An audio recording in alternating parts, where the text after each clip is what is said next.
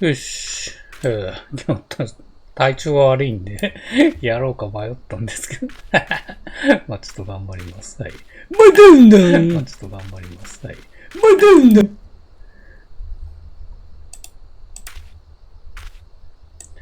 ちょっとね、いろいろやることが立て込んでて、立て込み始めて。いやー、ちょっとね、時間を作りたいって。とりあえず、ですね、強くてニューゲーム、一旦ね、4.0 で一旦区切ります。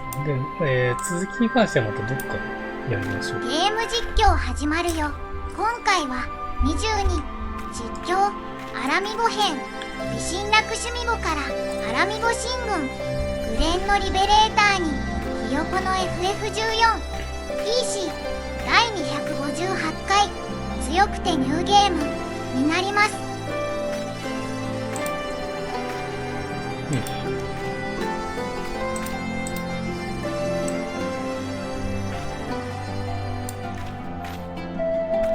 フおじです。寒い日は湯豆腐食べたりしっかり風呂に入って温まりましょう。疲れや保温タイプの利き湯などもおすすめです。私はモフさんにも温めてもらっていますけどね。それでは始めたいと思います。こんばんもごじです。本日もよろしくお願いします。ひよこの FF14、強くてニューゲームやっていきます。よろしくお願いします。前回、今やってるのは、グレンのリベーター2ですね。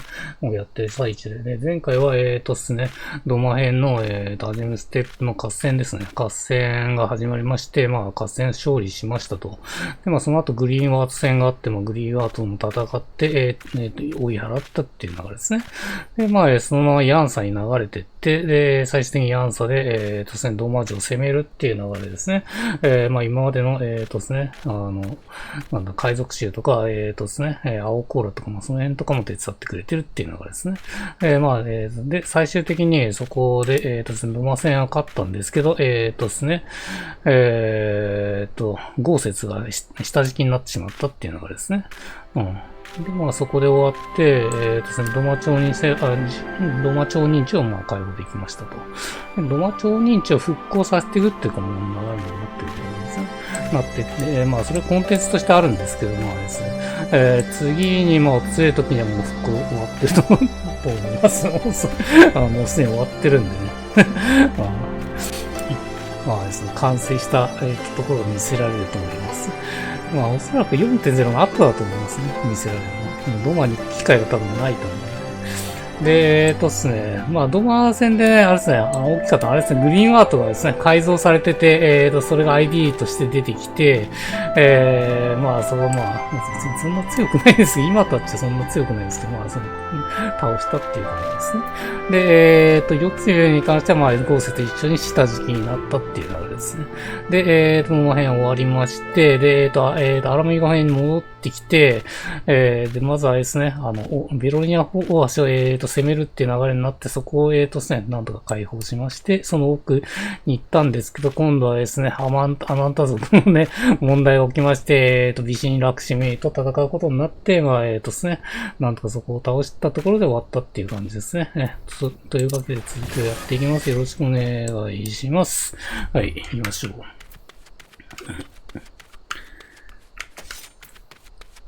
ちょっとね、胃もたれが激しいんですよね、今日。なんか、普段こんなに胃もたれしないんですけどね。うん、明日さっぱりしたもの食った方が良さそうですね。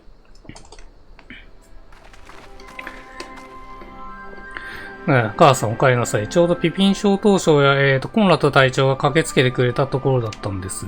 安心して、美神ラクシミやカーズが透滅してくれたんだ。詳しいことは私から報告するね。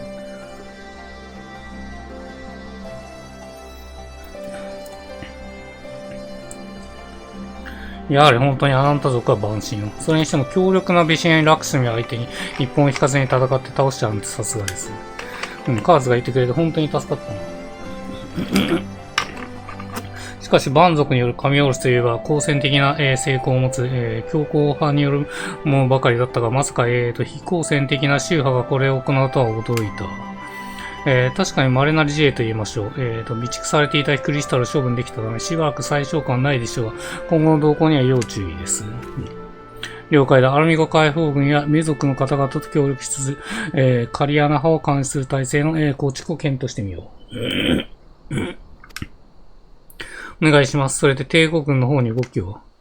不気味なほど静かでね。ドクロ連隊をはじめ、カステルムベロジナ、防衛隊の、残余は、おとなしく山岳地帯へと後退し、再攻撃の、気配はないと。でも、山岳地帯に向かうって流れになるのかなこれは。父上、ラーバン局長は、このまま山岳地帯へ進軍することを決心された。やっぱそうですね。それじゃあ私も。いや、気持ちはありがたいが、君たちは休んでいてくれ。何よりカーズは万神と戦ったばかりだ。そんな彼を、連戦を強いるわけにはいくまい。我々にとって正規の軍人だ。万神だけでなく、帝国軍は相手なら遅れを取るつもりはない。そういうことじゃ。メナーゴよ、お前も久しぶりに家族との時間を過ごすがいい。ゆっくりと休んでから山岳地帯で合流じゃ。ありがとうございます。それではお言葉に甘えて、暁の皆さんに、メ族流の歓迎で心ゆくまで休んでもらっちゃいます。料理が食べられるってことですかね。メナゴ流。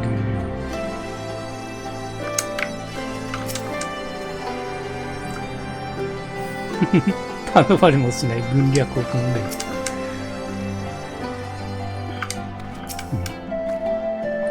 本ラ隊長の許可もいただけたことですし、張り切って皆さんを、歓待しちゃいますよ。皆さんの機会に備えて母に夕食の準備を頼んでおいたんです。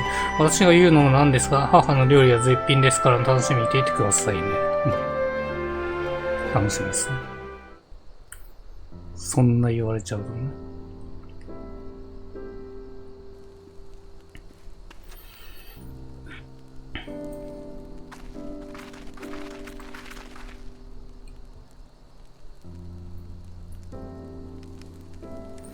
さあ、客人たちは万神の脅威を払ってくれた例だ。今宵は妻へとハタの料理を楽しんでくれ。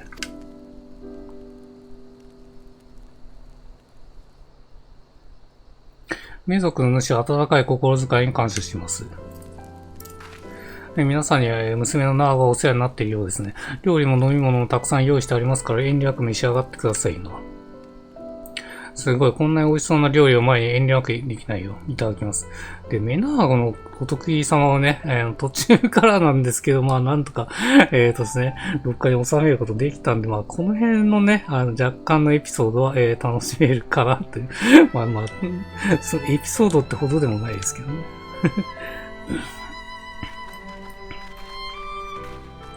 いつ上がるかちょっと謎ですけど、編集もしてないんで。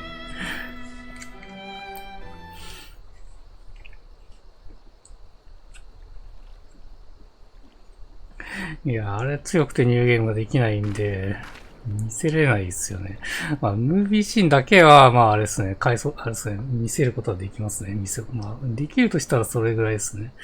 ナーゴのお母さんの料理すっごく美味しかったね。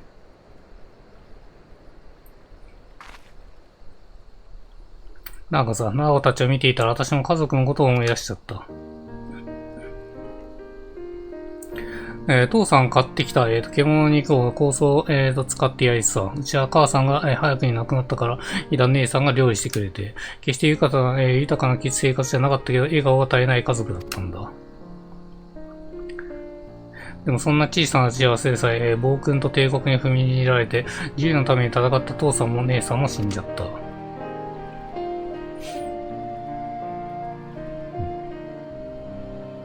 帝国だって私たちと同じように万神を否定している。でもその力つくの、支配が十字に新しい万神を呼ばせるんだ。みんな幸せな暮らしを求めているのに戦い合い殺し合う。もし万神じゃない本物の神様っていうのがいたらさ、こんな人を見てどう思うんだろうな。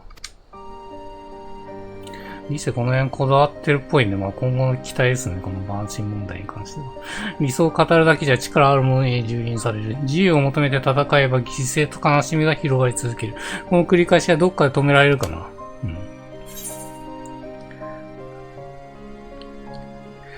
まあ、自分たちの手で止めようですかね。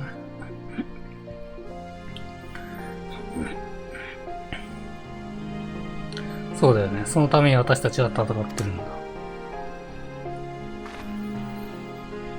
ありがとう、一緒に戦ってくれて。私たちの力だって争いを生んでいる。でも帝国家悲しみの連鎖は絶対に止めなくちゃ。と、もうこんな時間そろそろ休もうか。背伸びするシーン多いっすよ。明日も、厳しい戦いを待ってるんだ。おやすみなさい、カーズ。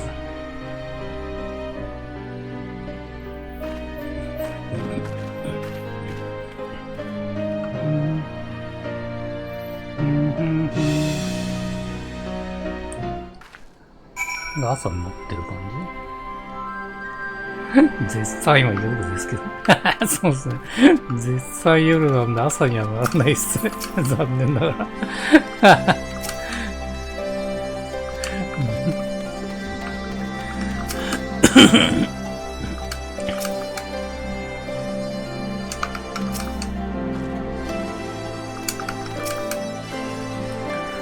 港さんの料理は素朴ながらも手の込んだ、まさに家庭の味と呼ぶにふさわしい温かなものだったね。この様子だと君は英気を養うことができたようだ。これからも厳しい戦いが続くだろうが、この味を守るためにもギラバニアのうちに平和を取り戻そうじゃないか。テレワークになって1日4回は眠い。いざ山岳地帯に来たね。さて、しっかり休みを取れたことだし、そろそろ前線に復帰しよう。エルザ同盟軍とアラミゴ解放軍はすでにギラバニア山岳地帯へと進軍しているはずだ。このまま街道沿いに東へ進み、一気に追いつくぞ。街道を監視している同盟軍の兵卒に声をかければ、山岳地帯と案内してくれるとのことだ。早速向かってみよう。オッケー。ドン。コンテンツアクションね。この辺にとりあえず置いときました。今オルト使えるんで、まあ、その方が多分やりやすいと思うんです。前回なんか、押せねえとか、押せねえとかで苦しんでましたからね。そうですね、マウスハードなんかひっつかれる時があるんですよね。あれどうしようもできないですね。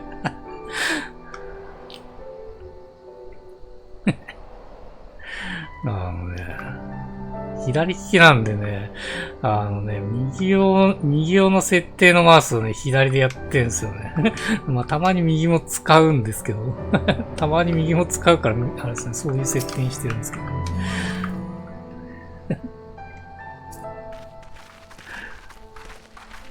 まあ、あれですよ、押せてない時があるんですよね。暁の決命の皆様ですね、お待ちしておりました。本体は、この街道の先の、山岳地帯にある、シグマ町、荒切に陣を張り、帝国軍と決戦に備えております。どうかお気をつけ、お進みください。まずがそもそも右利き用に設定されてますからね、普通は。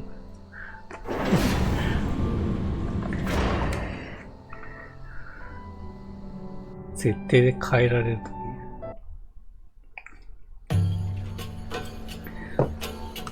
あら、ここナレーションあんのか。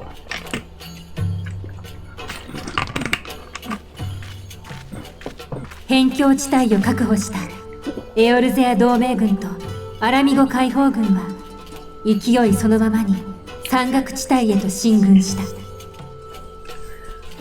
この地に築かれた帝国軍の防衛網を突破することがアラミゴに至る最大の障害となるはずだった。だが予想に反して帝国軍の抵抗は少なく、私たちが到着した時には一つの町の奪還が終わっていた。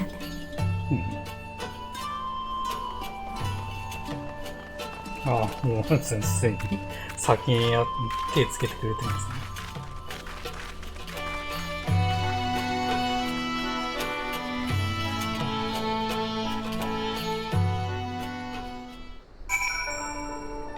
よし。で、あれですね、下がアラガーナですね。あのピラミッドとかキキルンがいたとこですね。だいぶ高い位置にいますね。そりゃ下から来れないですよね。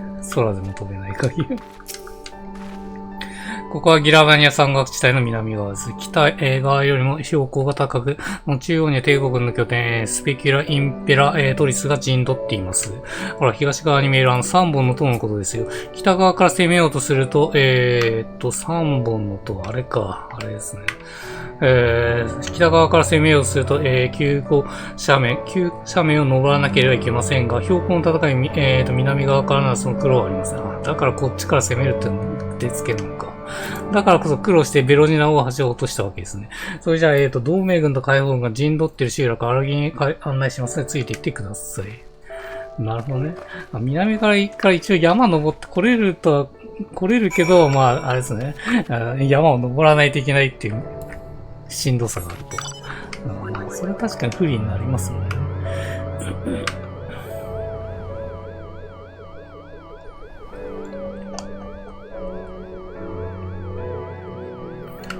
UFO。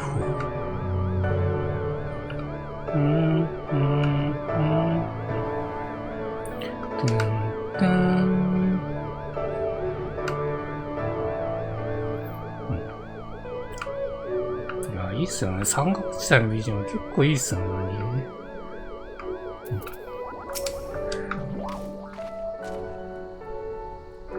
これ夜の BGM かなりいいっすね。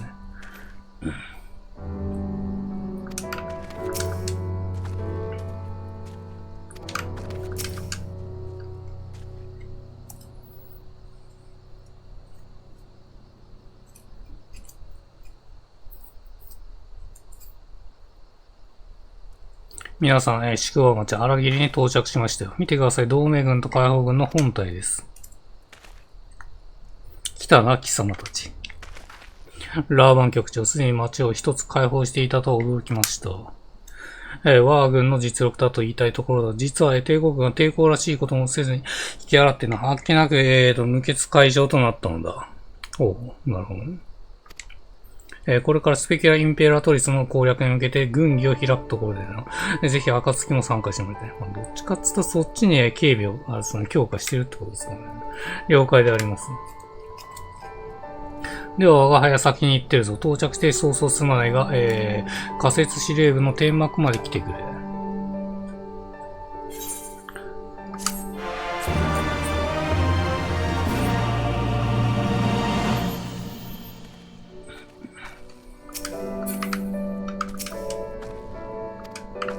まあそうですよね。もうそこを抜けちゃったらもうあれですもんね。荒木についちゃいますからね。荒木での軍議。軍議が開かれている司令部の天幕はどうやら町の西側にあるようですね。皆さん早速向かいましょう。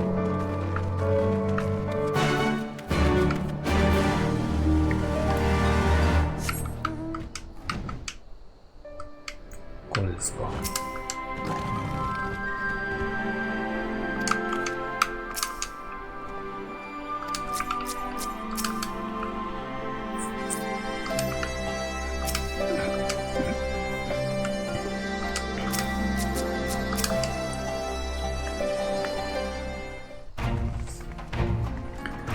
これで全員揃ったようなので、では軍議を開始する。想定外であったが、荒切は無傷で解放できた。となれば次なる目標はギラバニア山岳地帯中央に座す、帝国軍の拠点、スペキュラ・インペラトリスの攻略だろう。しかし不気味ですね。自ら前線に出てくるゼノス軍団長と思えるほど、帝国軍の動きは消極的だ。その点は我が輩も気になっているが、我が軍としてはこのまま進軍するより道はない。スペキュラのさらに東、湖畔地帯との境にある帝国軍基地、カストルマバニア、対抗系の、可能法があってな、とに、時を浪費すれば、長距離砲撃の餌食になりかねない。つまり我々は素早くスペキュラに、肉薄し、敵の監視と砲撃への対決する必要があるということだ。なるほど。どの道選択肢はないということですね。そういうことじゃな。敵とて無能ではなかろうから、防衛戦での何らかの罠を仕掛けていくことは間違いないが、突き進むより他あるまいっていう。では、このまま本体はスペキュラ攻略が開始する。暁は本体が取りこぼした敵兵が荒切りに入らぬよう、周辺を境戒しつつ発見したいこれを確保撃破してくれ。了解しました。ちょっと待って、私はナーゴたちと、アラミゴ解放軍と一緒にスペキュラ攻略に参加してもいいか。ラクシュニとの戦いでは、カーズに垂れ切りになっちゃったし、自分でできることはちゃんとしておきたいんだ。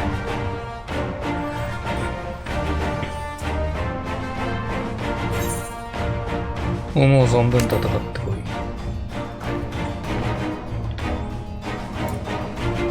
ありがとう。この戦い、アラミオ人のための戦いでもあるから、危険から目を背けたくないんだ。ならば私も同行しよう。ハリジはカーズの方を頼む。張り切っちゃって。まあ、分かったわ。私とカーズは後方支援に回らせてもらうから、二人ともしっかり。まさかの後方支援になってますね。前線はリセット。よし、決まったの。作戦開始だ。目標、スペキュラ・エイントラピトリス。導きの星に従い、いざ進む。しっかり頼むぜ。後ろからゆるーくいきますよ。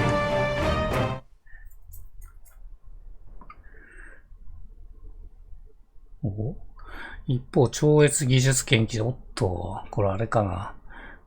フォルダラの件ですよね、多分。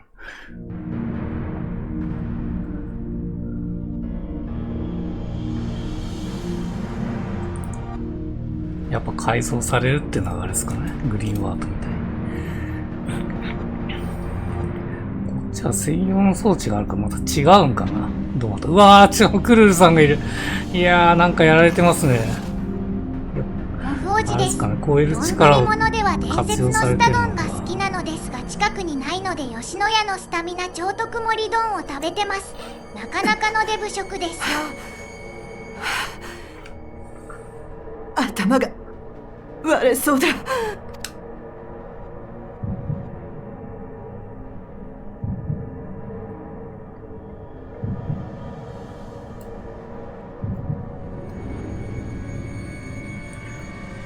超える力の時の様子はどうだ。すげえかっこほう、目覚めるとは運がいい。その強運も一つの才か。ゼノス様、私は一体。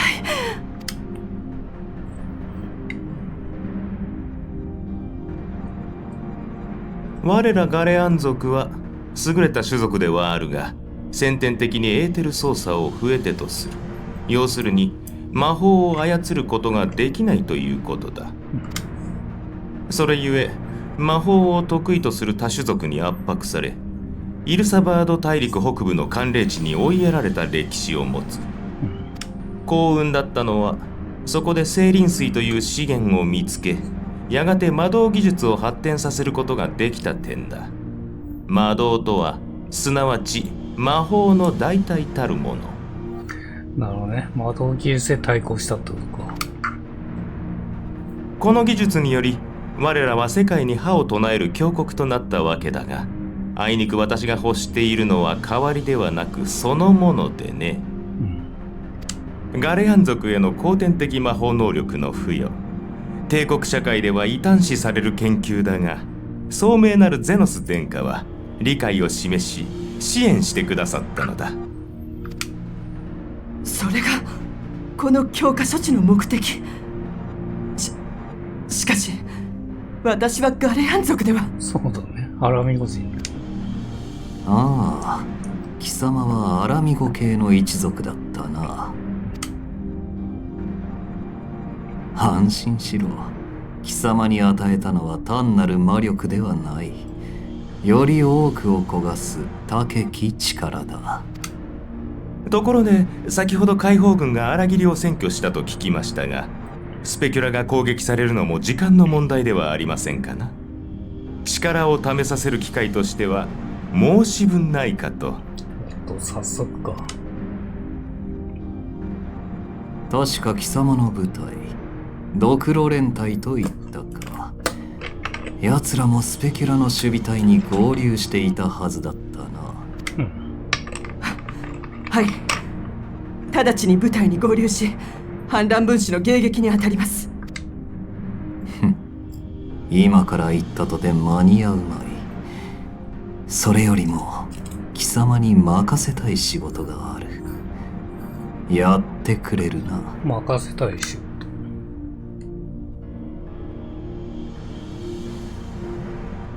あれじゃああれか、フォルダラスペキュラに合流しねえのか。おっと、サンクレットがいますね、しれっと。ようやく見つけたぜ。ああ、そっか。クルーを探してたのか。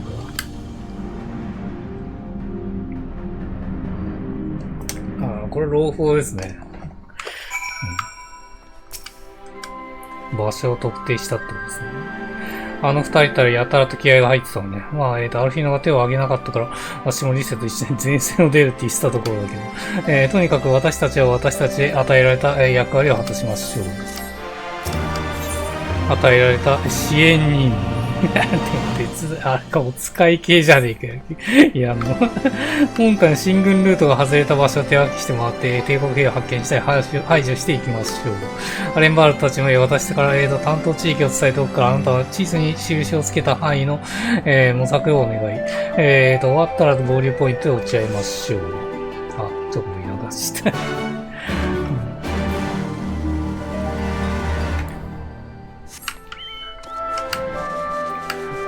ちなみにアルギはこんな感じですね。狭いっすね。狭いんですね。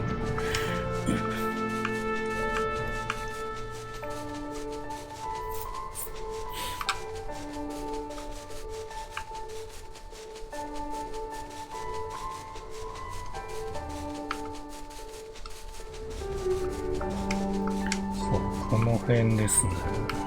これか。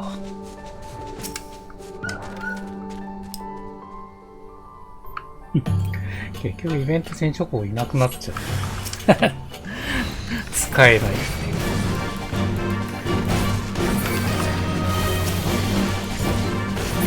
いしょ。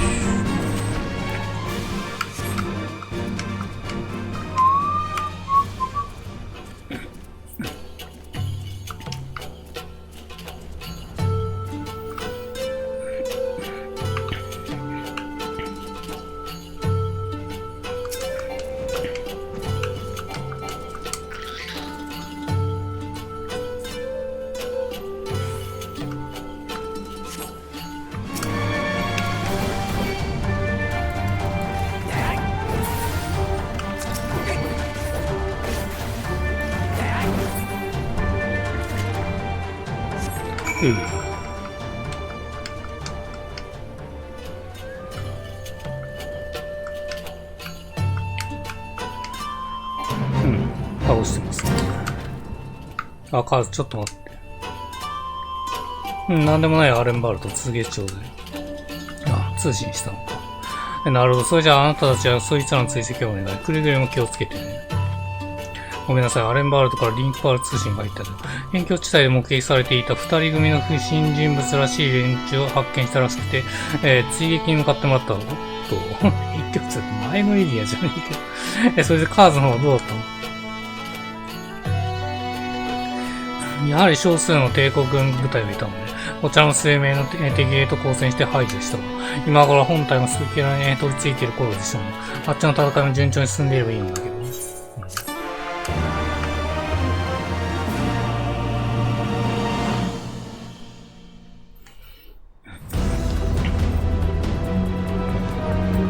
まさにマシンのうちですね。結構倒してますね。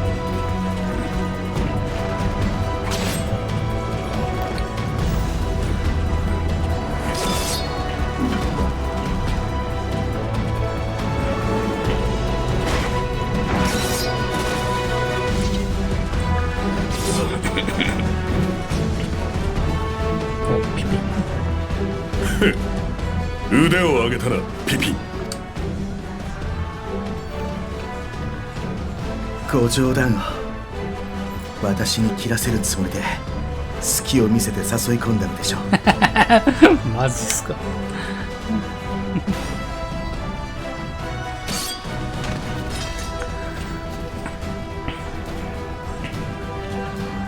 やれやれ、かなわんな。ところでコンラッド殿と解放軍の様子はどうだ？メインタワーの制圧に向かっています。例のアラミゴ人部隊ドクロ連隊が激しく抵抗しているようですが、武装解除するよう説得してみると。そうか。ならば地上の敵は我らで片付けるぞ。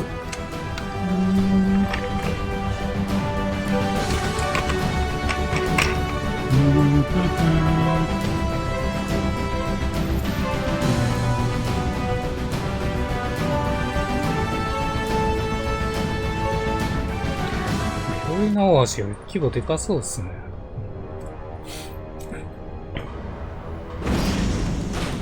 ホールドロー。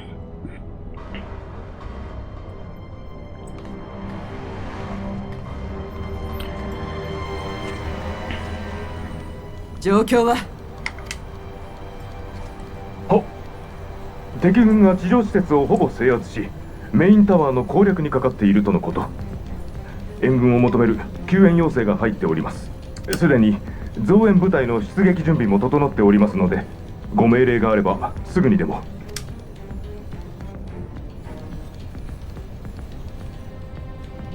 なしだ。え？増援の派遣はなしだ。増援はなし。そんな。お言葉ですが、フォルドラ様、こう捨てるってこと？あなたのドクロ部隊も防衛に回されていると聞いております。部下を見殺しにするというのですか？まあそれがゼノスの命令ってことですね。できんのだ。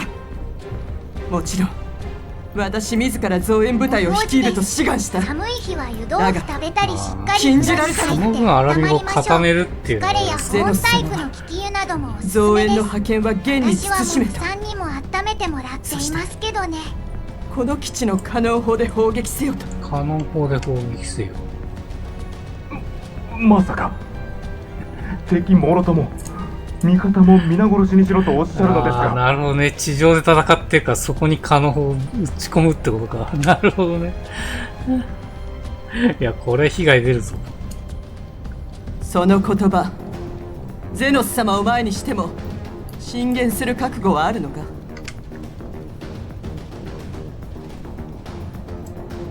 先ほどの言葉は忘れてやる。砲撃準備を急げ。互いの屍すら踏み台として進む。それほどに我らの決意は固く、悲願は重いのだ。さあ、貴様たちも覚悟を示せ。命令を復唱しろ。うわ仲間を見捨てる流れですね、完全に。ドクロ連隊。砲撃準備。了解。砲撃準備。安全装置解除。手法下ろせ。いやー、大丈夫かな、俺。誰か気づかねえとこきついぞ。やばいぞ、これ。アンスフリット、フルドルフ、エメリー、我らアラミゴ人の未来のため死んでくれ。自由の礎となるのだ。フォルドラ様、攻撃目標の設定を。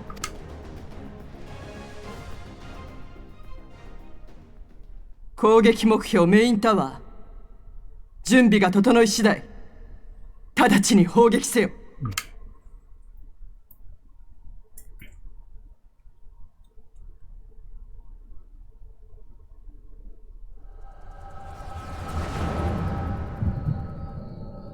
おっと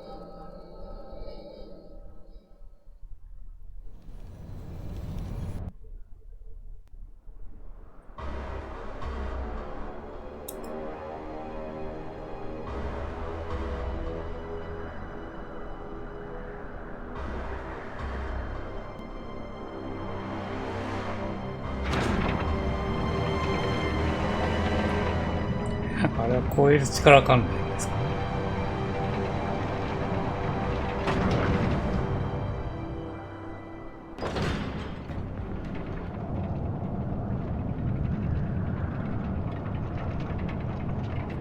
うわぁ。いや、すごいの出てきましたね。いや、もう打ってるもんね、早速。早速打ってるよ。うわぁ。何事か。長距離砲撃が行われたようですが、未だ兵が戦っているというのに、これが帝国軍のやり口ということか。総員撤退せよ。了解です。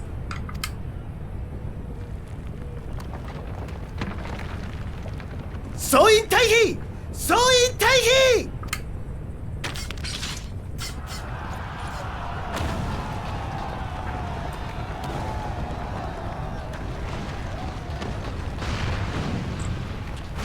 あれ、メインタワー誰か行ってるって流れでしたよね。そこはもうダメっすよね。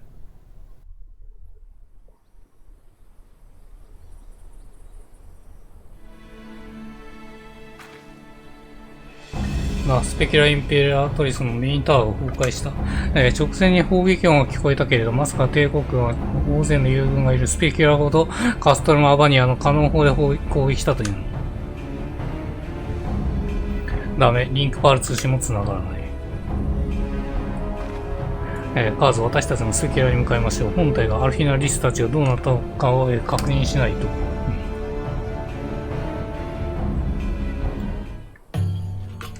いや、頼むぜ、アルフィナトリス。混乱のスペキュラ。準備はいいカーズ。東に見えるスペキュラインペラトリスに向かうわよ。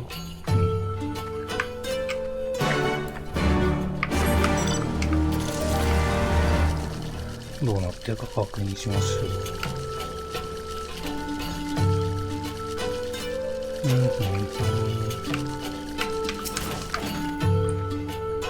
どうやらこの衝撃から中に入れそうね。まずは状況を確かめないと、本体の指揮を持つラウバーン局長をはじめ、誰か事情がわかりそうな人を探しましょう。戦闘はなさそうですかね。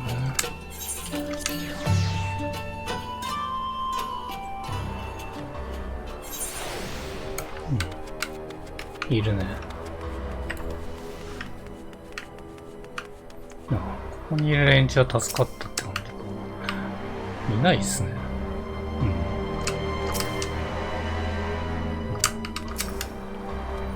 カーズ来てくれたが、帝国軍カストルム・アバニアのカノン砲を使って、スペキュラのメインタワーを攻撃してきたんだ。まだ戦っている帝国兵も大勢いたというのに、味方モールとも見境なしで。アルフィナ理性、それから、アラミゴ解放軍のみんなの姿は見えんだけど、無事なの？彼らはメインタワーを攻略中だった。いや、そうっすよね。負傷者たちが続々と島内から避難しているところだが、いかんせん混乱していて、被害の全容が把握してきていないんだ。貴様たちも負傷者の救助に協力してくれ。そのうちに仲間たちの姿も見つかるんですね。了解はカーズ。あなたは東側に向かって、私は北側の方を見てみるわ。了解。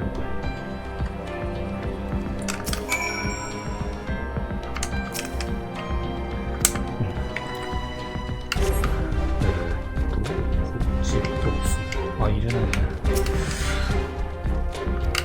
いやー、負傷者しかいないですね。これグリダニア兵。大丈夫。応急処置をどうすればどうにか。ありがとうございます。これがグダ兵ですか。不滅体。助かりました。早くザルシンのお宅にたどり着くところでしたよ。息をつかせてから退却します。国家団の負傷兵。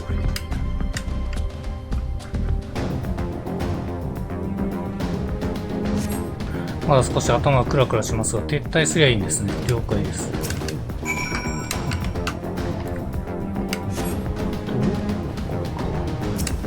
これ誰だ？あ、これ。石ガールドですか？石ガールドですか？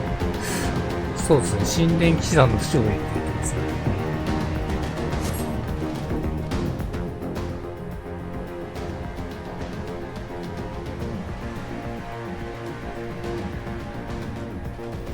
私は一体、そうか、上から落ちてきた瓦礫に当たって。あなたはカーズ様。実は石柄と防衛戦でもあなたに助けていただいたそうなんだ。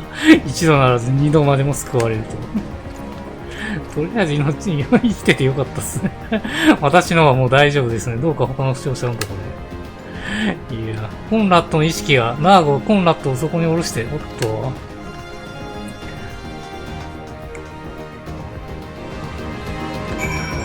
店は無事っぽいけど、コンラットはやばい状態みたいです。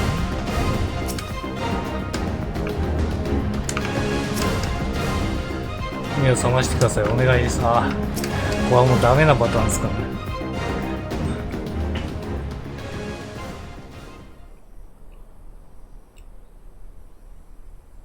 ンラッド、しっかりして。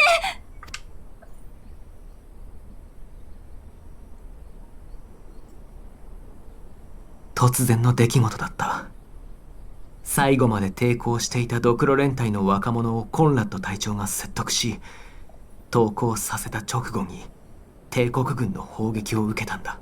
どうにか生存者を助け出したが、コンラッド隊長は治癒魔法で処置はした。あとは祈るほかない。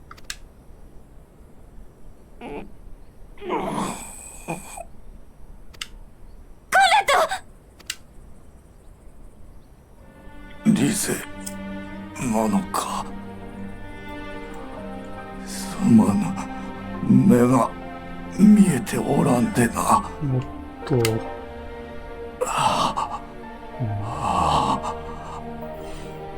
わしの命もここまでのようじゃ。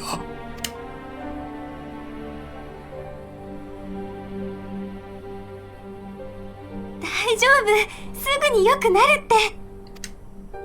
モフおじです。喉やられ対策として回数ゼロになってる喘息用の吸引器を吸っていますが、意外にいけます。笑い。よいか。よく聞け。理性よ。お主にアラミゴ解放軍を託す。ああ、やっぱ前言ってたやつですね、これ。コンラッド、弱気にならないで。みんなで力を合わせてアラミゴを解放するんでしょ。こんなところで立ち止まってどうするの。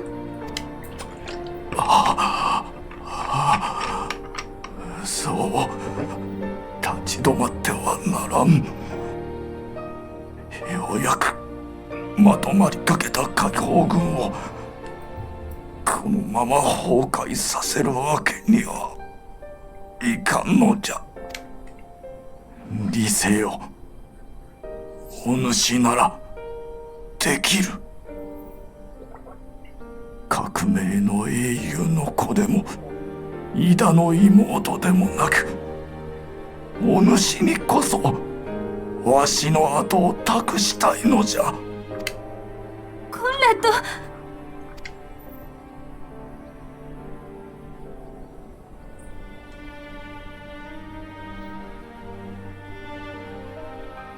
仲間と共に進め。そして自由を。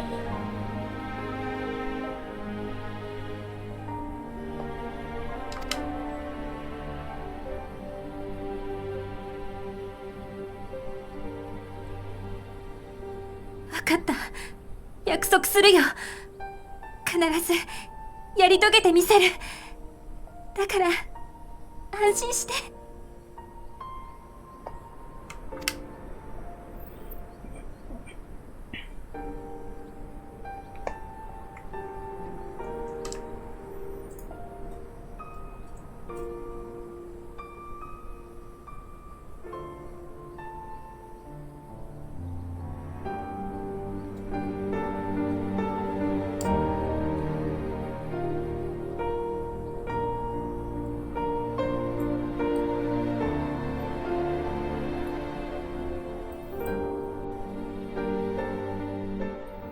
いやー、また犠牲が出ちゃいましたね。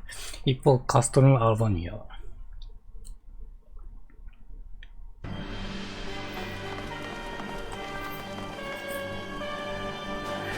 う要は、犠牲がアラミゴ解放軍を収めるためのフラグですよね。示弾装填、液体策薬注入作業、急げ。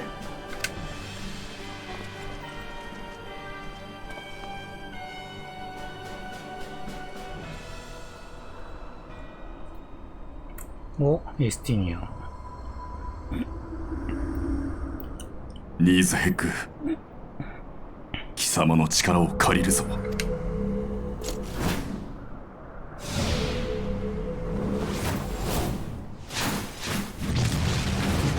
基地を壊しに来たの。うわー、一人で壊しやがった。策薬パイプラインが。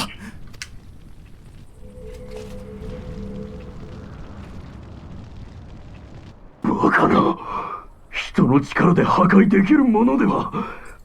化け物め、撃て撃て。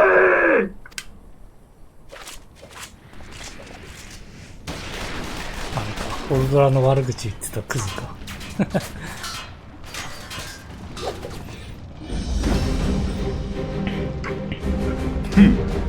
魔装ニーズヘックに貫けぬものなし。借りは返したぜ、坊ちゃんよ。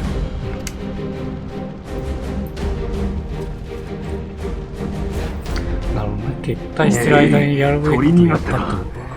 防衛隊は続報を終え、整備隊は被害状況を確認し、直ちにカノン砲の修復作業に移れ。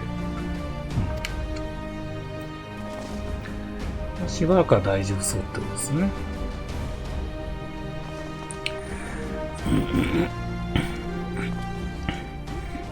蛮族どもが押し寄せてくるぞ。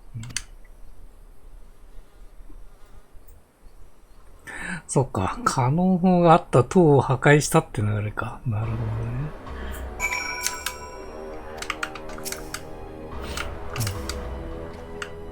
なんてことは、コンラッド隊長は敵である、ドクロ連隊の若者たちを救おうとしていたのに、彼らと同じアラミゴの若者だと何度も、その必死の説得がようやく通じて、それなのに、コンラッド隊長の敵の砲撃で亡くなっただが、ドクロ連隊の若者たちは、味方の砲撃で殺されたんだ。戦争にだって守るべき威厳という、尊厳というべきものがあるはず。そうだと言ってくれ、カウズ。悲しみの太陽。すまない、熱くなってしまって。こんな時だからこそ冷静にならなければいけないというのに。ラーバン局長は撤退を決めたんだったね。確かに次の砲撃の可能性を考えることは危険だ。本来隊長の亡骸は私たちの手で運ぼう。君はアリゼに声をかけてからアルギリに向かってくれ。現地で合流し、体制を立て直す。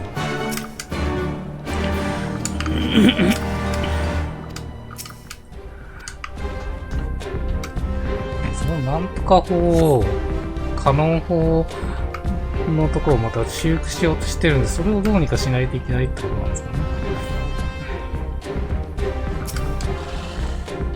さあ、立ち上がって早く逃げなさい。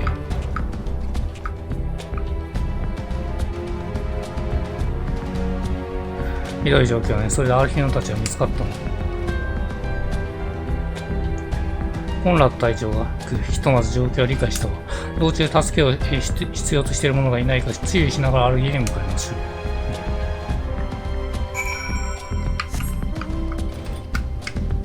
う。2箇所、3箇所ある。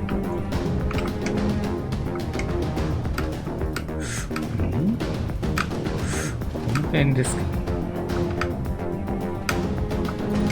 後ろっすか、これだ。帝国軍の負傷兵。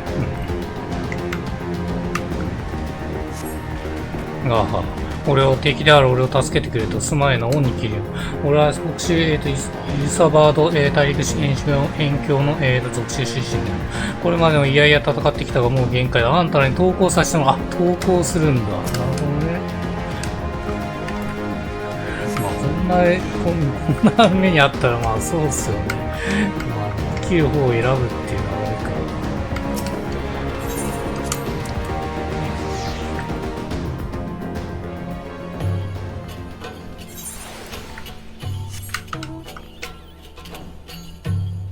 アラミゴ解放軍の負傷兵。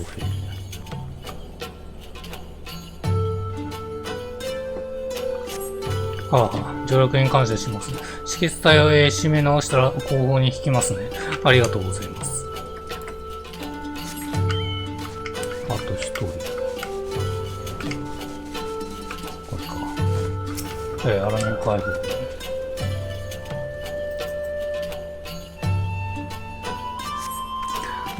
誰だ、あなたはカーズの。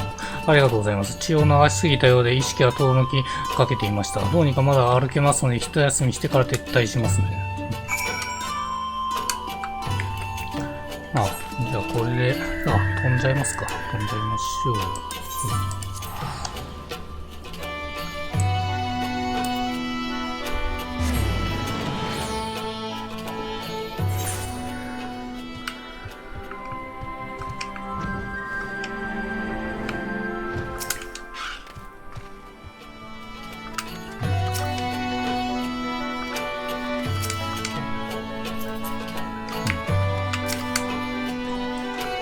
到着したがカーズ。コンラッド隊長の泣きはどうにか運べたよ。落ち着いたら手厚く葬らなければならないんで。だが、悲観に暮れてばかりもいられない。コンラッド隊長は、早期までアルミゴ奪還を強く願っていた。そのためにできることを生き残った者として成し遂げよう。悲しみと痛み感じしめて。さて、同盟軍も解放軍も、おおむね撤退が完了しているようだ。今後の動きについてラーバン局長たちと協議しなければ、仮説司令部の天幕に行ってみよう。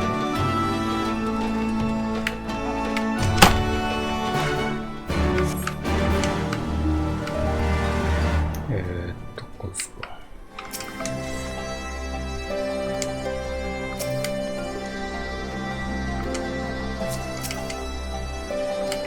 ご表示です。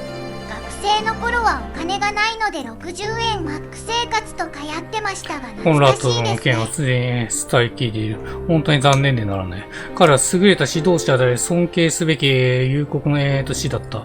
他に散っていた仲間たちともども七天にも登り、魂に安らぎを与えられることを祈ろう。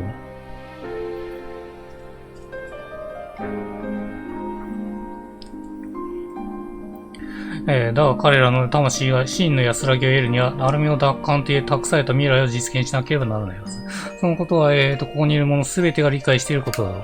だからこそ我が輩は悲しみの心の奥底に封じ、剣を握る手に、力を込め、苦しきとも進み続けると宣言しよう。その思いは我々とて同じです。問題いかにして進むのかでしょう。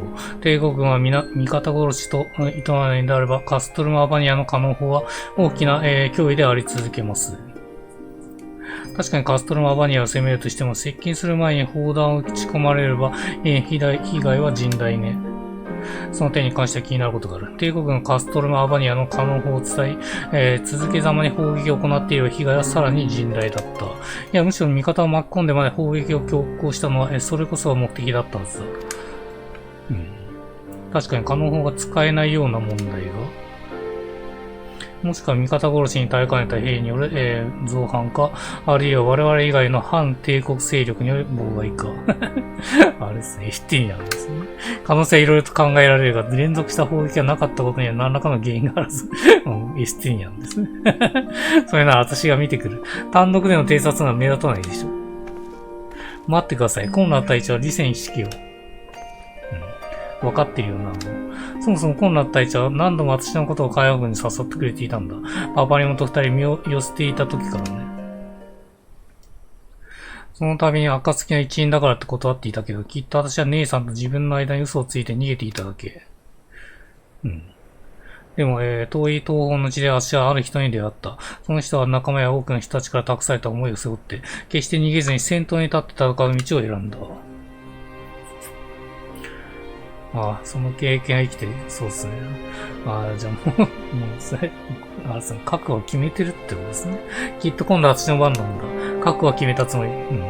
でも仲間の命を預からには自分自身の目で敵を見極めたい。ちゃんと戻ってくるから生かしてんだろう。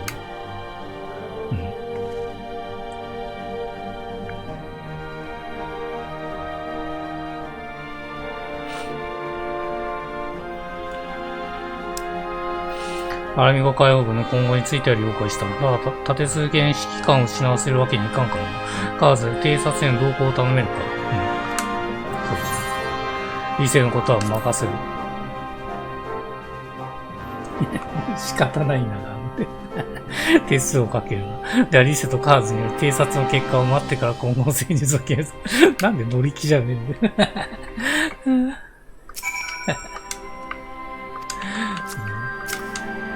まあ、あれですね。プレイヤーは、あれですね。プレイヤーは理性のためって言ってるけど、吉田は仕方ないなって思ってるのかもしれないですね。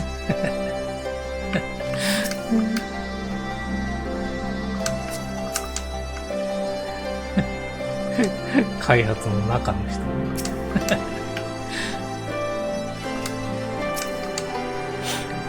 いつもだけどごめんね、巻き込んじゃって。でも一緒に作って言ってくれて嬉しかった。ありがとうございます。心のせいなんてついてないけど、全力で臨みたいのは自分なりにではあるけどね。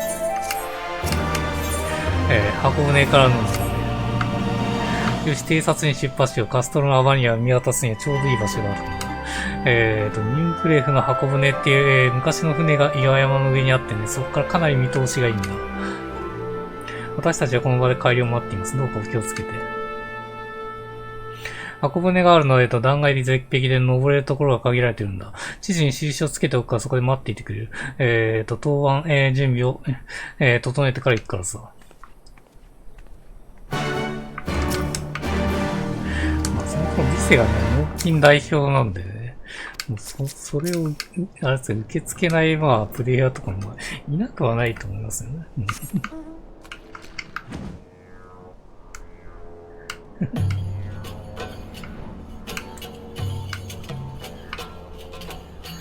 いや、今行くなよ、みたいな感じで思ってるプレイヤー、まあ間違いなくいるでしょうね。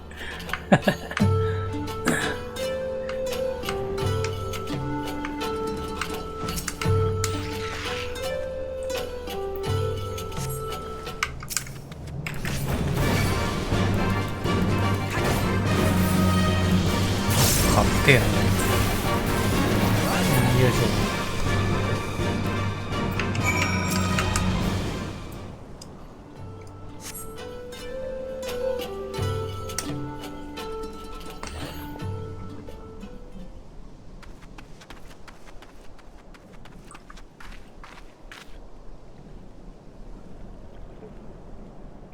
お待たせって、まさかゴーレムに襲われたの？大昔の貿易港はまだ生きていたなんて。でもおかげで安全確保できたみたい。それじゃあ気合い入れて登りますか。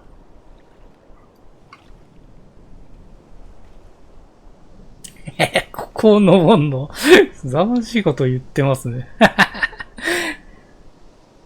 そんなクライム技術はないですよ、そんな。はあはあ、さすがに岩山を登るには答えるね。登ったんだ。そうですね、マウント、そうですね、飛べないと来れないっすもん、ここ。これはね、第6連載の時、人々が大洪水から救うために作られた伝説の船なんだ。あれ来る、海からこんな山中まで、魔法で転移してきたんだって。どんな時代にも誰かを助けたいっていう純粋な思いで行動する人がいて、時には嘘みたいなことを成し遂げる。この船はその証なんだ。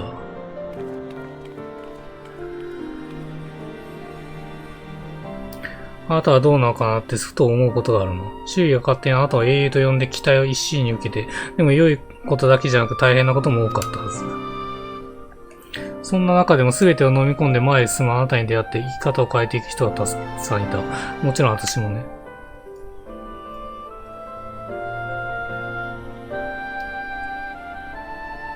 私はどもにとっての悲劇にはなれない。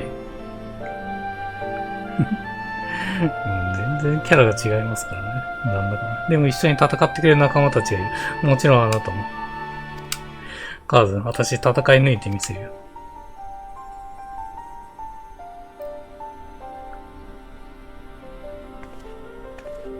結構頭脳派っすもんね、ヒゲの。何気にね。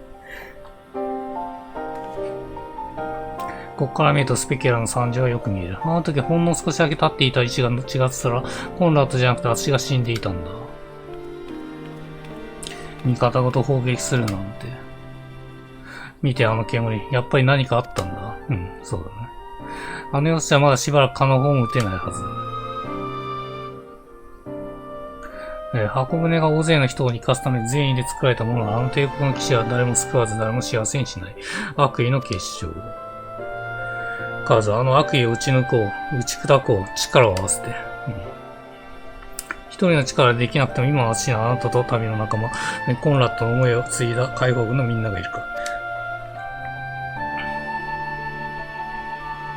行こう、見たことを伝えなくちゃ。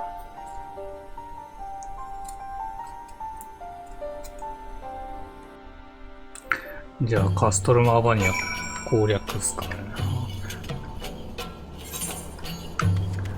建物を壊すってのはあれですかね。あの時立て続けに砲撃されなかったのにやっぱりトラブルが原因だったんだ。だったら帝国軍がこの修理を終える前にすぐにでも動いた方がいい。そうでしょ。次なる一手か、すぐにアルゲーム戻ろう。ラブバン局長に見たことを伝えないと。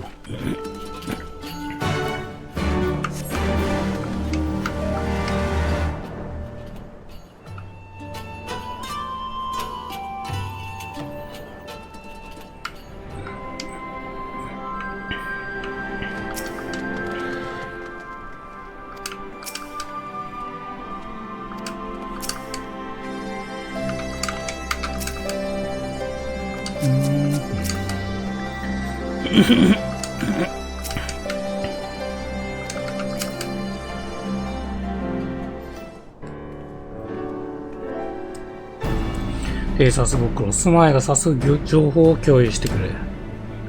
カストルアバニアのカノン砲の基部から、黒幕が黒煙が上がっているのが見えた。東方からだから、原因まではわからない。だけど、続けざまに攻撃できなかった理由と、黒煙は何らか関係していると思う。となれば、カストルアバニアへの攻略はなるべく急いだ方がいいということにはなるが。モフ王子です。疲れてる時やストレスが溜まっている時は温泉にでも入ってぼーっとしてそこの飯食ったりマッサージですかね。至福の時間です。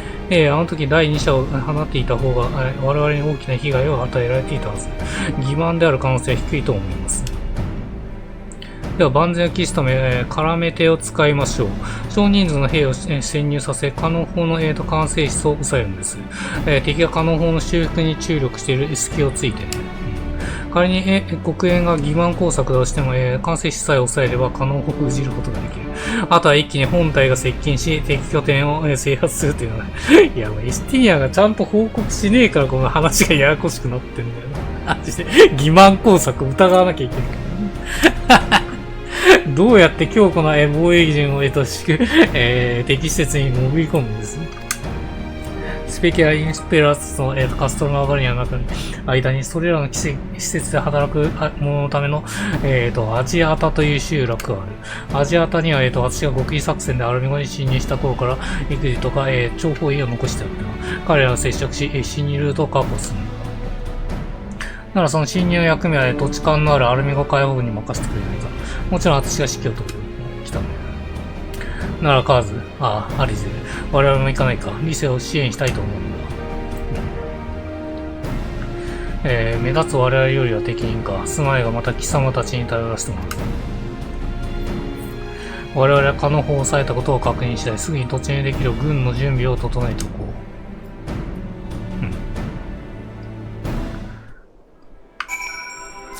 さあ、小さな拠点、町、村みたいなのがあるってことですね、集落みたいな。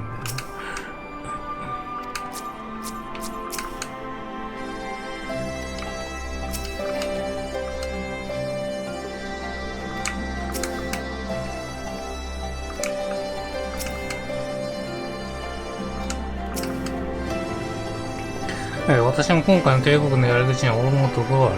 アイゼに感化されたわけではないが、頭より先に手足を出したくなるはずだ。それに潜入先であるカストルのアバニアは、ギラバニア山岳地帯最大の帝国軍拠点だ。拉致されたクルーズさんが囚われている可能性もあると思う。前に歩み出た、理性を支え、アラミゴと大切な仲間を奪還するためにも、全力でこの任務を果たそうじゃないか。魂を売ったんだ。では、任務の再確認を行うとしよう。まず最初に我々が目指すのは東にある、ラジアタという集落だ。もうあれか、粛清に合ってる可能性があるってことですかね。カーズとリセが偵察に出ている間、アラギーゼ周辺地域について聞き込みをしていたが、あまり評判のいい場所ではないらしい。というのは、ラジアタで暮らしている者の多くが、スペキュラ・インペラトリスやカストロのアバニアといった帝国軍拠点で下働きなどをして生計を立っているそうですね。そのために、アラミゴ解放軍の中には帝国に魂を売った村なんて批判する人もいるくらいですね。なるほどね。命がけで戦う解放軍の闘志に、心情は別として、家族を養うためと思えば、むやみに批判もできない。ピピン小当初の、説明によれば、ラジアタに潜伏している不滅隊の諜報員や、ローエンガルデの女性とのことだ。接触時の合言葉は勇気と、聞いている。FF2 みたいな感じですね。ノバラ。了解だよ。それじゃ、ナーゴは、ノバラはあれですもんね。ミーキアの時はそうでしたね。ナーゴは、解放軍からの、精鋭を、選抜してきてちょうだい。私たちは先行してラジアタに向かう。では、行動開始だ。まずは道中にあるスペキュラ・インピラスに向かおう。帝国に警戒しながら進むぞ。ミーキアの剣があったから、ノバラは控えたってことですかね。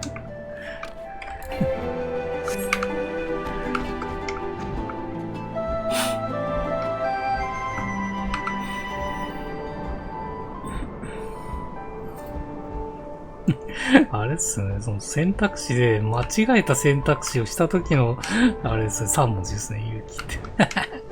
普通は野原を選ぶんですけど、野原が正解なんですけど、その選択肢の中に勇気が混じってるっていう。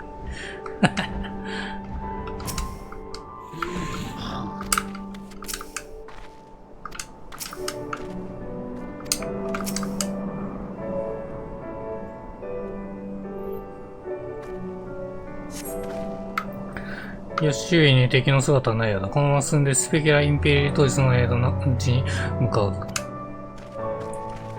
インペリトリス内に向かうぞと。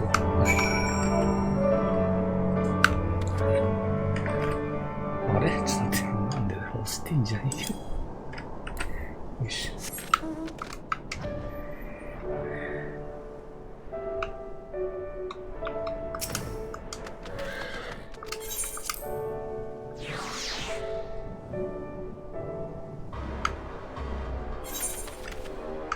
早速敵っす。うわ。生き残りがいるんだ。魔獣ですかね。いや、生き残りじゃねえ。まあ、そうですよね。アバニアから流れてきた。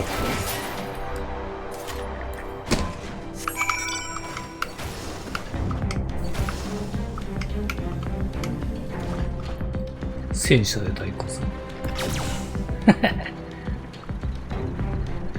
見るわ、この構え。一生懸命入ってますね。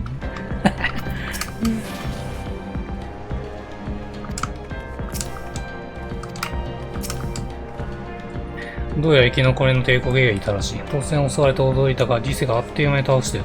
さあ、目標の、ラジアタはさらに東だ。ただし、集落にいきなり入るのは危険かもしれない。帝国の遭遇した場合は、これを排除しつつ、まずはラジアタの外から様子を伺おう。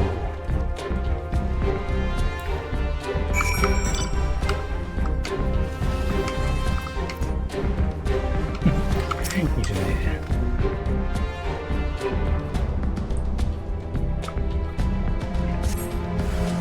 お、ボツヨンできた。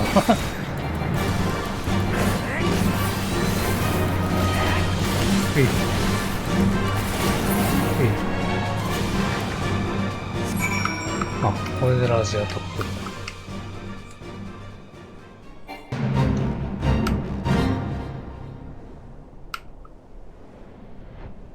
ぽい。キリンがいる。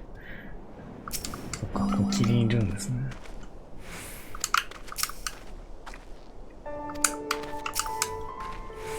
帝国兵の姿は見えないね。拠点の方に引き上げちゃったのかもしれない。私たちにとっては好都合だね。今のうちに例の諜報員を探そう。可能法からも黒煙が上がっていないみたいですし、修理が進められているかもしれない。急いだ方がいいよ。心に勇気。ピピンが言っていた不滅隊の諜報員だけど、確かローエンガルデ族の女性だったよね。それじゃあみんな集落内で手分けして諜報員を探そう。接触時の合言葉は勇気だからくれぐれも間違いないよ。絶対野原ありそうだな、これ。野原ありそうっすね、選択肢。間違えたらまあ進まないだけだと思いますけど。もう早速あそこにいるわ。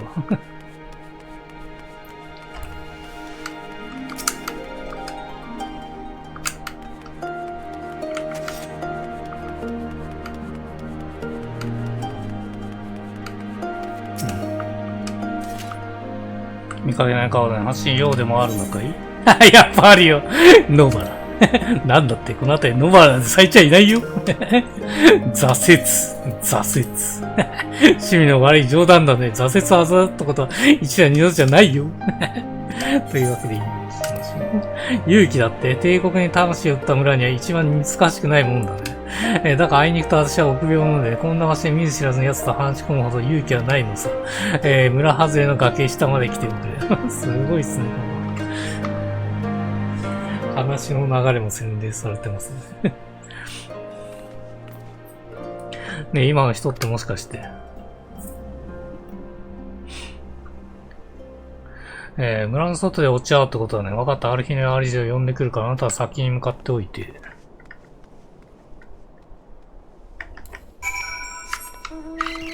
もういないですね。はい、わかりましょう。こん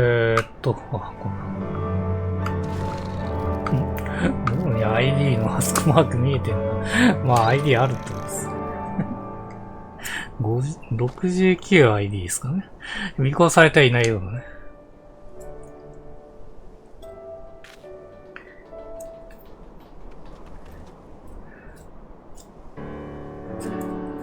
もっとこんなにお仲間がいたのかい。で、あんたら何者だい。でかいなぁ。暁の決命という組織に属するものだ。ウエス隊のピピンタラピン小刀将から、あなたの存在と合言葉を教えてもらったね。そういうことかい。私のスタークウォー、ピピン小刀将と、連携している情報員です。スペキュラ・インペラトリスに戦闘があったようだから、エルザ同盟軍が迫ってきているとは思っていた。あんたが知りたいのは例のカノ法のことだね。それもある。一体何があったんだい。私はカストルマバニアの帳簿で働いていたんだが、兵たちの話では、単独の侵入者による破壊工作らしい。策略パイプラインを破壊されたそうだね。単独ですね。STM。単独で策略パイプラインを破壊しただって、そんなことが可能なのか。あの大騒ぎと、帝国兵の動揺ぶりから本当だと思えたらね。だからすでに消火作業が完了していて、カノホの応急修理が進められているようだよ。もっと詳しい状況を把握したかったのが、襲撃の影響で、警戒レベルが引き上げられてね、私らみたいなアラミゴ人職員は、施設から追い出されたんですよ。それじゃあ今、カノホが使える状態にあるかはわからないってことだよ。私たちは同盟軍と海王軍が進軍するのを助けるため、どうにかしてあのカノホの完成室を、抑えたいんだ。カストルマ・アバニアに侵入する方法ってない？任しときな。この時に備えて、職に耐えて帝国に従ってきたんだ。基地内に見取り図はもちろん侵入ルートも複数調べた。すごいっすね。それはすごい。いくつかの部隊に分けて侵入できれば完成室に到達できる確率も高めることができる。我々の兵力は少ないがこれならいけるぞ。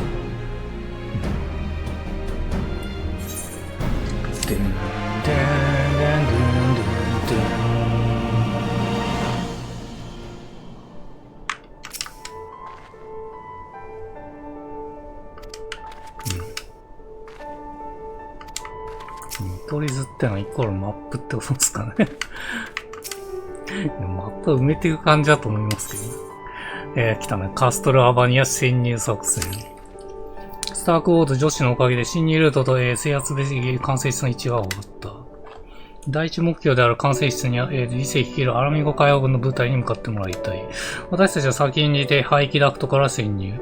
兵器研究区画で人暴りし、敵の目を引きつける。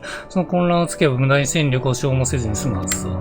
理想としては両者が合流してから、完成室に突入したいところだが、そこは、臨機応変に動くしかない。完成室を抑えたら、あとは本体を呼び込んで制圧に移るんだ。わかった。それじゃあ、私はナーゴたちと合流して作戦内容を伝えてくる。じゃあ残りの面々は私と一緒に来ておくれ。巡回中の魔導兵器を、排除して侵入ルートを確保するんだ。気合入れていくよ。またザコンで戦闘ありそうですね。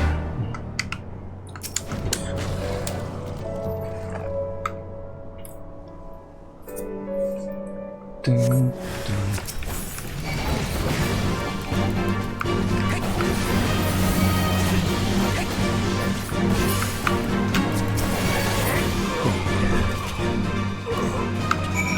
近いね。こんな近くに次のやつがいるのか。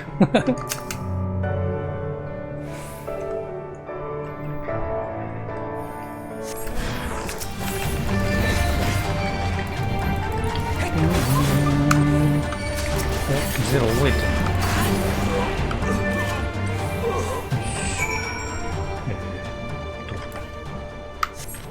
の？そりゃそうだ。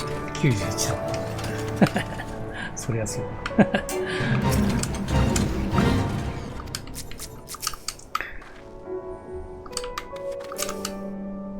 帝国軍の巡回部隊がこの先に向かうのが見えたよ。奴らを倒しておかないと侵入ルートにたどり着けない。住まいが見渡して敵を倒し、ぶち倒してくれるかい。敵の排除に成功したら侵入ルート上で待機してその場の安全を確保してくれる。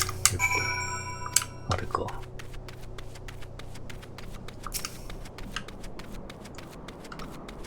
まあ、近いですね。あ、もうあそこっすね。あそこだ。侵入地ね。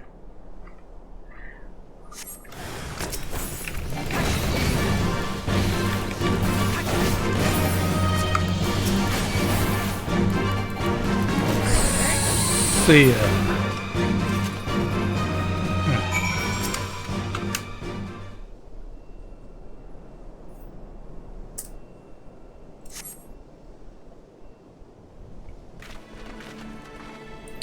鮮やかな手並みだね。魔導兵器はいともたやすく撃破するのにさ。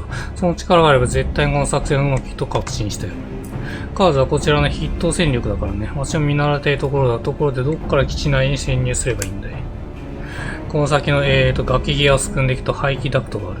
あんたはそいつを破って、基地内の倉庫を侵入してくれ。了解だ。それではカーズ、基地内に潜入したら予定通り派手に暴れよう。私たちは警備の目を突きつけるほど、後続の解放軍部隊が安全に管制室に接近できるからね。それじゃあ私は解放軍の連中と合流して、別の潜入ルートの方に案内してくるよ。クリスタルの導きあらんことを。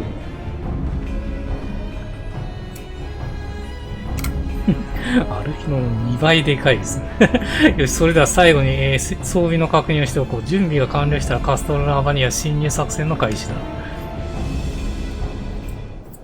OK。巨峰要塞カストルのアバニ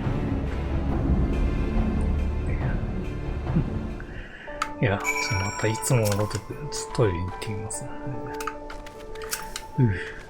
心の準備をしてきます。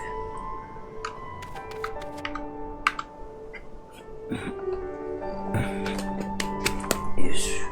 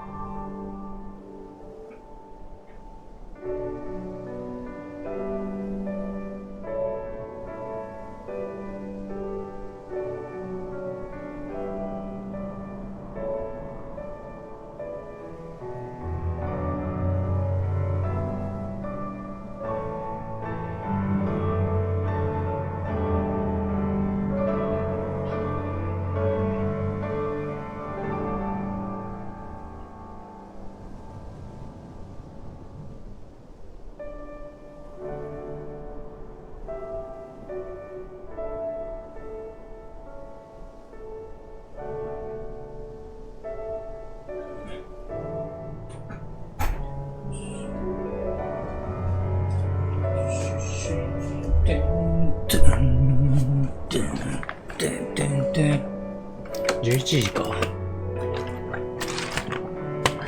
時間帯的にはすぐシャキるでしょう。OK。行きましょう。カストルワンワニア。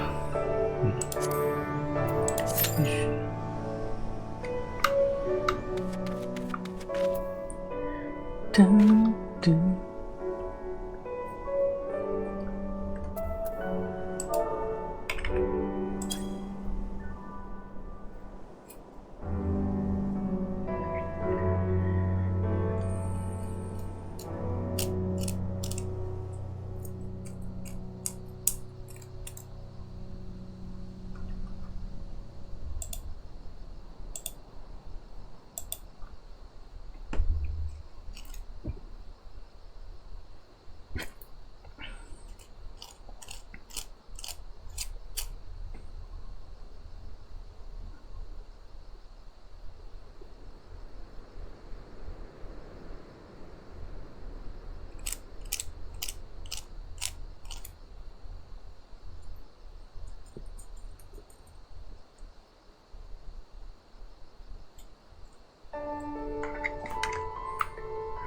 これが終わってようやく最後のエリアが。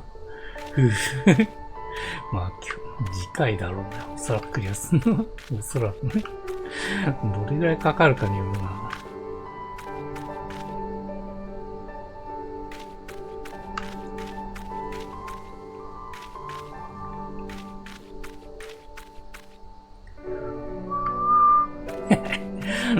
結局待たされてんじゃねえよ。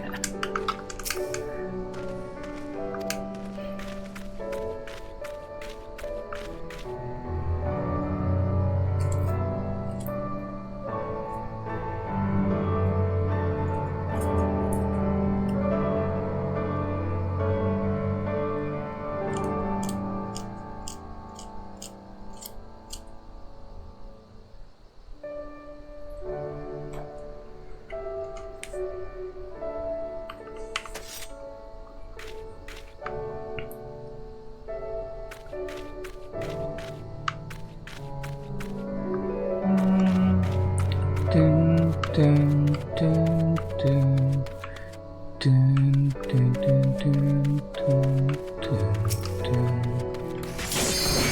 ちょっといやタイミング悪いな。木王子です。最近モフさんが扉を閉めて開けてという追い倒してきます。寝室に行きたいはずなのに閉めないで。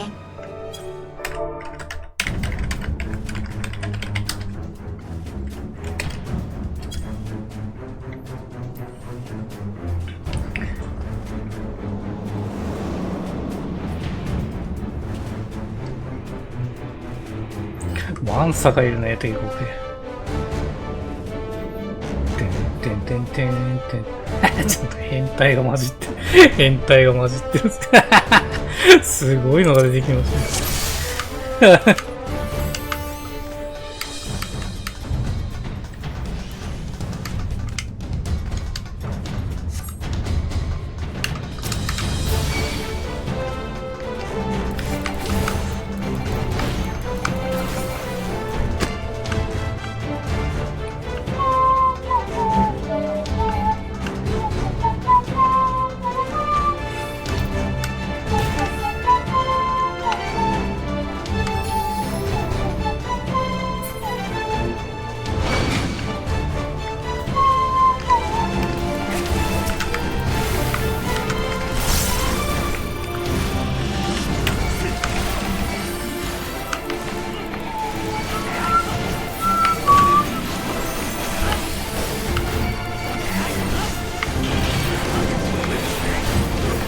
ああ、そっか。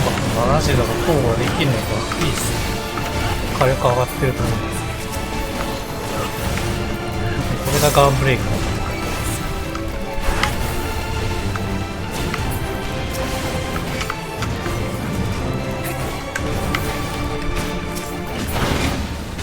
あれちょっとヒーラー死んでんな。ちょっと待って、なんでヒーラー死んでんだ。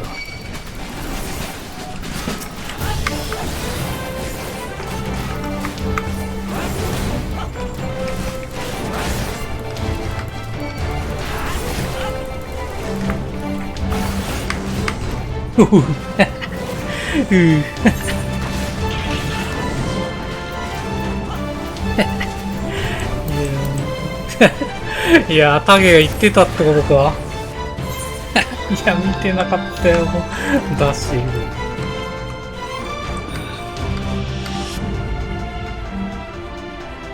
間に合うかな。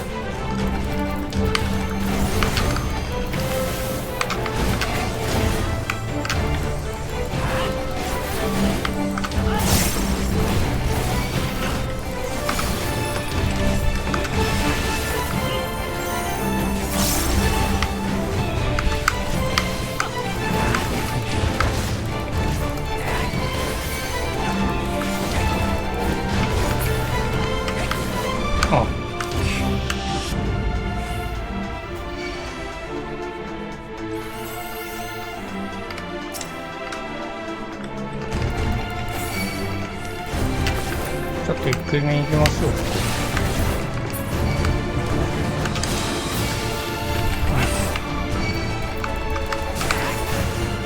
何だったんだろうね。パイもらってた可能性もある。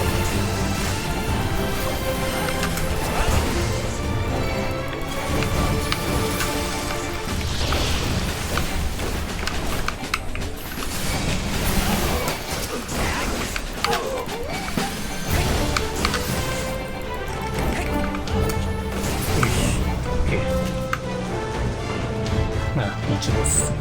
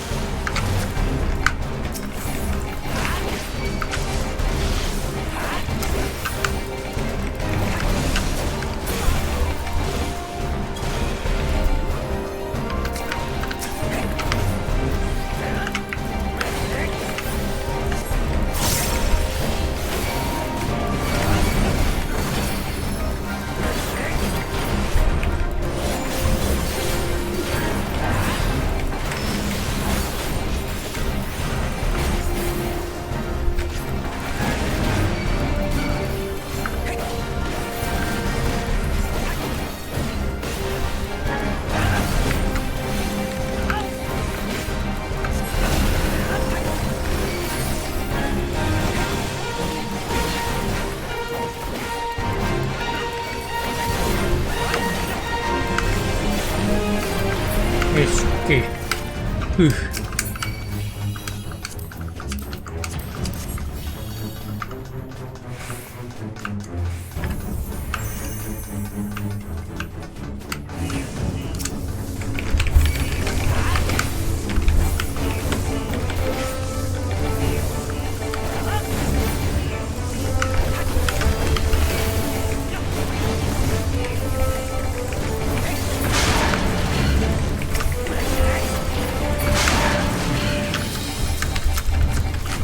くそ。こ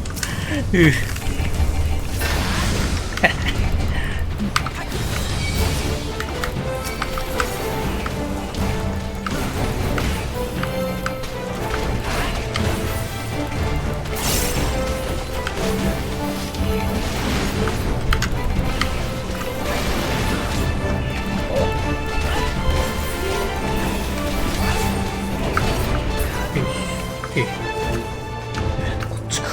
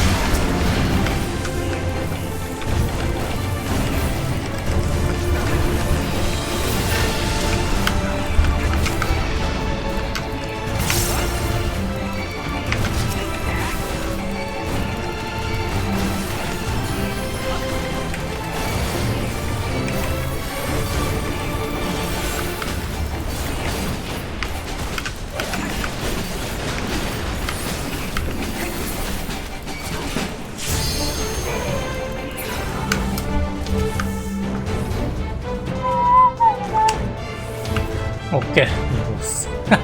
見たことありますこれあれですかね、過去の作品のキャラクターですかね、これ。なんか、古いグラニックス。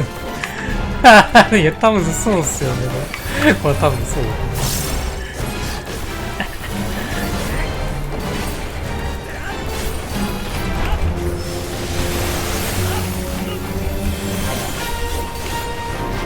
王子です。昔メンボが流行ってましたよね。ジャンク系が多かった気がします。近くの土手に落ちたらおじゃんです。特大のやつとか反則でしたね。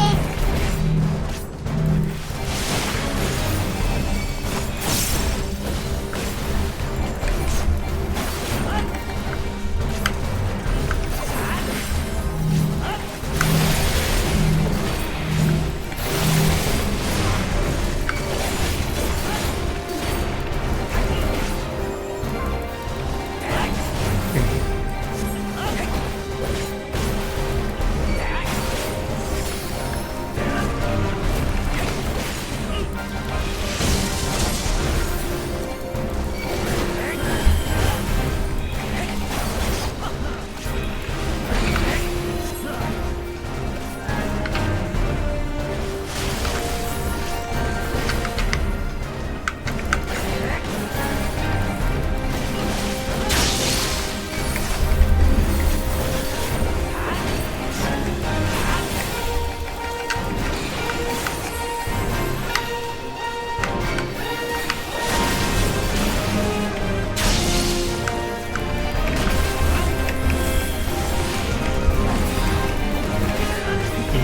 痛いね、あれ。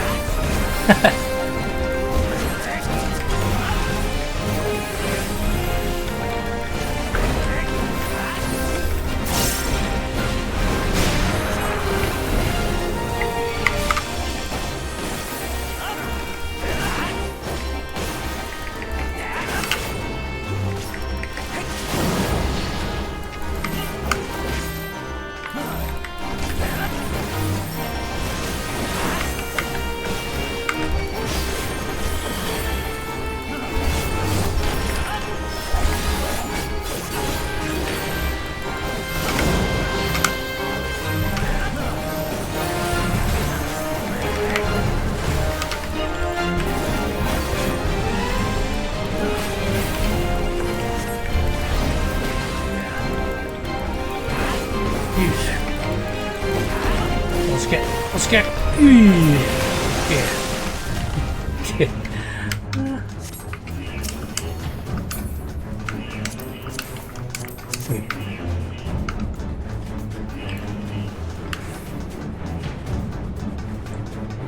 もうこれ直進ですね。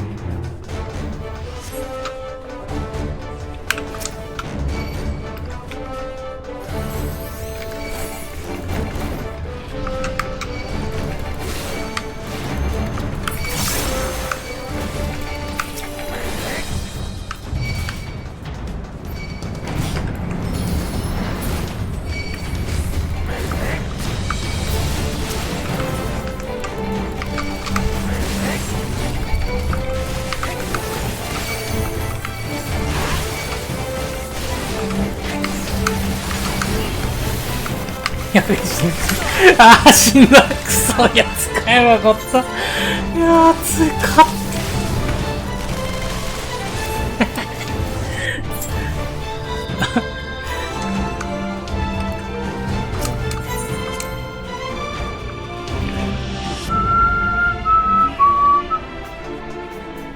大丈夫そうか。よかったよかった。危ねえ。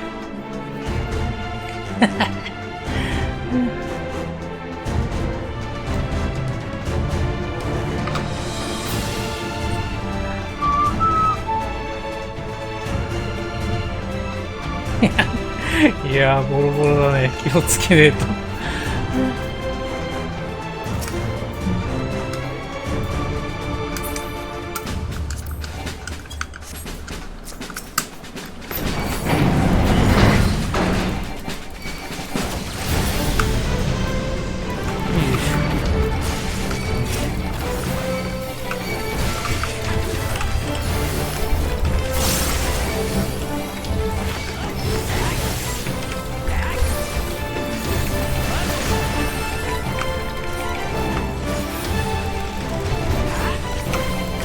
よし。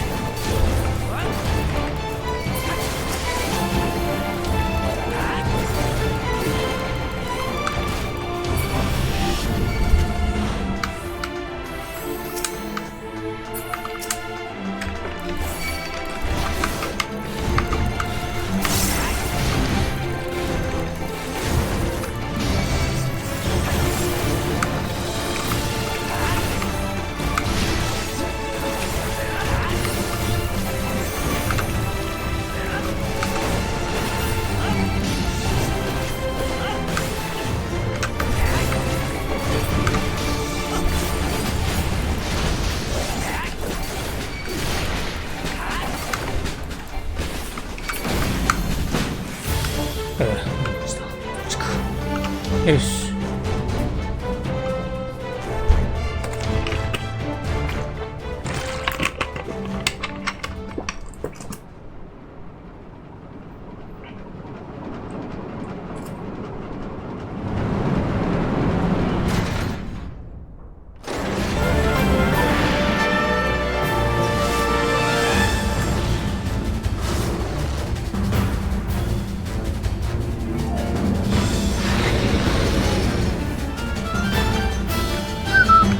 あ、よし、ボス頑張りました。インフェルノ。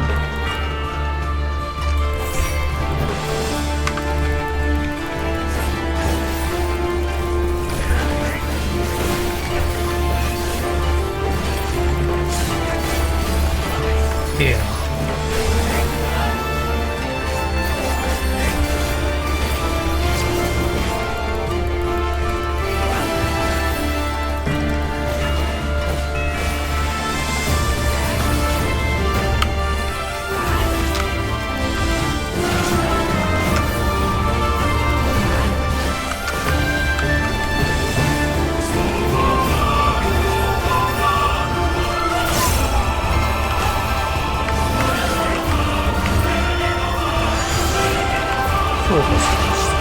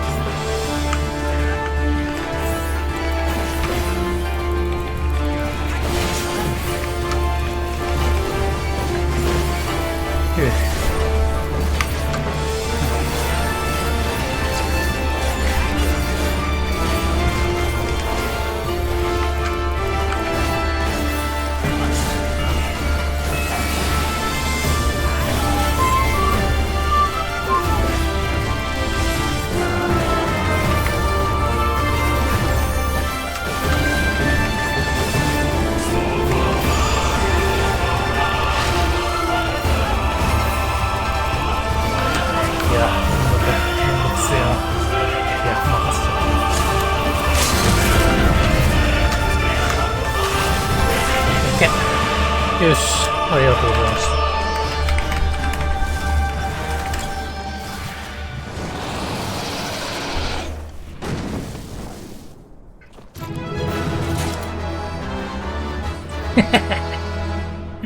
た。いや、もう履いてねえ、履いてねえ。いやー、これむずいっすね。確かにね。もうヒーラーでも結構苦戦したような記憶あるもんね。よかった。まあ、とりあえずはクリアできたんだ。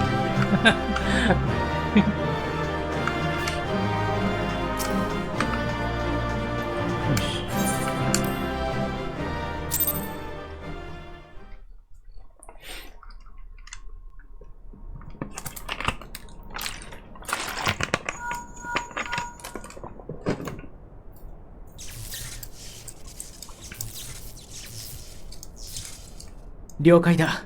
すぐに向かう。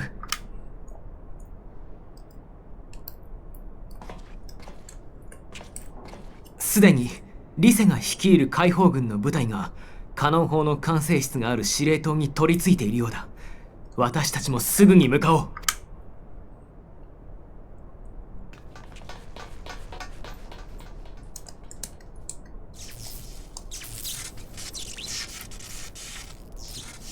モフおじです。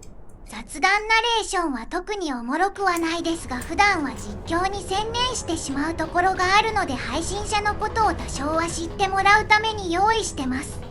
リセ、無事でよかった。そっちこそ、あとはここ管制室を抑えれば一気に制圧するよ。準備はいい？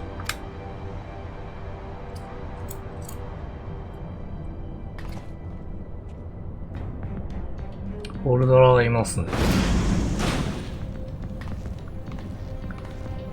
来たか。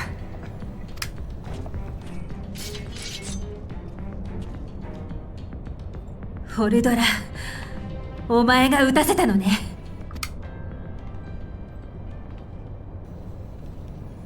そうだ、私が命令した。コンラッドはね、必死に説得してたんだ。ドクロ連隊の連中に同族同士で殺し合う必要はないんだって。それをお前は部下なのに、仲間なのに。ああ、私が殺した。アンスフリット、フルドルフ、エメリー、共に学び訓練を受け戦い続けてきた誇り高き仲間たち、皆が私の下した命令で死んでいった。その最後、手に取るように感じられる。なんでそんな命令を下せるんだよ。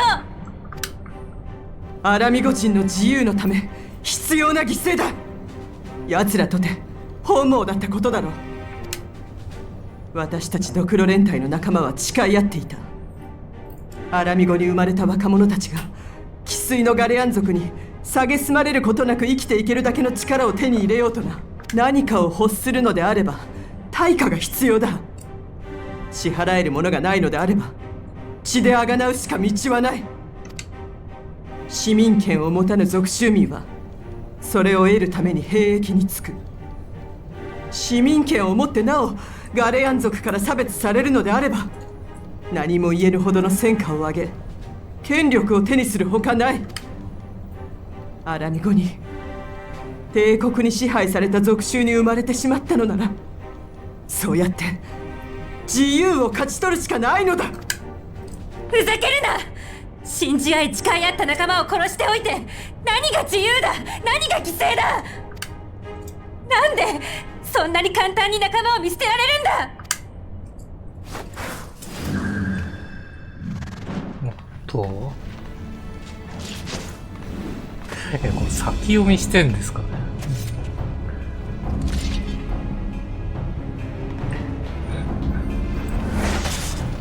いや、この力厄介っすね。リセ、合わせる。捕らえた。うん。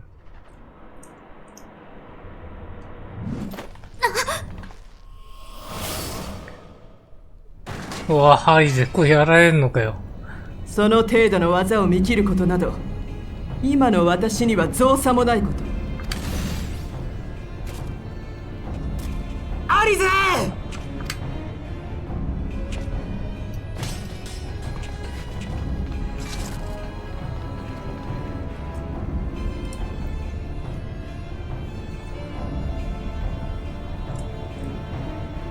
だがさすがに分が悪いか。ああ、これはまたどっかでやるのか。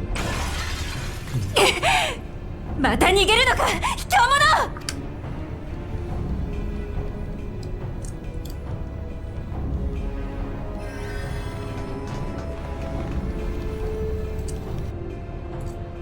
最後のエリアですね。蛮族の英雄よ、ゼノス様からの伝言だ。皇族主催の狩猟祭に招待すると獲物の群れを率いてアラミゴ王宮に迫るがいい。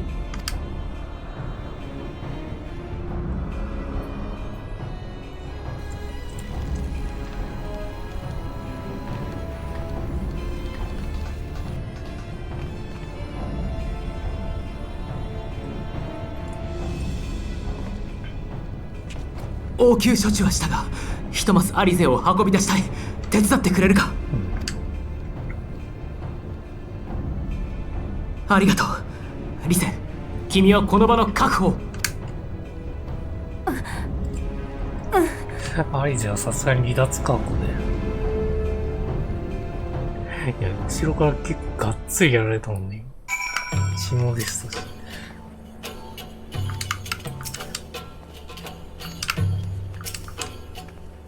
ラーバンたちが本体へ来てくれたおかげでカストロのアバニは、無事に占領できたよ。負傷したアリゼやナーゴたちが、頼んで、ひとまず戦火を及んでいない、ラジアタまで運んでもらったから、月のある日のからは命は別状がないから安心してって。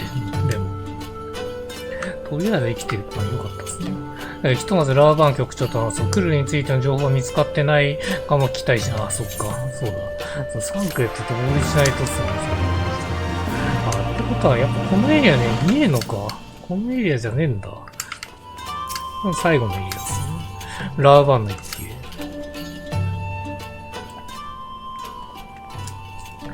カーズリセ、改めて礼を言わせてもらいたい。よくぞカノン砲を封じてくれた。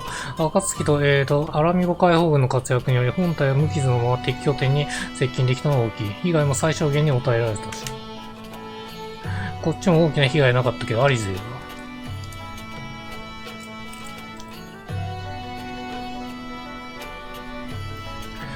アリゼ城のことは心配だから命が助かったことは不幸中の幸いだろう。しかし、ドクロ連隊の女隊長はそのようなざれ言をならばその、皇族主体の、狩猟祭とやらへの招待ありがたく受けてやろうではないか。アラミゴの猛牛が、簡単に、枯れぬ獲物だと教えてくれる。どうしたリセよ。オルダーのことは聞き何か思うところ。そんなことないよ。私は大丈夫だし、アラミゴの奪還まであと一歩。それにクルーも助けなきゃいけない。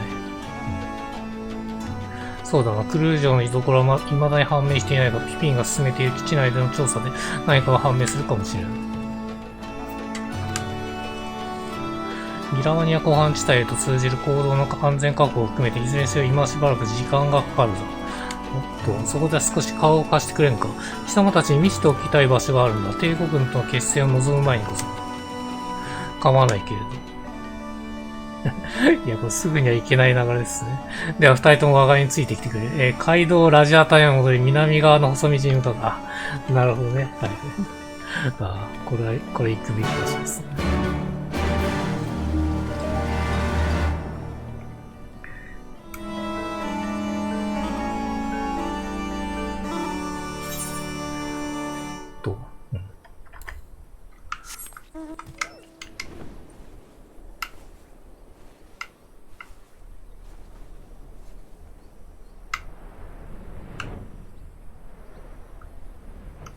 よし。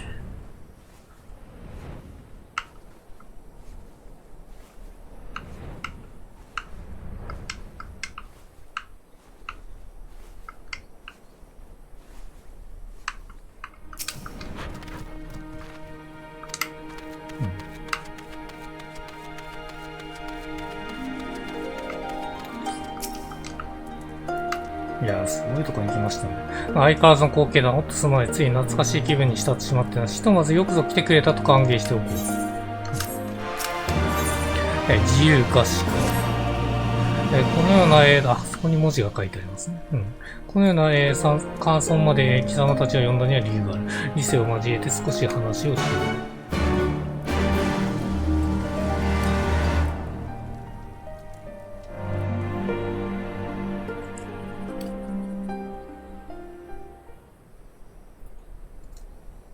よく来てくれた。貴様たちにこの家を、我が成果を見せておきたくてな。うん、ラーバーンの故郷だ。ここってラウバーンが生まれた家なの？うん。見ての通り、貧しい家でな。いや、村全体が貧しかったと言うべきか。痩せた土地での実りだけでは生きていくこともままならず、若者は村を出て傭兵として働くのが常だった。村というより建物1個しかねえじゃんな。かくいう我が輩もアラミゴ軍の雇われ兵となり、折しも帝国軍との緊張が高まっていた国境警備に回されてな。雑談ですが、リライブシャツで効果があったのは身体が軽いですね。小競り合いが始まったのだ。重いじじいにちょうどいい。帝国軍の魔導兵器は強力だったが、我が輩は知恵を絞って戦った。おかげでいくつかの戦功を挙げて、戦場の演出家などという過分な評価を受けもした。だがある戦いで帝国兵に狙撃され、我が輩は大怪我を負い、療養のためにここに戻ってきたのだ。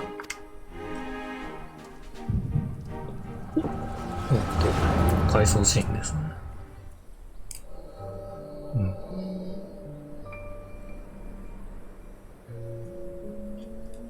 今や王とアラミゴの人々は暴君テオドリックの強行と彼に追従する密告者たちの陰に怯え、息を潜めて暮らしている。我らが立ち上がらねばこの国に未来はないのだ。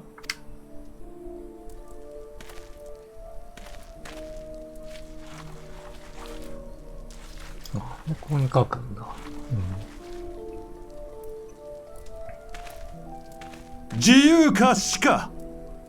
この言葉を己の魂に誓える者がいたら手を挙げよ。私たちと共に戦い、暴君を倒し、自由を勝ち取るのだ。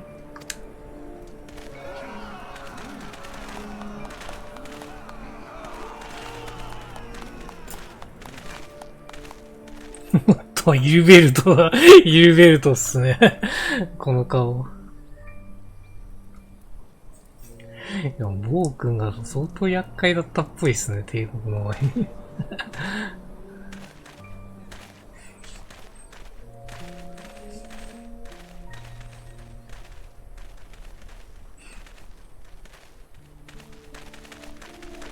見たところ負傷兵のようだが、前線帰りかな。はい。国境線の小競り合いで帝国軍に。ですが、この怪我が治れば俺も。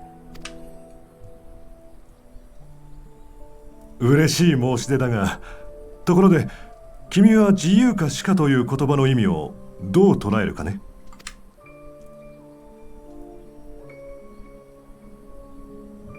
自由か死か。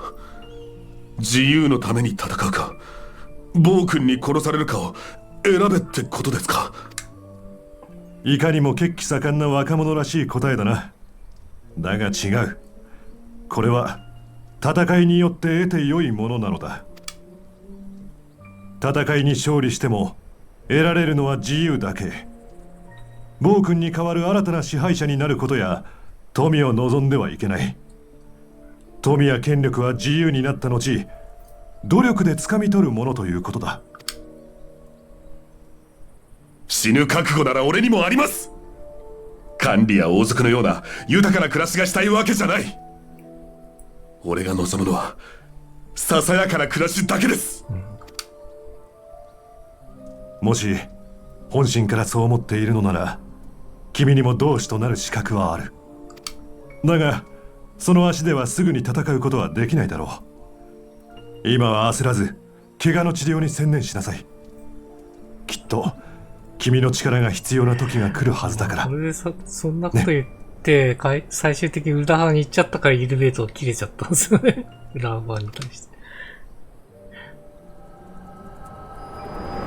結局いいとこ住んでんじゃんっていう話ですね。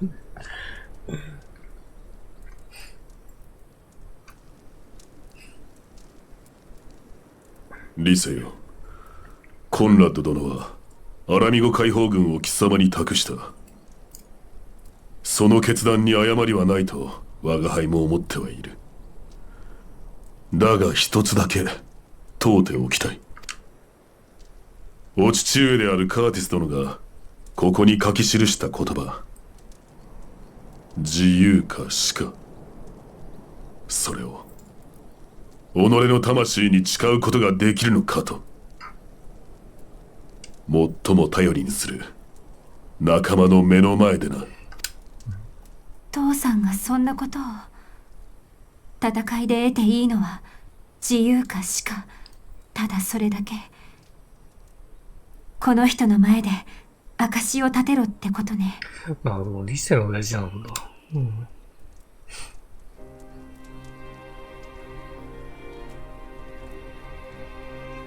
わかった。今ここに私は誓うよ。自由か死か、その覚悟があるって。帝国支配下で生まれたアラミゴ人も万神を呼んだアナンタ族も同じギラバニアの同胞なんだ。でも今では価値観も思想もバラバラに憎み合って生きている。彼らと対話して分かり合うためにも、帝国から故郷を取り戻して自由の旗の下に集わないといけない。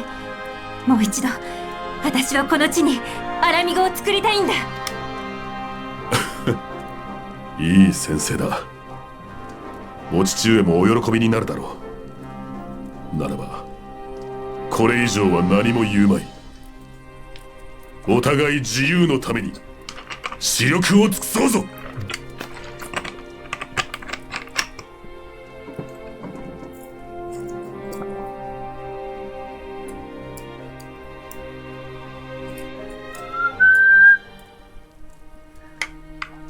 で、なるほどね。カーティスっていうのがリセの親父なんだ。カストルアバニアでの戦いの後、リセの様子はいつもと違うように見えたんだ。同行のシーンによって、そうですね、ボークに立ち上がったっていう流れでしたもん。確かにそうだ。アラミゴ解放軍を率いることになり、彼女は望む望まないに関わらず大勢の命を背負うことになった。アリゼー城の主張を見て、無意識にそのことを実感したのである。さらにフォルダラに帝国支配下で生まれた、世代の苦悩。我が輩であっても一刀両断にできるほどたやすい、感情ではあるまい。軍の指揮とは、兵の命を掴んで火に投げるような側面がある。いかに戦いの経験が豊富であろうと他者の命を預かることには自身の命をかける以上の責任がつきまとう。我が輩は常に苦難に直面したとき常に自由か死かという言葉を思い出し耐えてきた。この言葉と、亡き父の思いを知ることで理性は必ずや次の大いなる一歩を踏み出せると我が輩は信じている。さて我が輩は少しだけ故郷を見てから戻ることにする。貴様たちは先に部隊と合流しておくといい。理性をくれぐれもよろしく頼むぞ。うん。で、リストと。先に戻っておけって。了解。久しぶりの故郷だもんね。少しだけラーバーンを一人にさせてあげよう。なるほどね。よし、出発しよう。んで、どこにいんだもういないんですけど。でも入れないっすね。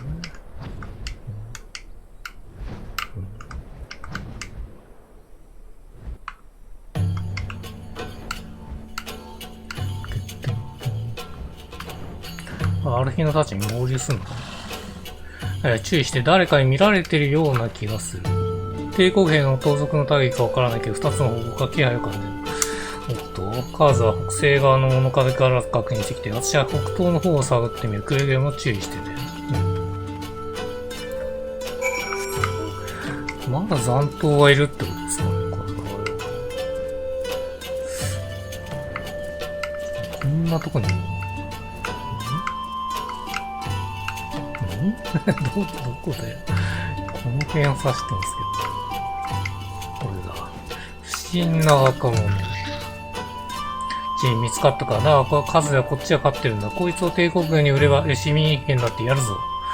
急に来たね。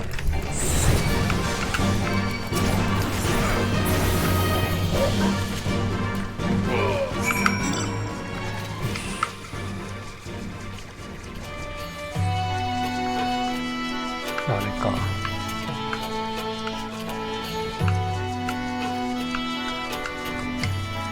帝国側についたアラミ文字。市民権って言っ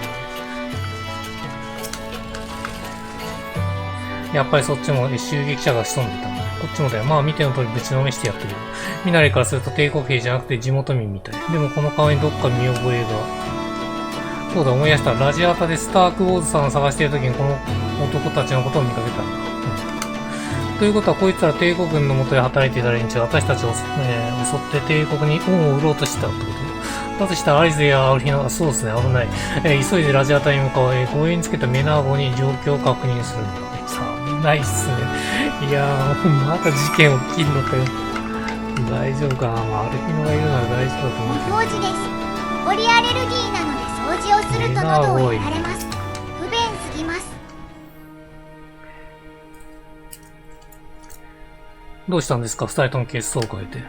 どうもこうもラジアタの住人に襲われたんだよ。おそらく私たちは帝国に売るつもりだったんだと思う。そっちは大丈夫だった。今のところ何も問題起きていません。スタークウォーズさんが部屋を貸してくれたおかげで、アリゼさんは今ぐっすり眠っています。それにしても私たちは命がけで戦って帝国の支配から解放したというのになんてことを。いやー、これやるせないですね、この辺は。すまないね、理性、カーズ。話は聞かせてもらったよ。あなたたちを襲った奴らは確かにこの集落の若者だろう。あの子たちはね、帝国の支配下で生まれて、犬畜生みたいに扱われてきたんだ。もちろん反抗心を抱いて、反帝国活動に身を投じる奴もいる。私はあんたたちみたいに。でも、アラミオの解放はもう目の前にあるというのね。何度も何度も殴られて屈服させられて、上の中で餌を与えられれば犬のように従うものも出てしまう。圧倒的な暴力の前には、抗う心を抱く隙すらないんだ。それは。特にラジアタは帝国軍からの雇用に依存してきた村だ。そんな場所で生まれ、育てられた子供たちが生き残るために、帝国の犬になったとしても私には責められない。それをクソだと言い切る奴らはきっと問答宮で殴られて生き方を強制されたこともなければ、死の、匂いを感じるほどの飢餓を、経験したこともないはずだ。この村の大部分の者たちは解放を喜び、心の底からあんたたちに感謝している。ただ、心の底に、恐怖が、住み着いてしまった、連中もいるってことを許さなくてもいいから覚えておいてくれ。ガレマラ帝国の階級社会をもたらして歪みということか。私はもう迷わないよ。今すぐには別れなくても、たとえ憎まれることがあっても帝国の奴らを追い出す。そうして少しずつ変わっていけるようにするんだ。ちょ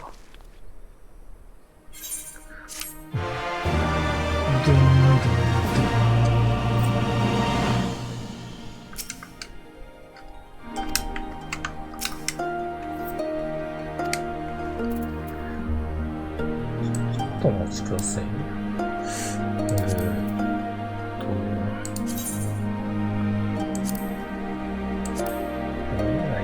こっちにこの辺にしときますか。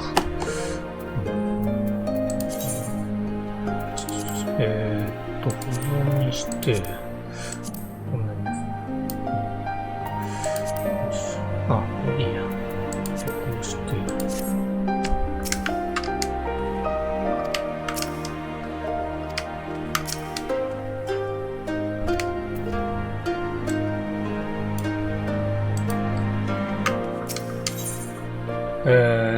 拳交えて、立ち返し一つ提案したいんだけどさ、アリゼの容体が落ち着いているのなら、今のうちにラールガールリーチに移送した方がよくね。なるほどね。野戦病院があるから、ここよりは、治療に専念できると思うんだ。確かにそうだね。山岳地帯を、完全に奪還して今襲撃されるリスクも低い。ここは決戦に向けた準備を兼ねて一度戻るとしようか。それじゃ決まりだね。ナーゴ、解放軍の仲間にチョコボキャリッジを用意させて、ある日のアリゼの身支度をお願い。カーズは一足先にラールガールリーチに戻って、野戦病院の治療師、オレラにこのことを伝えて、受け入れ準備を、ね、お願いってさ。まあ確かにあっちの方が全然安全ですね。あ、オッケー。じゃあ、ラールガール1。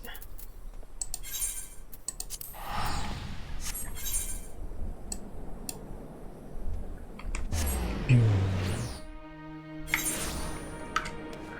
あそ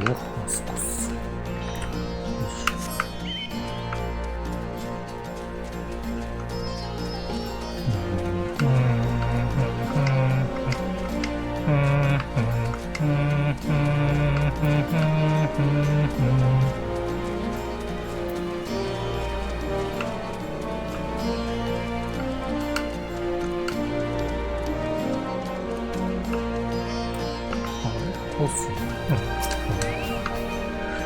あら、野戦病院に何かご用でも。そうか、安からも移送してるんですね。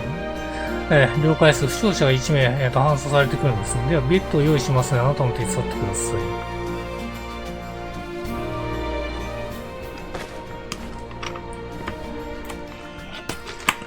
い。いや、結構重症者が多いっすね。グレーに関しては。死者も出るしね。なかなかやっぱ苦戦してますよ、帝国兵の戦い。シーツも、清潔なものも買いましたし、これで受け入れ準備は完了ですね。到着したよ、カーズ。アリゼをキャリッジから運んできても。よし、運び入れるぞ。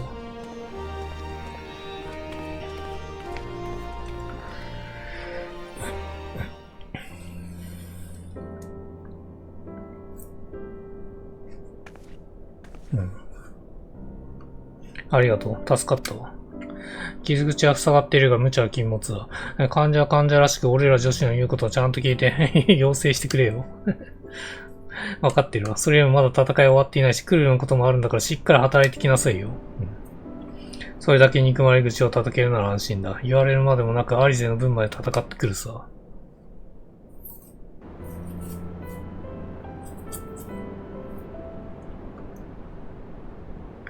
兄弟っていいね。分かり合ってる感じがさ。ねえ、カズ、ちょっと付き合ってもらいたいことがあるんだけど、表で待っていてくれないかな。あ、これはあれですかね。ああ、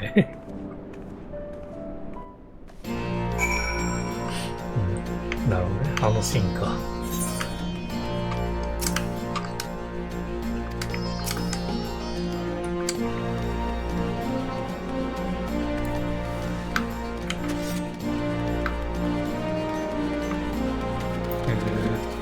これですね。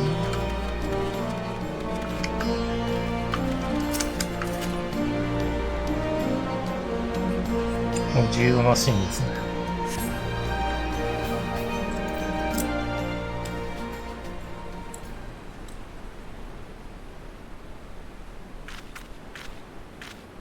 装を変えてくる感じでしたっけ？そうですね。うん。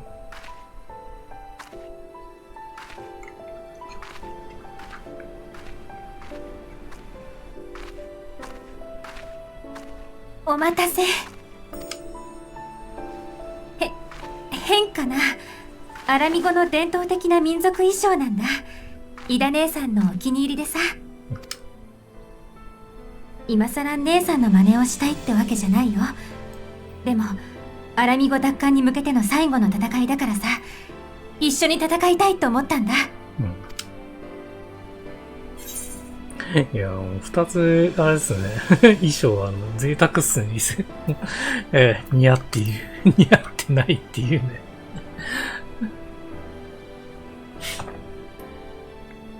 ありがとう。あなたにそう言われると、なんかちょっと照れちゃうかな。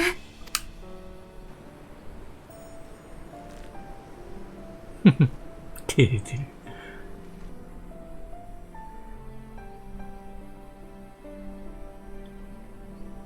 とにかくあなたを呼んだのはね、最終決戦を前に気合を入れておきたかったからなんだ。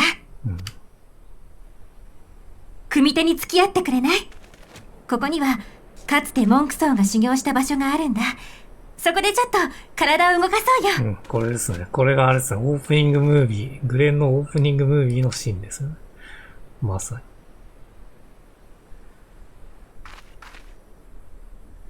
最初ムービーが公開された時あれですね。その組手だけのムービーだけが公開されてましたね。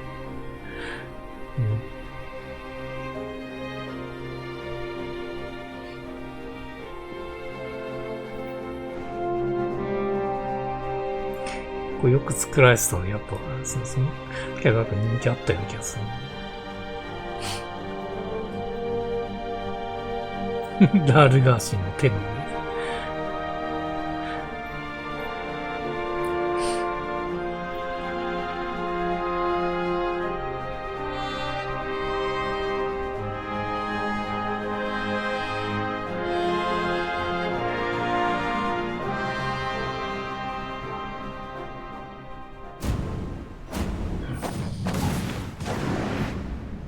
まさにこのシーンですよね。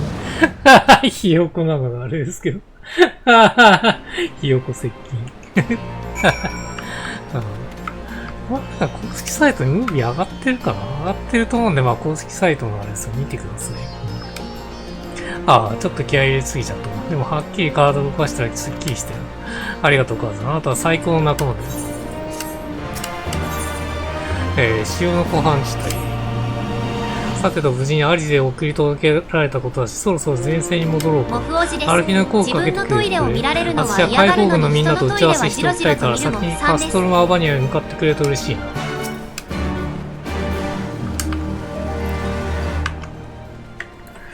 でもオープニングムービーの配信を禁止してるわけじゃないのは流そうと流せるんですけど、ね、いつも忘れちゃいますね。どっかでなんか、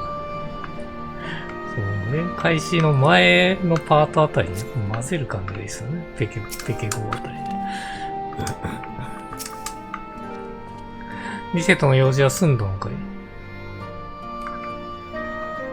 ラールガーゾンの手のひらの上で組手をしていただって。全く君たち二人にはかなわないな。前線に戻る件についても了解だ。こちらも出発準備はできているよ。行ってらっしゃい二人とも必ず無事に戻ってきなさい。もちろんだ、アリゼは安心して休んでいてくれればいい。ウリエンジも後で見舞いに来てくれるそうだからね。行こうカズ。カストルム・アバニア旧付近にいるであろう。ピピン小刀将たちの部隊と合流するん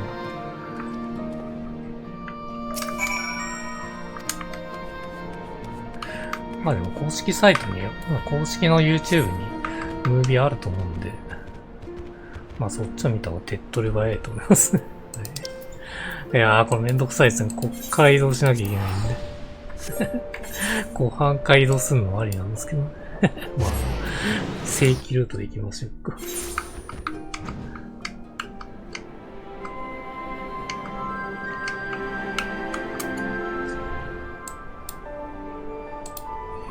これでやっとギラバニア湖畔地帯ですね。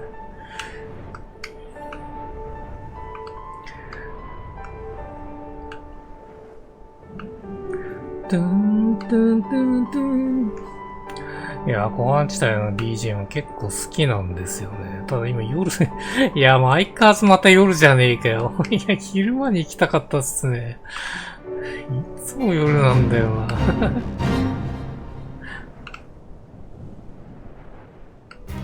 どっかで昼間になると思いますけど。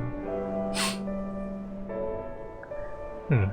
じゃあ行きましょう。ビビン小投手。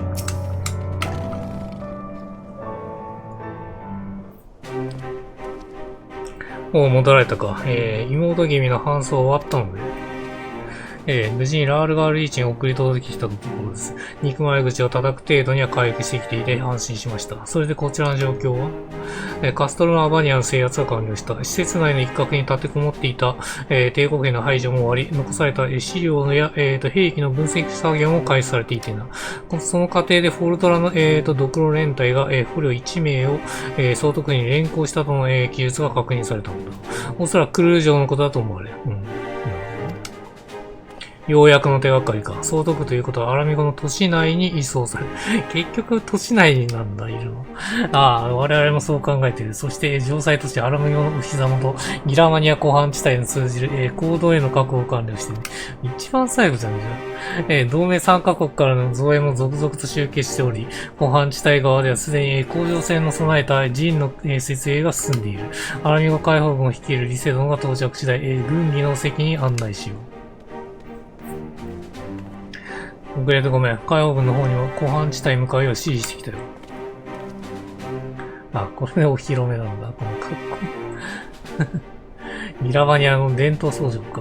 リセとても似合ってると思うよ。最後の決戦にふさわしくきっと海王軍の士気も上がるだろうね。ちょっと照れくさいんだけどさ、私なりの格好の証。もう質が激しくなってますね。いよいよアラミゴ奪回の最後の山か。クルーさん、必ず助けに行きます。待っていてください。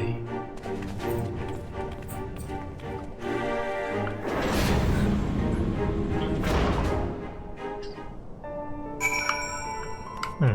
じゃあ行きましょう。最後のナレーションかな。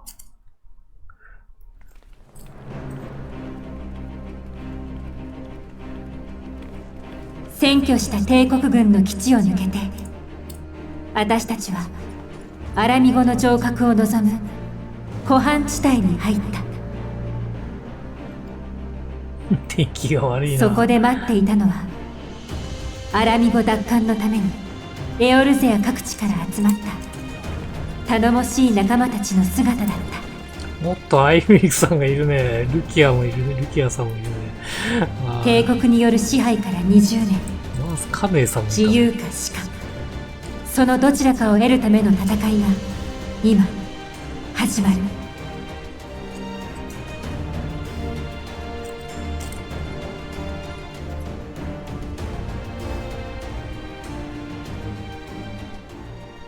軍議を始める前にまずは礼を述べたい。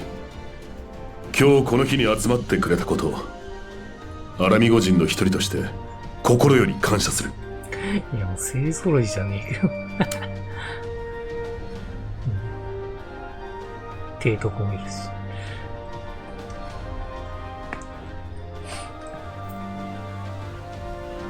現在の状況だが、帝国軍は堅牢なアラミゴの城郭を盾に籠城戦を挑む腹らしく、今のところ抵抗は散発的だ。本国からの援軍を待っているのか、あるいは何か罠を仕掛けようとしているのか。残念ながら敵将ゼノスの思惑は分かっていない。罠はあるでしょうね、おそらく。どちらにせよ我々としてはなるべく短期間の決着を目指すほかありませんね。都市内にはたくさんの住民がいるんだ。兵糧攻めみたいなことをしたら真っ先に苦しむのは帝国軍じゃなくて普通の人たちになる。その通り。故に我が輩はここに集まった全軍を動員し、一挙に攻めかかることを提案したいのだが、いかがか。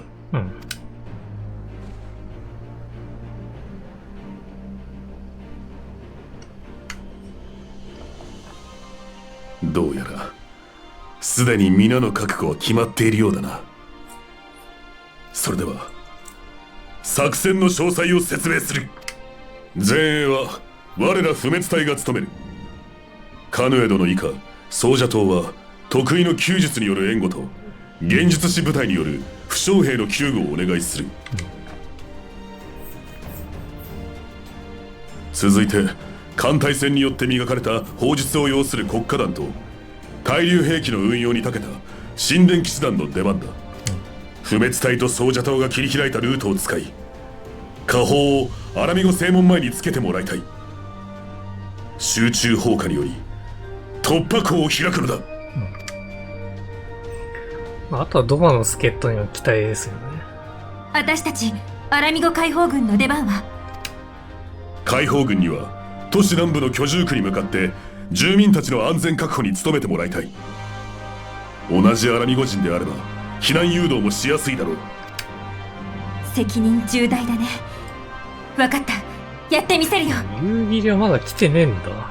夕霧いないっすね。居住区には城郭に通じる裏門もある。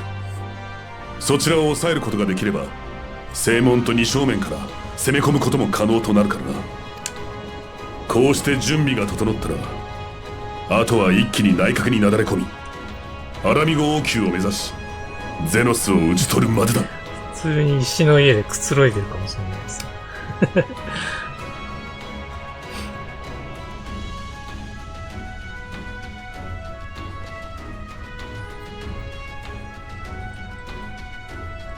それから暁は遊撃部隊として動いてもらいたい。クルル城の居所が判明した場合救出を最優先とし以後は状況に応じて行動してくれ。お心遣い感謝します。何としても仲間を助けてみせましょ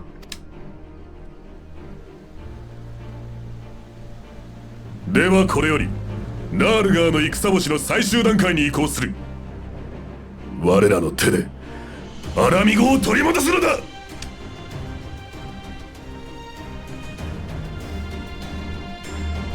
いや、でかいな。でかいっすね、アラミゴ。あそこを攻めなきゃいけないです。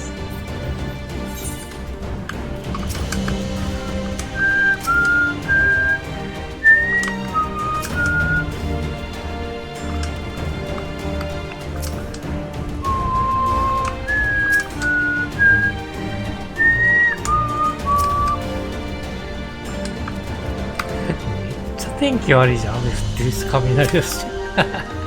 ユーザーから帝国軍の退ける最後の戦い、アラミゴの奪還に際し、ついに、同盟全軍の総力にユーザーの救済を掲げた祖父がこれを見たら何て言っただろう。そして何よりこの光景は君がこれまで成し遂げてきたことの、結実なんだとわしは思う。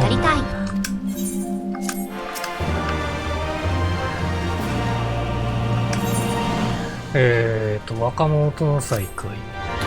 若者。まもなく決戦が始まる。その混乱が極まる前に、なんとかクルーさんを救出したい。都市内で連行されたようだが、正確な移動航路さえ分かれる。安心しな、調べはもうついて、あ、来たね、サンクレット。ここで来んのか。サンクレット。またしたな、面倒な経緯の説明はずか、俺はこの目で確認してきた。クルーの監禁場所はアラミゴ都市内の南にある居住区の一角だ。ラールが、同居の、聖堂だった建物を、帝国軍が接収して、緊急施設として改装した場所でな。クルーはそこで、被験体として扱われている。被験体だって。そうだ、魔法が使えないガレラン族に魔法能力を付与するための実験に彼女は利用されている。なんてこと。居住区ってことは私たちの解放軍の担当区画だね。高い城壁に囲まれた居住区に入る方法を見つけて一刻も早く救出してあげなくちゃ。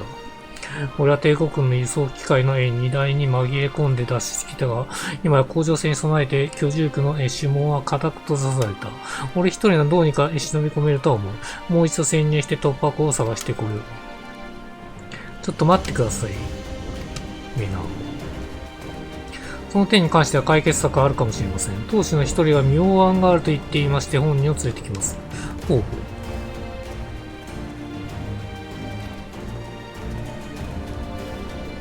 提案の機会をくれて感謝するよ。かなり危なっかしいが、うまくやればアルミゴ居住区に潜入できるかもしれない方法があるんだ。よく知ってんのか、お前のこと。あなたもしかしてアラガーナアラガーナちょっと待って。いたね、こいつ。はいはいはい。俺の名はウィスカー。父はアラガーナの出身だが、母親はアルミゴ居住区の出で、その母方の祖父から聞いた話を思い出したんだ。なるほど。ここにある湖、ロホセル湖は、地下水路で居住区に繋がっているんだ。本当なの？この辺りの湖は、塩湖だから、麻酔が、貴重でな。うちの祖父さんは、居住区の地下にある塩湖を通じる水路から塩水を汲んで、麻酔に蒸留して売り歩いていたそうなんだ。水路かな？つまり塩湖を潜って、地下水路をたどれば、居住区が潜り込めると。いや、ちょっと、歩きの泳げないですよ。歩きの泳げないですからね。あ、そういうことはリセ大将。ただちょっとした問題があってね。テオドリック王の時代に水を管理することによって市民を支配しようと、地下水路を封鎖して厳重に鍵をかけたんだって。だからそのまま潜っても、鋼鉄の柵に阻まれちまう。だから、ソフさんは、衛兵に賄賂を渡して合鍵をこさえて、しばらく水売りを続けたんです。話が読めてきたぞ。その、地下水路の合鍵とやらがあればいいと。小魂たくましい、お前のソフさんのおかげで、活路が見えてきたぞ。合鍵を持ってるソフさんのところへ俺が案内できる。だけど、俺は戦いの方はまだまだ未熟でよ。安心してよ。ここに腕利きたちが同行するからさ。合鍵を手に入れて少人数の部隊で居住区を潜り込んで、内側から、居住区の指紋を開ける作戦で行こう。ミナーゴとアレンバールダそれぞれ突入部隊に準備して、私と、カーズ、ある日のサンクレット、ウィスカーと一緒に合鍵を探すんだ。泳げないけど大丈夫ですかね。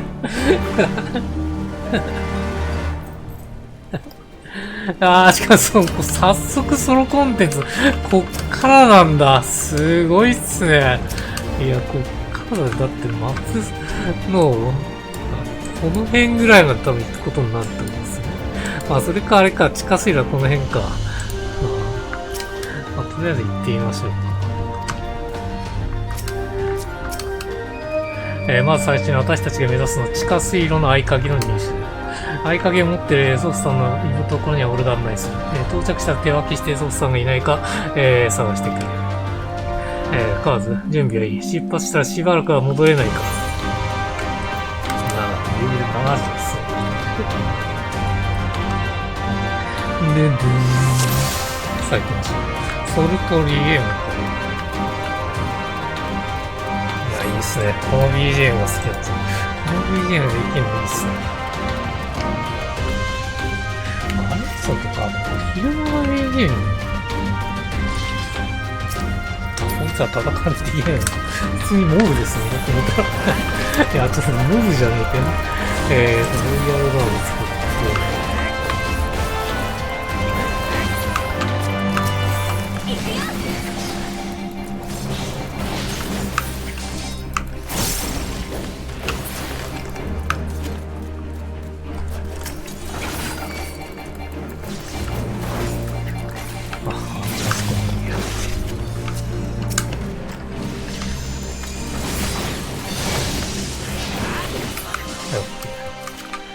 サンクレット先行っちゃいましたね。サンクレット置いてくんじゃねえよ、バカ野郎。何置いてこうとしとるね。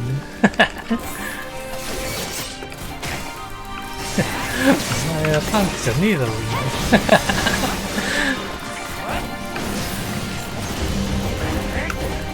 はい。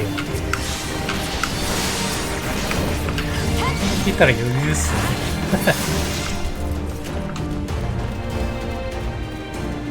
いや、これ歩っていくの面白いっすね。そうっすよね。楽できちゃうもんね。マウント使える。ここはソルトリーだかおかしいぞ。人っ子一人いやしね。避難したかもしれない。住人はどこに消えたのか手がかりのものを探す。それを調べてる。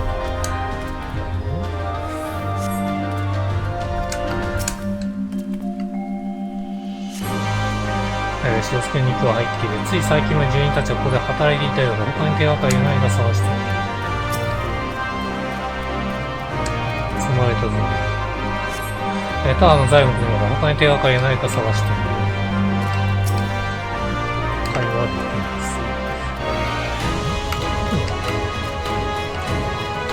ないですね。こうですか。あった。雑多なからって。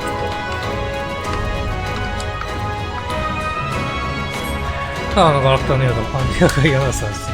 違うんか。あ、ここにも怪しげな装置。これだ。これが怪しいですね。帝国製の魔導機械などが接近した途端、警報音のようなものになり始めた。帝国の魔導兵器を呼び寄せる罠のようだ。いや、罠が出てきた。おい、今の警報すいません。鳴らしちゃいました。無人の魔導兵器集まってきたぞ。すいません。押しちゃいました。ウィスカーのフォローを頼むって言ってんな。ウィスカーどこにいるの？いや、すげえ出てきた。すげえ出てきた。いや、ウィスカーこれだ。覚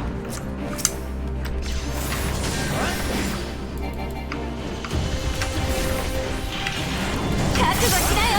ヒート取れねえじゃねえか。よし。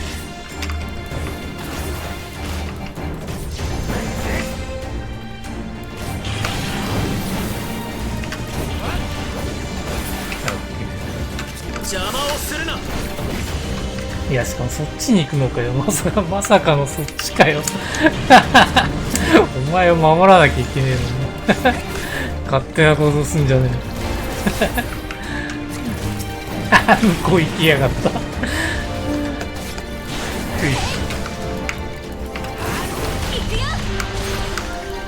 い。いや、倒してねえのに勝手に行くんじゃねえよ。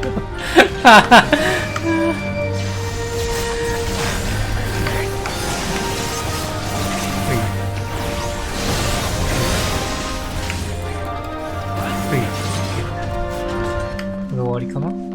あ、また新しいの出てきた。いや、鉄巨人に出てきた。や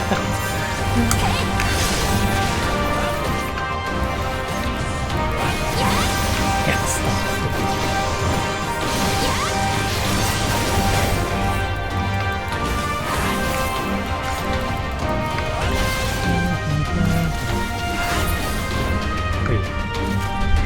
だ。もう一度手がかりを探すとしよう。新しいのが増えてるってことか。これだ。薄汚れた奥だ。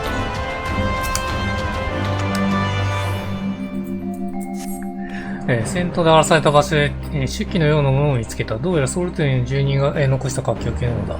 サリソーインという場所に避難すると記されている。スーパー CD ロムの祖父たちはサリソーインに逃げたのか。ここから南東の方角にある場所だ。早速向かおう。警報装置のせいで敵が集まってきているか注意して。スカート先導員。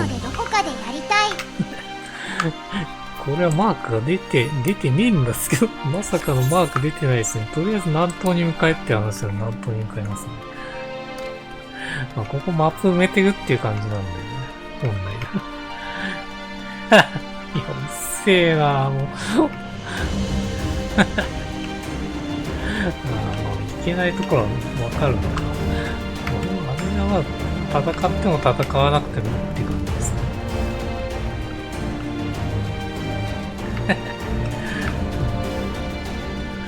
全部戦う必要ないですね。ミスカーの大役がとにかく気をつけるってことか。ガンス。こ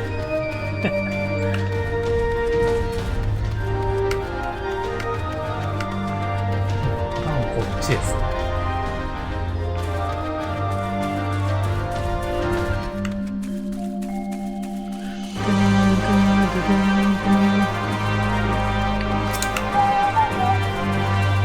戦ってってことですね。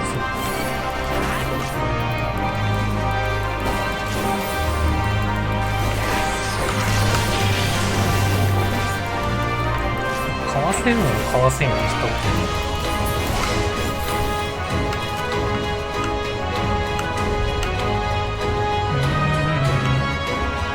あっちっぽいな。あっちっぽいですね。これは絡むだろう。こう行けば大丈夫。ああ、いけた。いけました。ついてきて。いや、一列でついてきて。ドラクエみたいになってますね。このもう抜けた先だ。こういったら絡まれねえんじゃない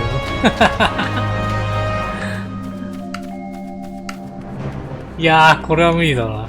これは無理かな。こう行きましょうか。すげえ、一列ついて、あー、やべえ、なんかいる。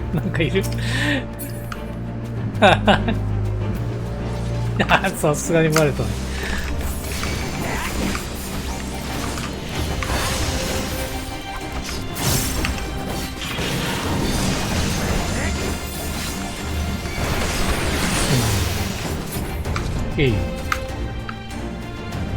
お、なんかいますね。あれを倒せってことか。大型魔導兵器か。サリソンよ、目の前だっていうの。こうなったら一気に蹴散らすわけ。みんな気合い入れていくよ。魔導装置を、エネルギーを供給、あ、これ壊せってことですか。これを壊せた。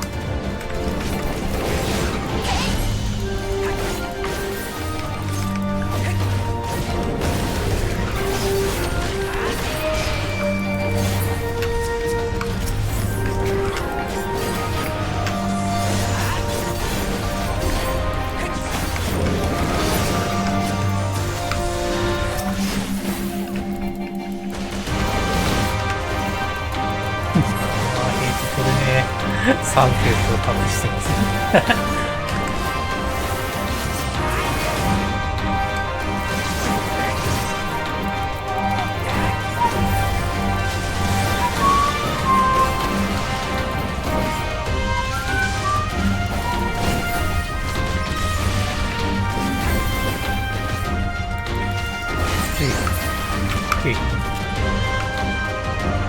避難した住民を探す。周囲を見渡す。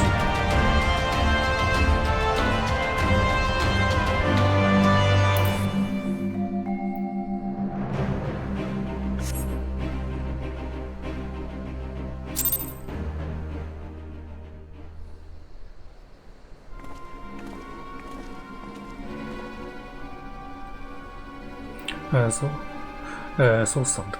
おじさんですね。おじさんたちが、避難したのは、この建物で間違いないはずだ。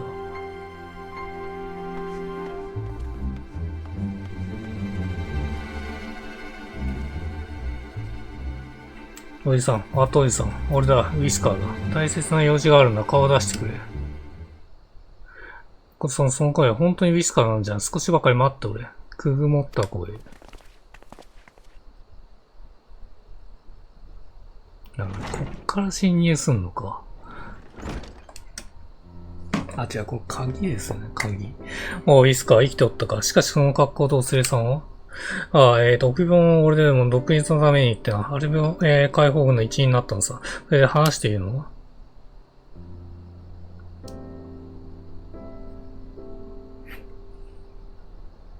なんとも懐かしい話を覚えておいておっちゃうな。もう今でも、近すぎるの合鍵は懐に忍ばしておるぞ。わしが、廃王テオドリックの反抗した証だからの。支配者に反抗するのはどうやら一族の地位らしいの。ほれ持っていけ。これでいけそうですね。ありがとうよ、おじさん。この合鍵を使って絶対にアルミゴを取り戻してみせるからな。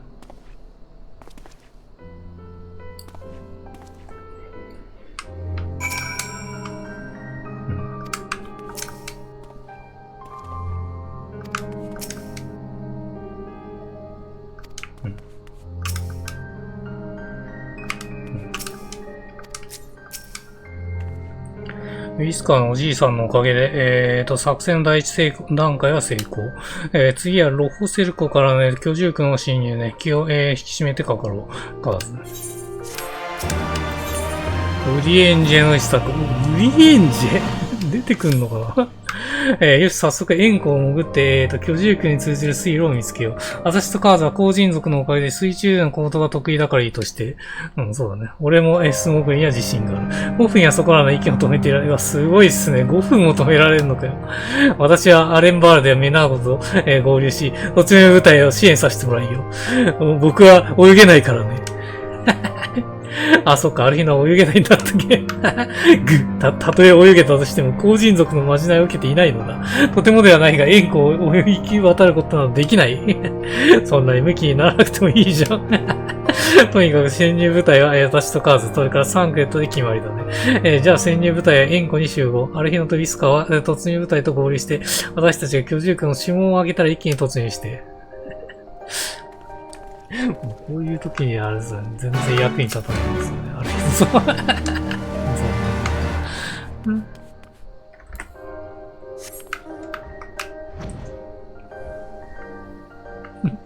う。泳げる泳げないのくだりをね、しばらくは聞かされることになりますね。ある日のと、あとウリエンジに関しては。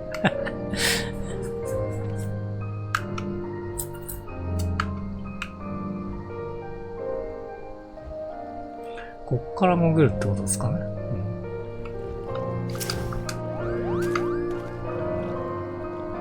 カイト育ちだから泳げるのか。なるほどね。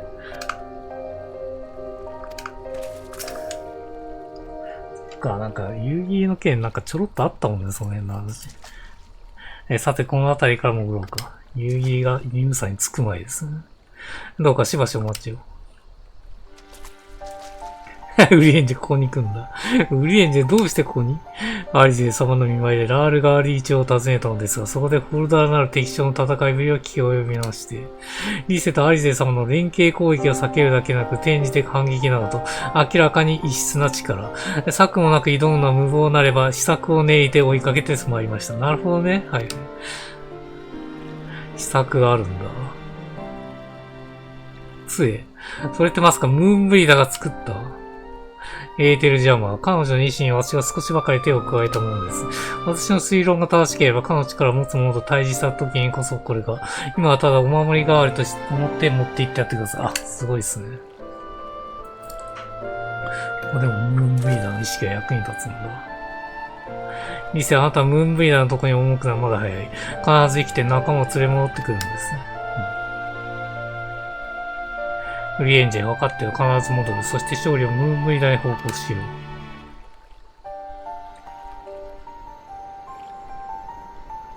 サンクレット、カーズ、行くよ。私が先導する。ついてきて。よ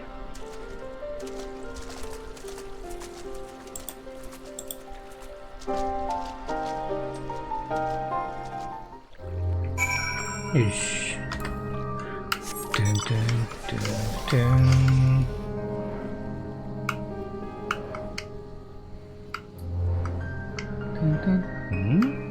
ああ、そっか。潜んなきゃいけないんでした。そうでした。そう。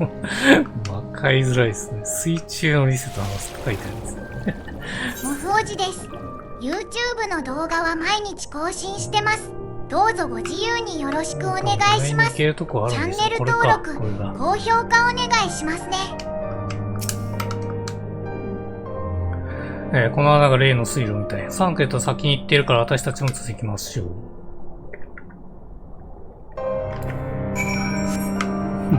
結構歩きますね。ああ、これでついにあれですね。荒木の城下町に入れると。あれ、これ上ですかね。ねっぽいですけど、ここだ。アラミガンクォーター、いましたね。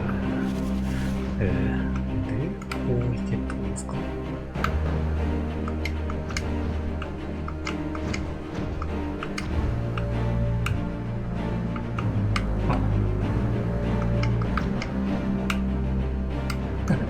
だいぶ上に上がってるんですね。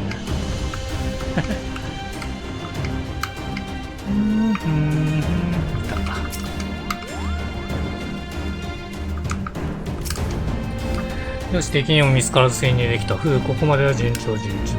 さすがに息を持たないかとヒヤヒヤさせられて、後人族の秘術であれば羨ましいもんだ。自力でここまで潜入して来られるサンクレットの方がよほどすごいと思うんだけど。じゃあ作戦の確認をしておく。これから合鍵を使ってアルミの居住区に潜入する。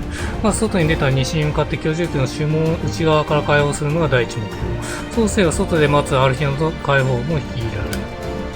逆に言えば門を開くまでの戦力は俺たち3人だけということ。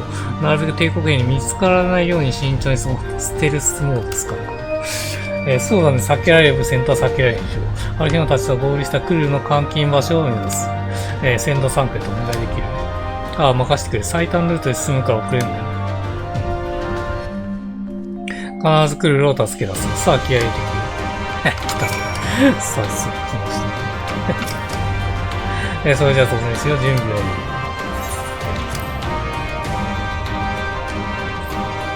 そういうコンテンツは多くて面白いですね。はい、俺が先導する。後についてきてくれ。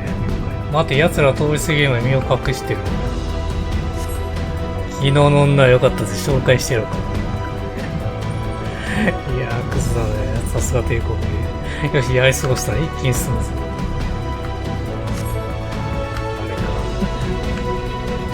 さっさとどっか行ってよ。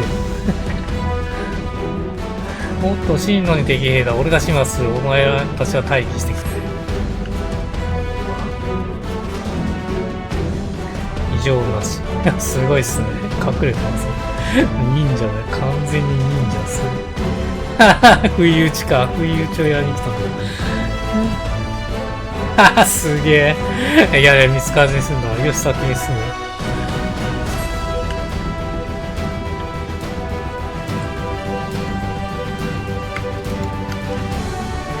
ここにも帝国兵。よし、シビオ君、指紋までたどり着けた。俺が門番始末する。待機してる。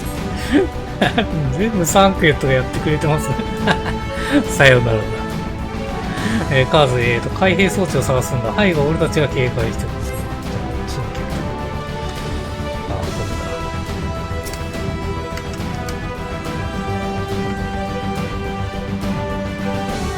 れだ。あ、で、ある日のたちが来ると。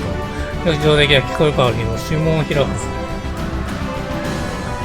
超越技術研究所へ向かえ。殺眼って涙。この混乱に乗じて我々はクルーさんの救出を目指す。クルーは監禁されている研究所まで俺は案内する。敵を蹴散らしながら進むぞ。ついていけばいいんで楽っすね。撃中だ。突撃、ガレマル帝国軍の民主を解放するんだ。そんなとこを飛ぶんだ。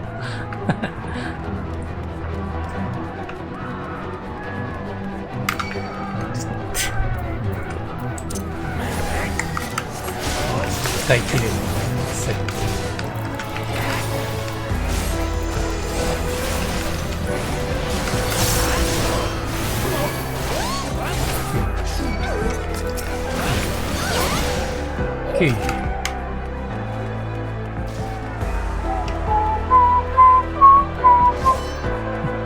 足速いな。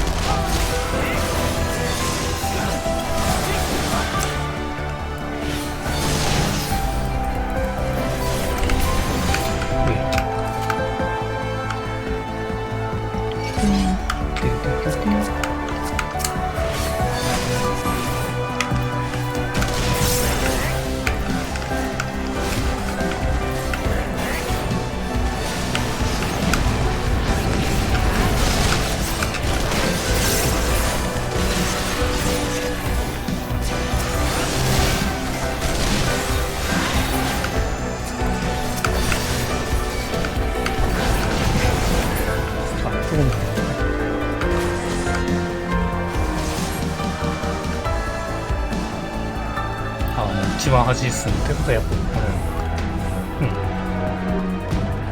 フォルダー戦ですか。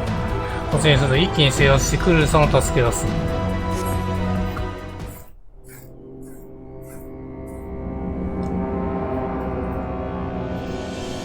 まあいるでしょうね。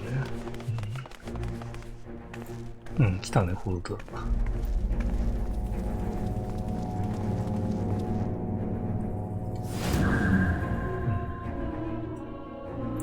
トライの中も救いに来たか。しかも正面からとはどこまでも忌まわしい。まあいい、ここで決着をつけるぞ。杖を使うのね、このバトル中、コンテンツアクション、エーテルジャマーが使用できます。あ、なるほどね。これを利用することで敵を妨害しながら戦いましょう。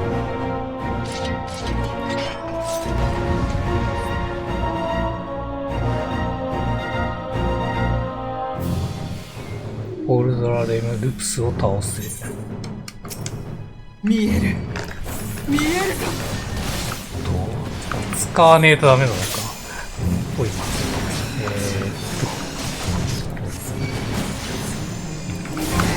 当たる。タンプスレイタンプスレイ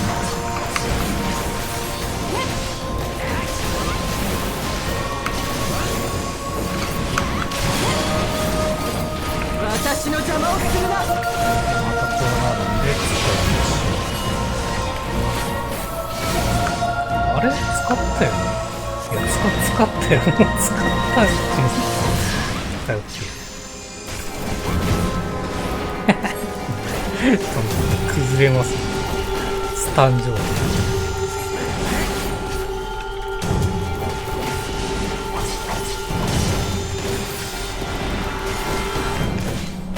支援要素。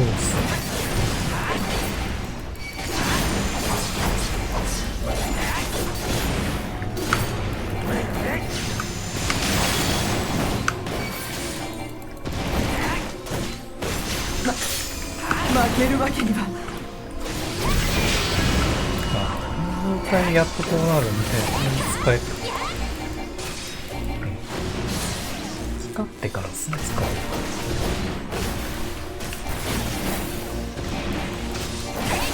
ょっと水が来るかも。我々で食い止めるんです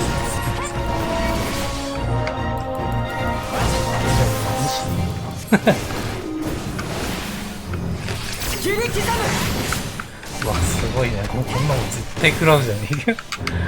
斜めか斜めですか。この拳で勝負を決める。新たな力があれば。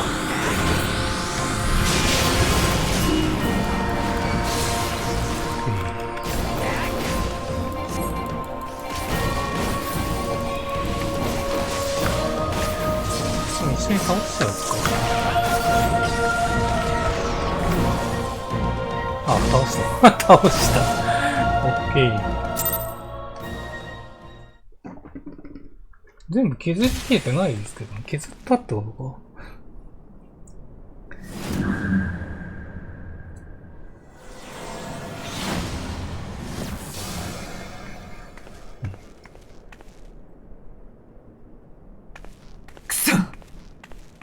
もっとアクションスキルは基本ないのでいくらやっても育ちません。ゆるーく応援お願いします。まさか超越者たる力を得てなお破れるというのか。妙な力さえ封じれば負けやしないんだから。私はメフリットやコンラッドたち大切な仲間たちを殺したお前が憎い。だけどそれを理由に同じアラミゴ人であるお前をこのまま殺すような正義を私は持ち合わせてない。私が作りたいのは全てのアラミゴ人のための国なんだ。はっ、今さら情けをかけるつもりか。貴様らが解放軍など立ち上げて反抗しなければアラミゴ人は帝国の中で自由になれていたんだ。それを死者出てんじゃん。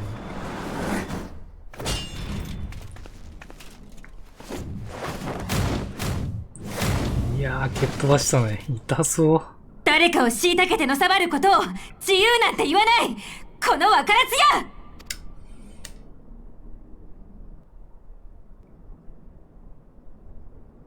や。ああ、今のうちにクルルさんを。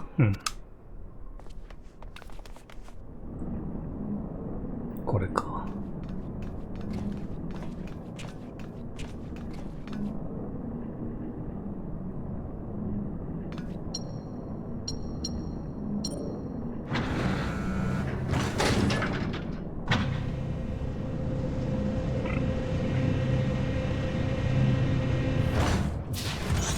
あ、いましたね。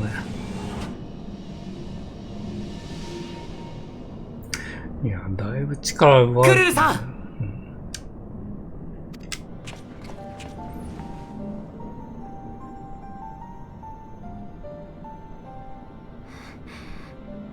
アルフィノ君、それにあなたも来てくれるって信じてた。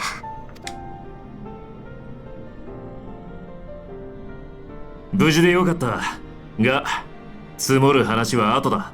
ひとまずここを出て本体と合流した方がいい。理性！この子も連れて行くよ。同じアラミゴ人として生きさせるんだ。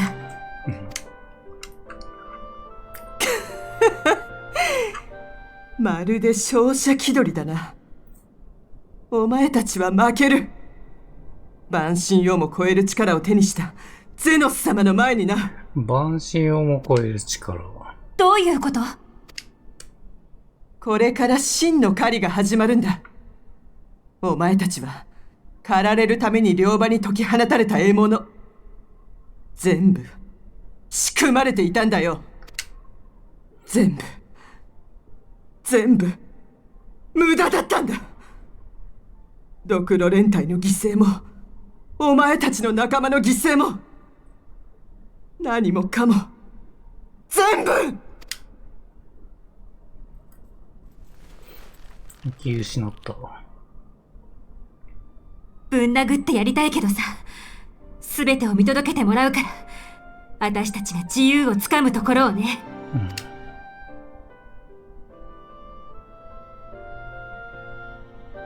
つかめやしないさ、絶対に。どうかな。問答は後だ。本陣に戻るぞ。ヒヨン君がいますからね。万神を超える力ってのをどうやって対抗するかですよね。またなんか作戦を立てる感じなのかな。あの時のゼノスより強いってことですね。クルーさんを救出することができて本当に良かった。まだ戦いが終わっているなどいないことは分かっているが、それでも私は嬉しいんだ。サンクレット、リセ、ウリエンジ、カーズ、この作戦に参加した全てのものに感謝したい気持ちだよ。それから捕獲したホルダーについてだが、リセが同盟軍に引き合わすため連行していってる。尋問によって情報が得られれば攻略の助けとなるから。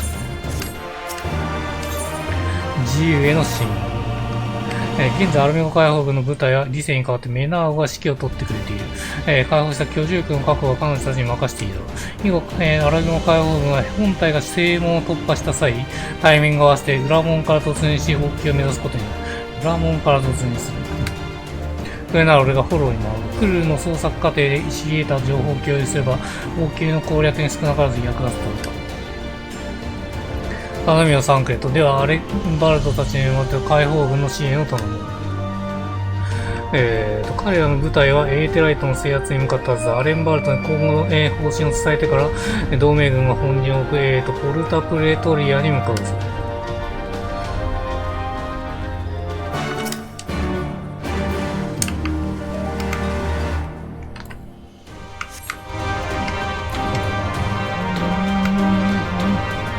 うわ、みんないますね。ナウとか普通にいますね。いいっすね。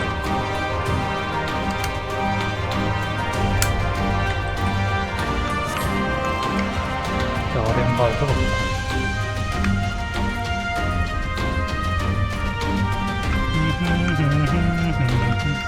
いやー、この BGM いいっすね。好きなんですよ。オーバーさ、イエーテライトですね。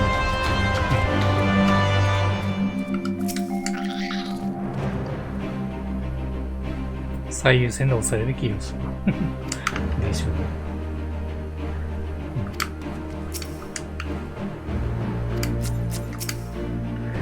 バマハティア。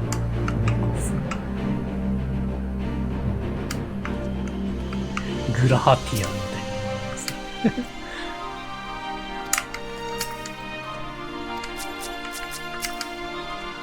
クルーさんご無事で、さすがはカーズよくぞ助けてくれた。俺からも礼を言わせてくれ。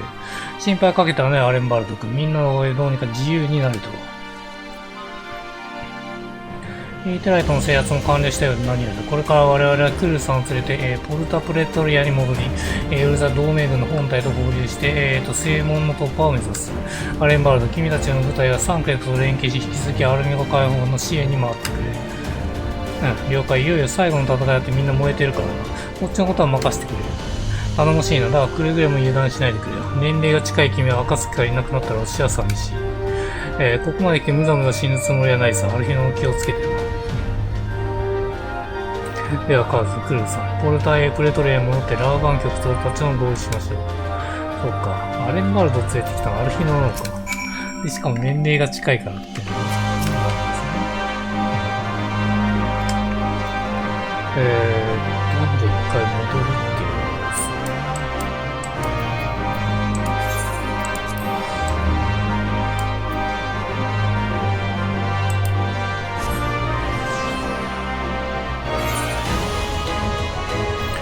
この辺が正門になるっていう感じですね。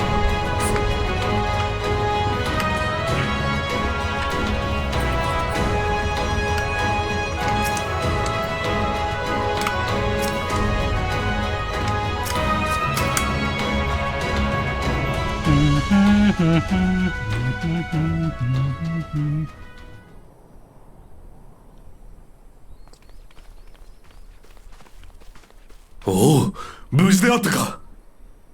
居住区の確保にも成功した上、千人隊長まで捕獲して戻るとは恐れ入ったぞ。ええ、皆の奮闘のおかげです。しかし九段の千人隊長が口にした万神をも超える力が気になります。ゼノスがそのような力を得たと。万神を超える力だと。まさかオメガのことか。オメガ。アルテマウェポンの前例を考えると、帝国軍が対万神兵器に興味を持つ可能性は否定できません。オメガの消息について新しい情報はないのですか？指導を中心としたチームが必死に捜索しているが、未だに発見には至っていない。不可解な籠城はオメガの起動準備に要する時間稼ぎなのか。ああ、リセ。捕虜の引き渡しは無事に終わったようだね。ちょうどホルドラが残した言葉について話していたんだ。万神をも超える力がどうたらってやつ？モフ王子です。あれ今日もただただゲームを楽しんでおります。あの子ずっとだんまりを決め込んでるんだよね。そう簡単に口を割るとも思えないよ。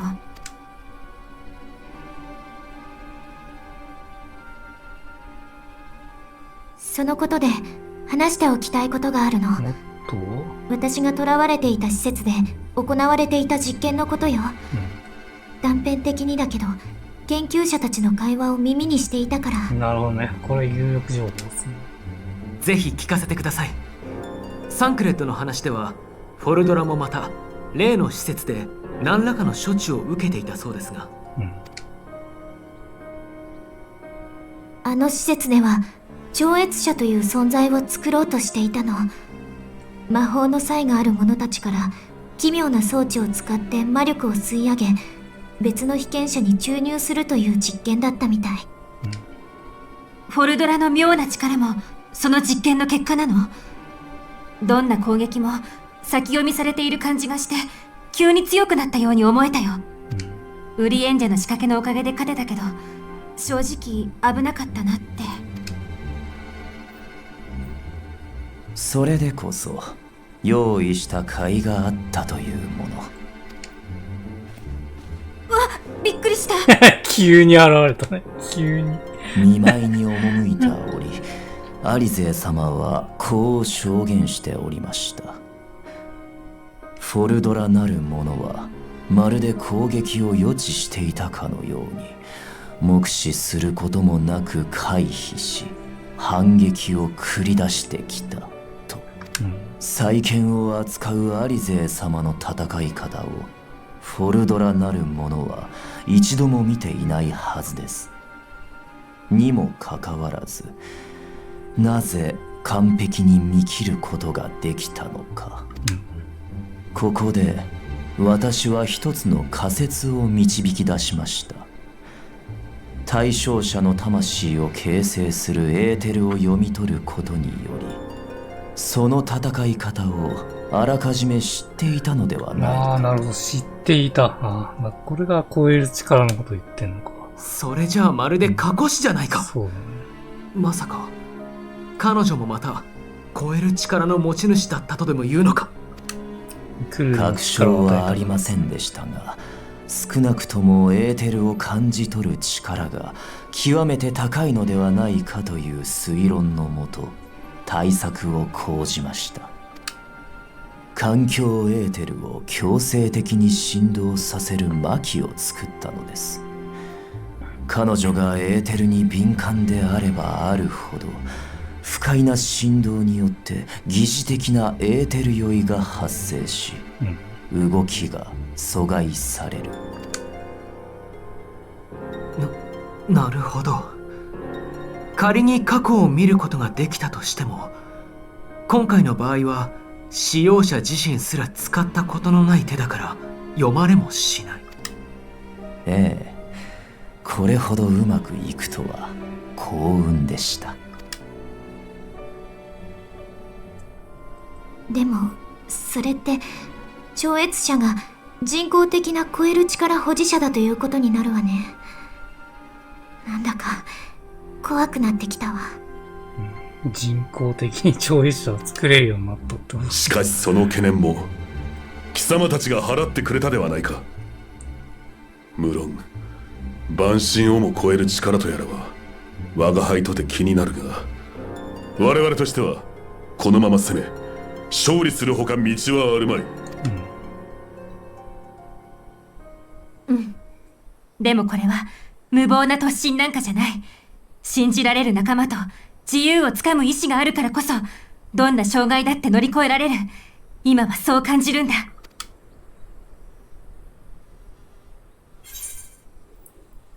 自由を勝ち取ろう。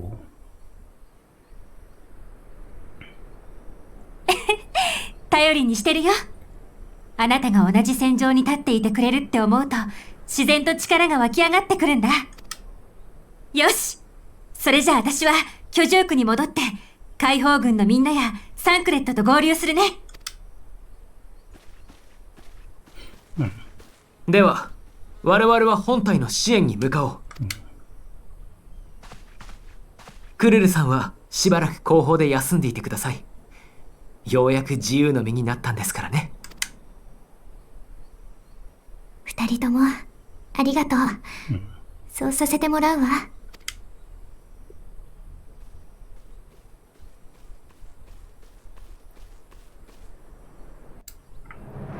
まあ、とりあえずクルールして本当に良かったっていう感じですね。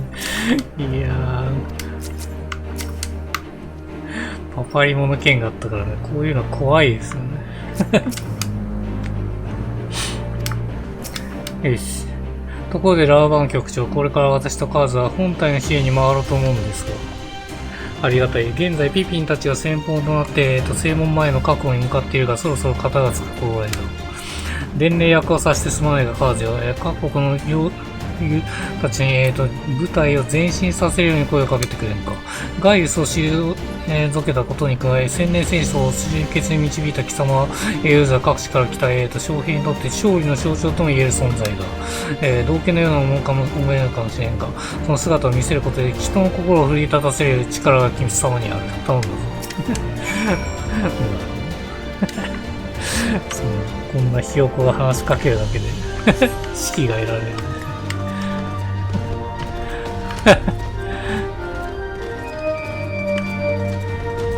あ、しかもアイビンクさんですね。まさか進軍の号令を君の口から聞くことになろうとは。だから決戦を前にカーズと会うことができて一段と闘志も燃え上がろうといいます。君たちはイシュガールドの危機のために命を通してくれた。今度私たちがエルザの友好のために力を尽くす時だ。千年戦争を戦い抜いた、我らの強さを示してみせよう。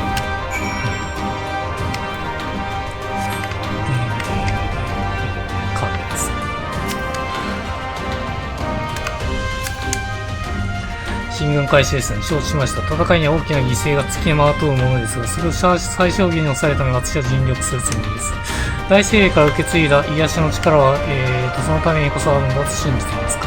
あなたの行く末にもノヒカ様と、大精霊の祝福があらんことを。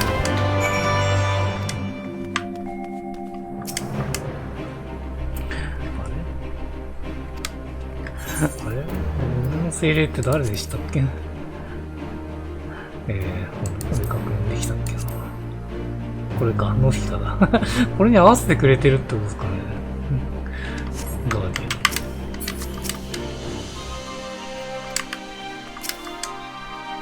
了解だ。我らの進軍を開始しよう。陸での戦いは海でのそれとは勝手が違うものだが、今回国家団は、法制の主軸を担うことになったからだ。安心してくれ。リムサロミーサが誇る家宝で、アイゴの正門を破ってみせるさ。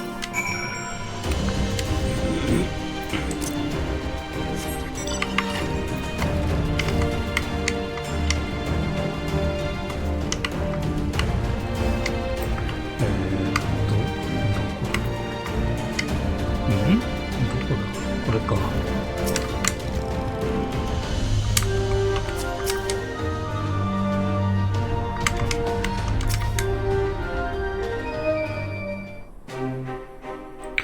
伝令約ご苦労。将兵たちの士気も高め、ここから見ていてよくわかった。助かったぞか。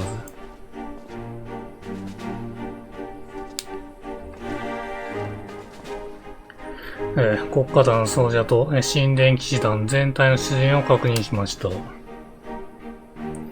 クルズクの、アラミゴ解放軍も準備を整えたのこと、リンクパール通信にて確認しました。いよいよだな。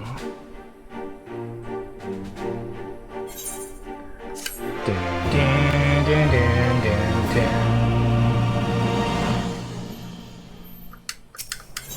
でん。アラミゴ正門の攻防。よし、各国の軍勢が出撃した今、残すところ我が輩が率いる突入部隊のみか、最終確認が完了次第配置につかせるとしよう。では私たちも前線の部隊と合流します。固く閉ざされた正門をこじ開けるため、ピピンがアラミゴの玄関口たる陸橋に、陣取ってるはずだ。そこに合流してくれ。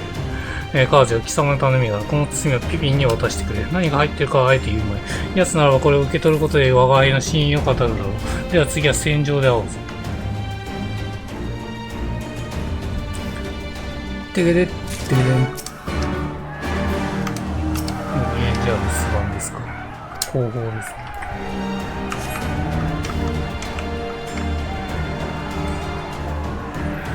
ちょうどあれさ、晴れてよかったです。戦闘戦で入院してた頃、ゲームボーイやゲームウォッチをよくやっていたのを覚えています。楽しかったな。色合いが全然違いますよね。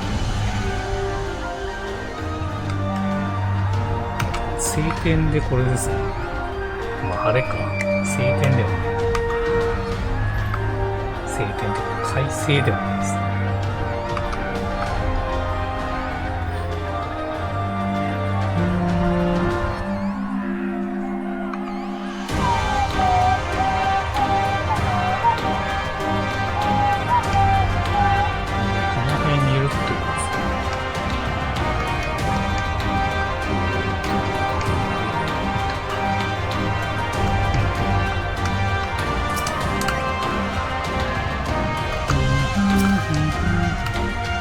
ヤーンのアルビノが来てくれたか。その重そうな包みを、おじいが私です。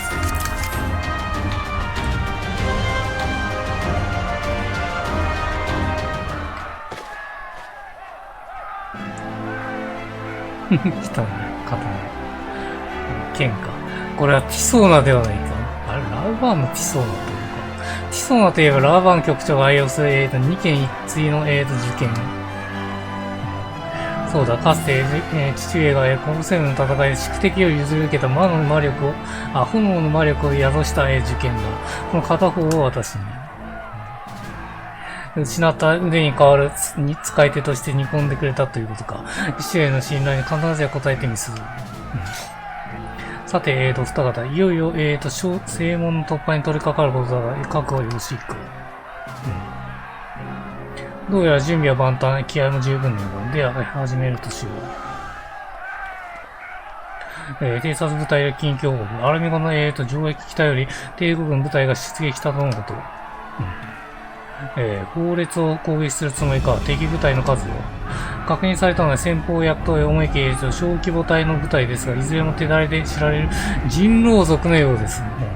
小精鋭の部隊を送り込んでこちらに揺さぶるつもりか。だからさせるものか。こちらも精鋭のブラッドソン隊を送り込んで撃滅せよ。日々小都市をお待ちください。人狼族といえばドマが治めるヤンサ地方の、獣人種族。故郷を残してきた家族を人質に捕らえ強制的に戦わされている、徴兵だと思います。おそらくドマが、解放されたことも知らされていないでしょう。ならば説得すれば引いてくれる可能性があります。ブラッドソン隊やアルミゴ、応急攻略の要となる戦略。ここでいたずらに消耗させるわけにいきません。ドマ解放戦に参加した私にどうか説得のチャンス。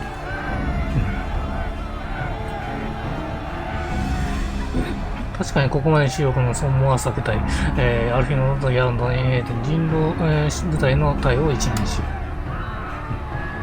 う。ありがとうございます。カーズすぐに行きたいとか、無益な殺し合いを止めるぞ。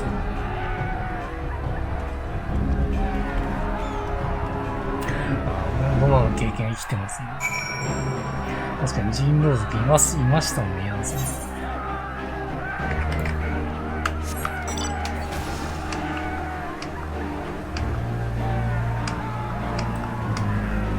切腹ができたらこっちの味方になる可能性があるってことですかね。うわ、しかもそのコンテンツ。多いっすね。多分最後のそのコンテンツになるのかな。この辺りで人狼族を待ち受けよう。小規模の部隊とも聞いたが、説得交渉に失敗すれば戦いになりかねない。準備がいい。サクって言いましょう。来たぞカード。間違いない。人狼族の部隊だ。結構いるね。速報時計こそ。ドマより徴収された人狼族のつわものとお見受けします。場所のある日のどうか話をお聞きください。黙れコアッパ。子供を切るつもりない戦場より立つされ。あなた方の祖国、ドマは帝国の支配より解放されました。私たちはヒエンドの共に戦い、夜露を打ったのです。もう帝国のために命を落とす必要などないのです。お前ごと、我ら力を持ってなせなかったこと、貴様のような小僧はなせたって信じると思うか。挙句の主君、海燕様が、男、ヒエン様の名を、語るに許しがたい。断じて嘘ではない。どうかその刃をお染めてください。その一夜を流す必要はどこにあるというんです。その言葉は真であれば我らは、確かに我らが戦う理由はない。しかし、その言葉に偽りあれば帝国も我らを裏切り者と断じ、そこをドマに残してきた結束は無残に殺されよう。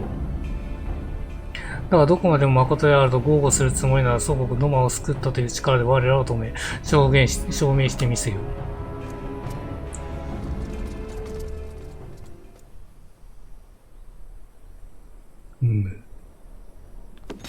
結局戦う。ああ、いいね。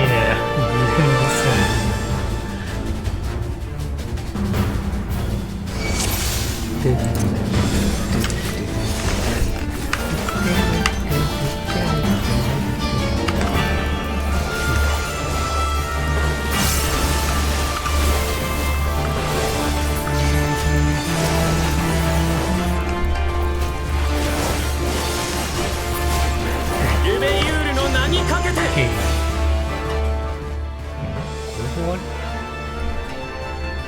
隊長が来るとか。雑兵では勝負にならんか。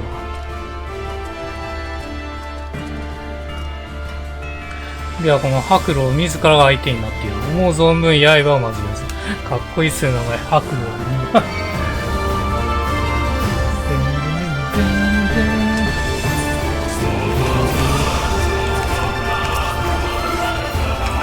あ全量にしたいです。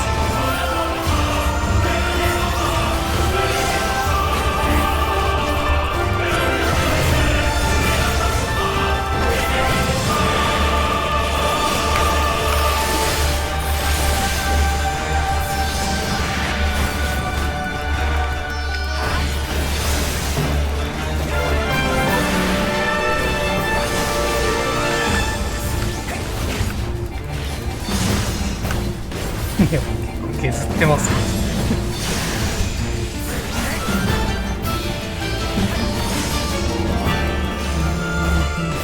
あ、うわぁ、やばいです。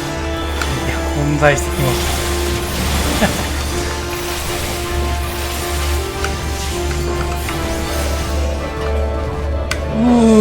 危ねえ。しかもそんなのもやってくんのね。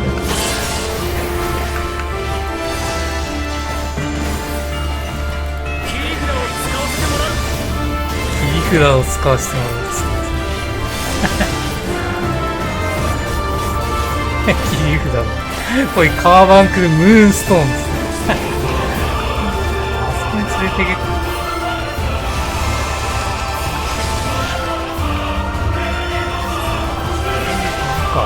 バッと受け入れる。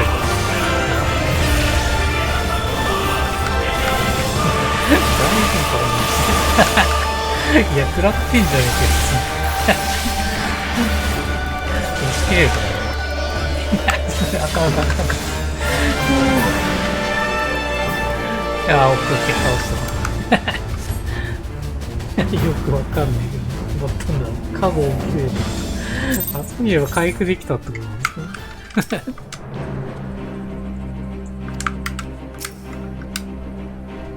貴様たちの戦いで、確かにどの侍ともに戦ったことのある武器。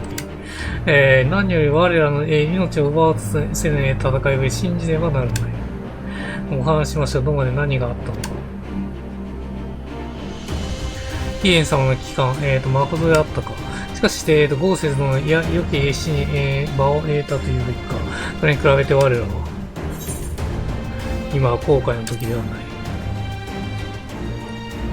でかいね、一度帝国の、始めとなる屈辱に甘んじたのであれば、今更生き恥を晒したと悔やむ身ではない。我らは、侍衆、大将の意志を継いで立ち上がればならない。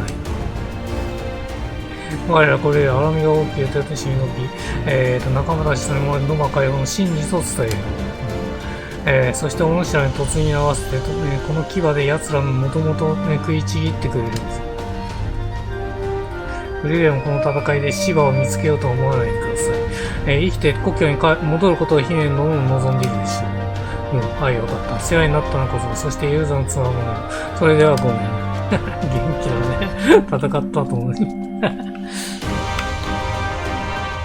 よし、我々もピピンショートしたのに使いますね。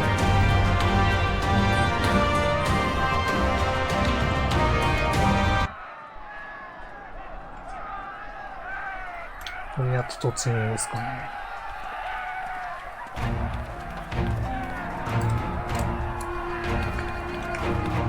お、黒まずし。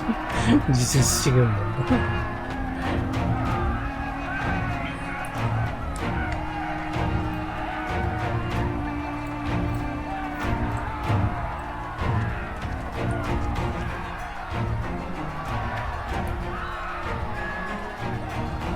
おお、戻られたか。して説得交渉の結果は。白老という名の人狼族が説得に応じてくれました。やはり彼らはドマ奪還の事実を知らされていなかったようです。これで人狼連隊との戦闘を回避できそうです。それは朗報だ。これで正面に立ちふさがる障害に集中できるぞ。よし、魔導士部隊前へ。火炎魔法投射、城門を赤熱させよ。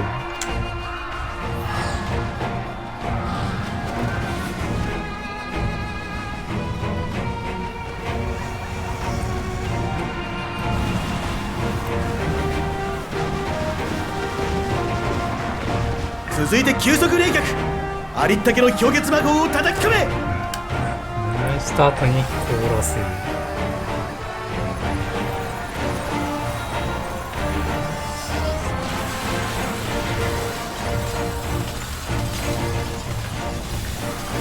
今日はあれか、四方で叩くっていう。全方門開け、城門を粉砕しろ。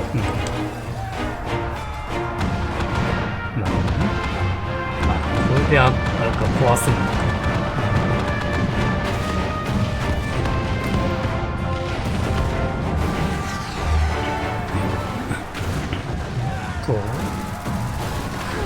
なんか飛んできた。あ、帝国の、あれか。飛行型窓アーマーか。窓アーマーだ。今少しで城門を破れるというのに。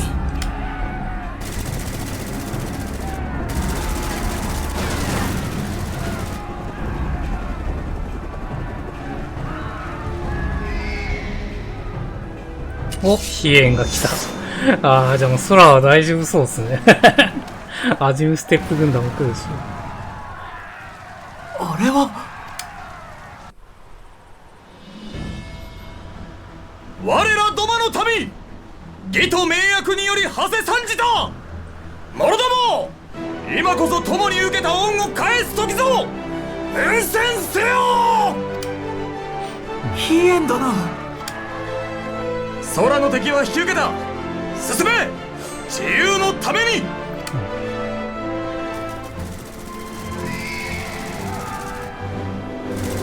夕霧。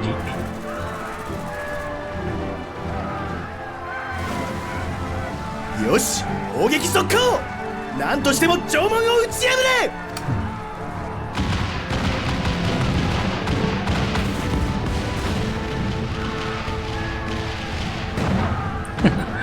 ヨハイが出てこなかったっすね。なんか混じってそうっすね。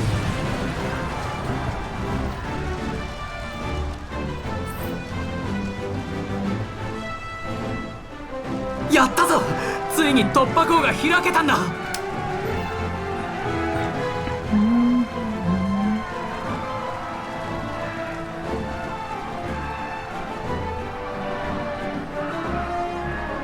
さあ、次に突入を聞きましたね。いや、1時間あるからいけるかな。いけそうっすね。1時間で。30分で ID を終わらせてっていう感じですね。30分かかんないっすよね、パーティー行くから。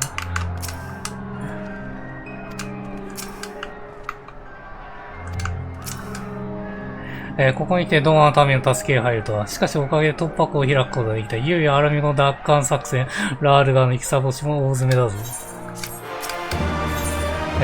グレンのリベーダー。最後のクエスト来ましたね。最後のクエストがサブタイトルになってますもんね。すべての準備は完了した。これをアルミゴ都市内への突入を開始する。ヤーンドのアルヒノも、君たちも突入部隊の一員として戦ってくれないか。もちろんです。我が輩も突入部隊に加わろう。不滅隊の指揮は機微お前に任せた。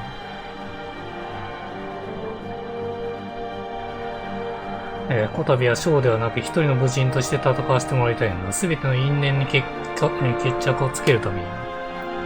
私たちも一緒に行っていいかな。理性。アラミオ海王の国か。理性、それにアレンバルトか。ナーゴや解放軍のみんなに言われてたんだ。カーズと一緒に行けって、そしてゼノスを撃ってこいって。俺だってアラミゴ人だからな。他国の援軍ばかりに頼っていられないさ。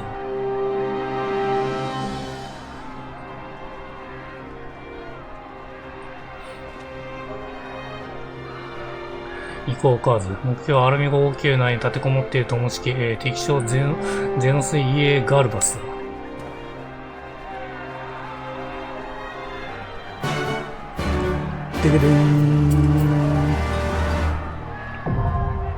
グレン決戦アルミゴ。見ました。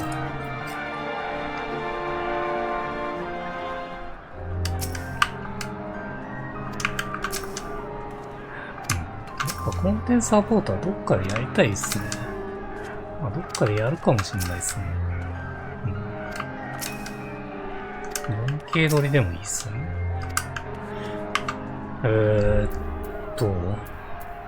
一応ちょっと見てみましょうか。コンテンツリプレイじゃねえ。コンテンツサポート。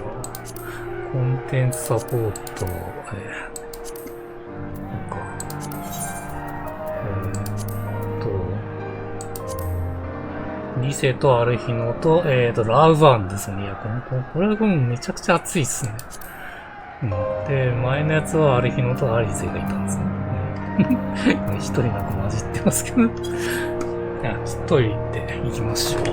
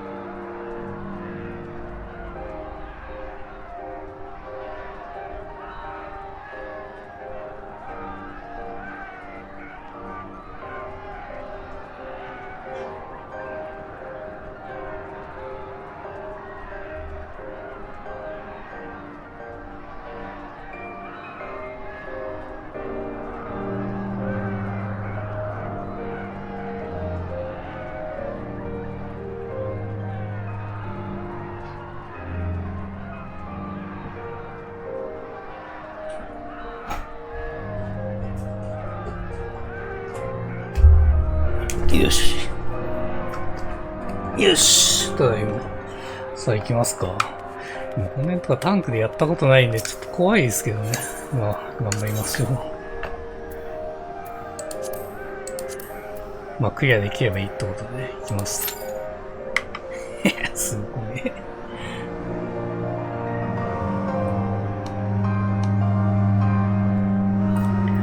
ーラーで行けば、だいぶ楽ですね。ヒーラーかもしくは DPS。まあ楽なんですけど、まあね。あくまでヒーラー使うのはあれですね、メインの、あれですよね。いきなりを進めていくときですね。まあ今だとウォームレガシーですね。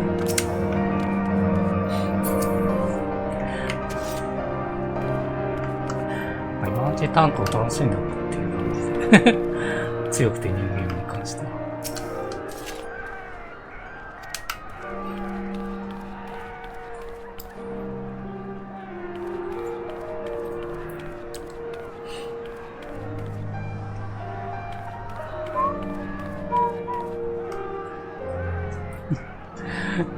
ここで待たされる時間は想定に入ってねえんだよな。来た。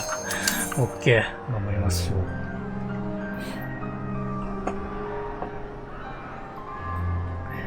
ギミックも覚えてないっすね。そうそう行く機会ないんで。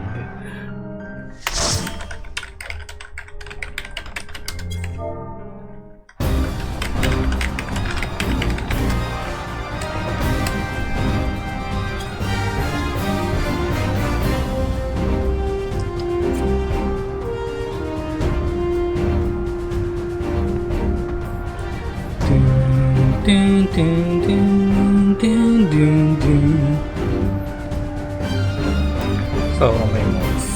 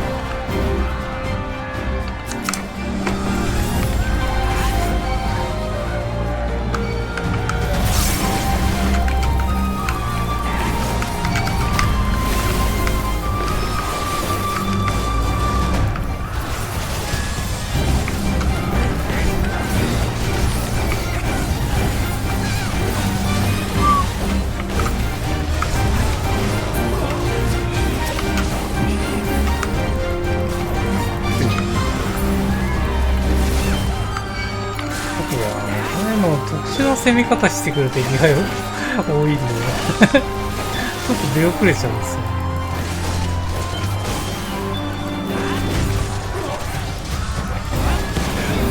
普通に現れてくれるんですよ。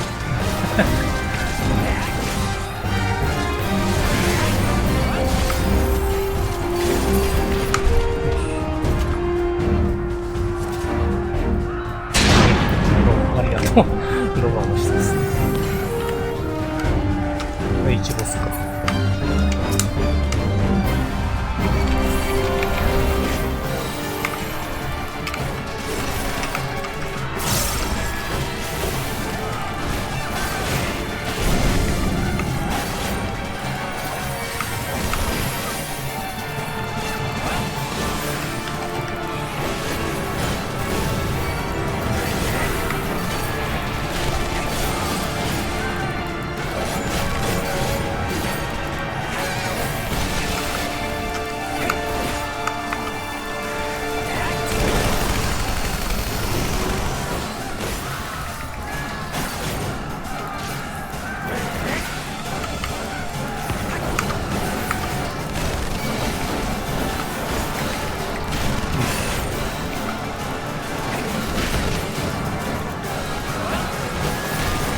いやーでもあれですね、69ID よりやっぱやりやすいっすよね。70ID はやっぱそうなるんだ。やっぱむずいんだよね。特にタンクよりヒーラーの方が多分むずいと思いますね。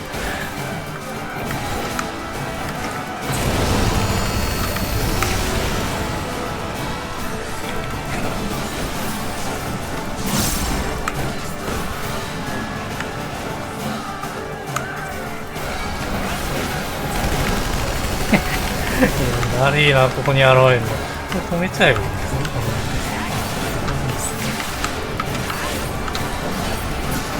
オッケー。ドゥンドゥンドゥンドゥンドゥンドゥンドゥン。いや、BGM がいいっすね、ここ。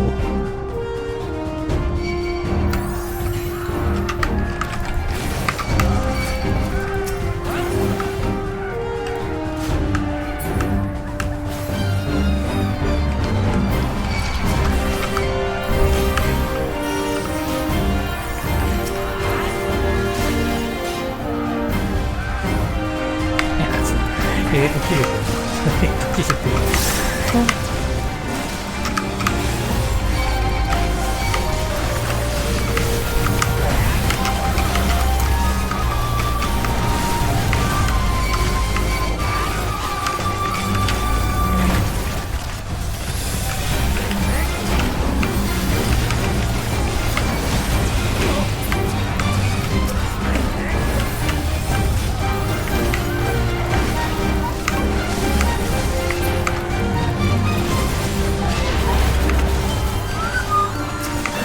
の怖いっすよね。走ってる間にヘッド切れるんだね。ちゃんと見とかないとダメっすよ。今までそういう場面が結構少なかったんですけどね。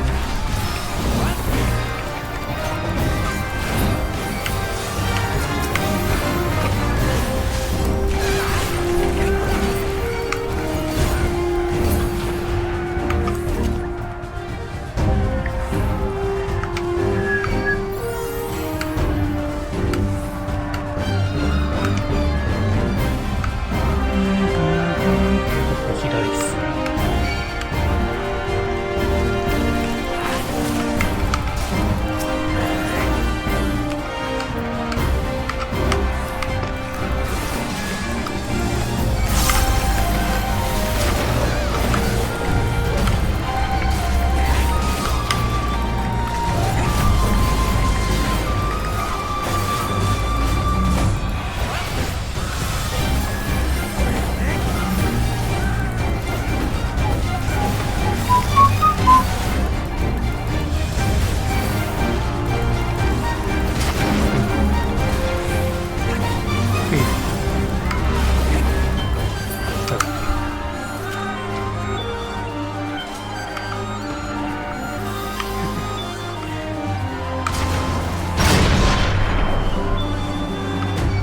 よし、リボルス。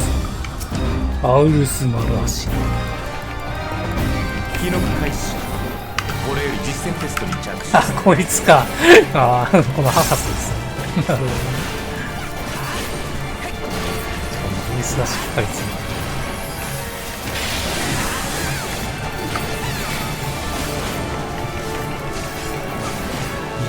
火が止まるやつがあってる気がするんだよ。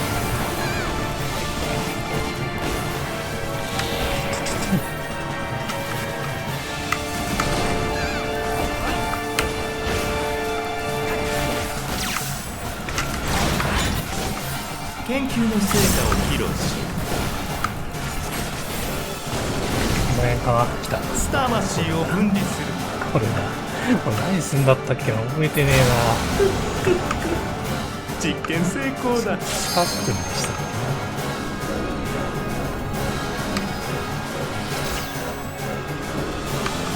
受けながらいかないといけない。いや、固まりすぎ。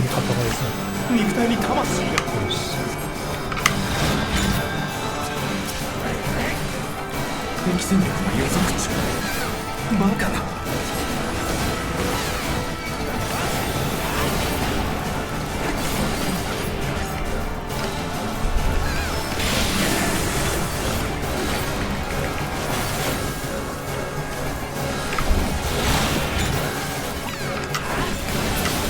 よいしょ、OK。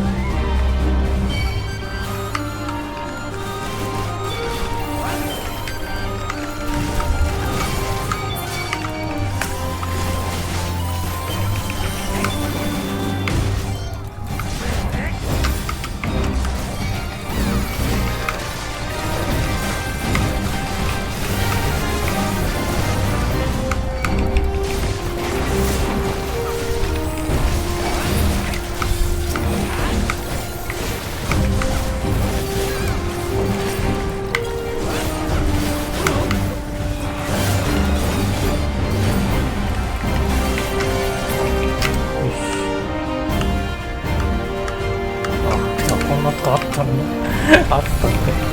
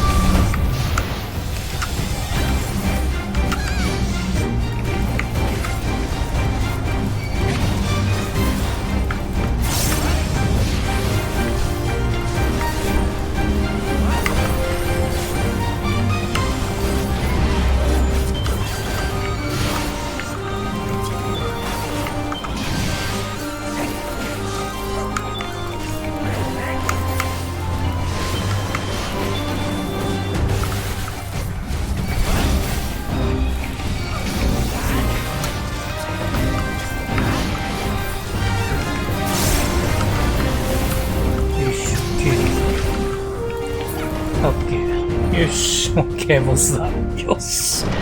オッケー、ゼウスですね。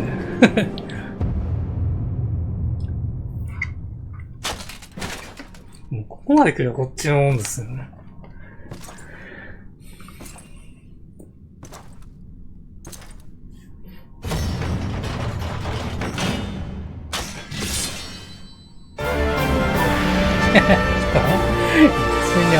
ゼウスと戦うんですよ。そっちか。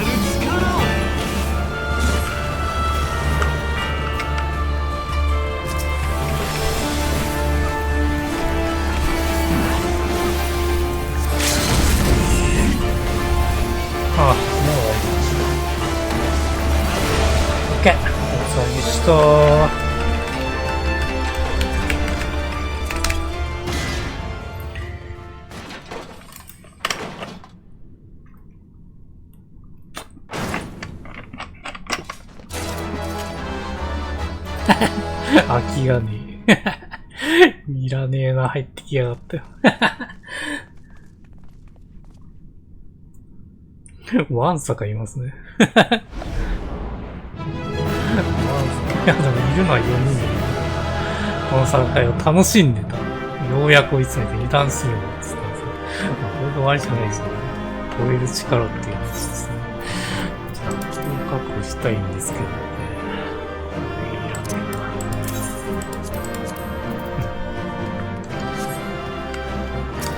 よし、行きましょう。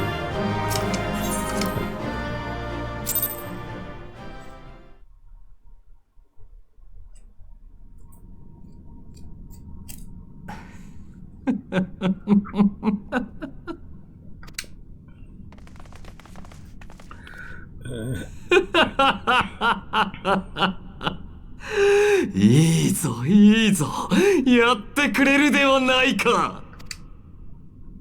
最初に対峙した時には失望したものだが、戦いの旅を経てよくぞここまで鋭さを増してくれた。それでこそ狩りの獲物にふさわしい。なんか言ってますね。今の貴様の鋭さであれば俺の喉笛も食いちぎれよう。そうだ、俺はそういうものと命を削り合いたかった。変態ですね。我らの試合、この程度では終わらせぬぞ。貴様が牙を研いだように、俺も新たな力を得た。来い、最上の決戦と行こ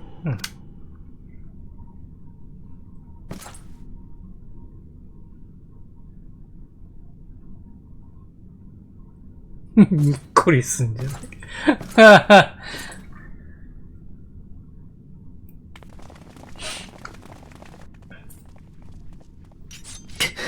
増援か。増援来とるやん。ここは私たちに任せて、君はゼノスを。まあそうなるか。まあまあそうですよね。万神が来る可能性があるから、まあそう考えると、もう いない方がいいですよね。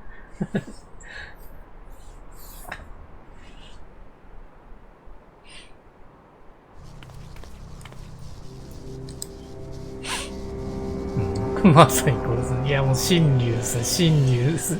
こんなところに置かれてる。しっかり回収してますもんね。ようこそ我が空中庭園へ。あれですね、石原の最後繋がってんですよね。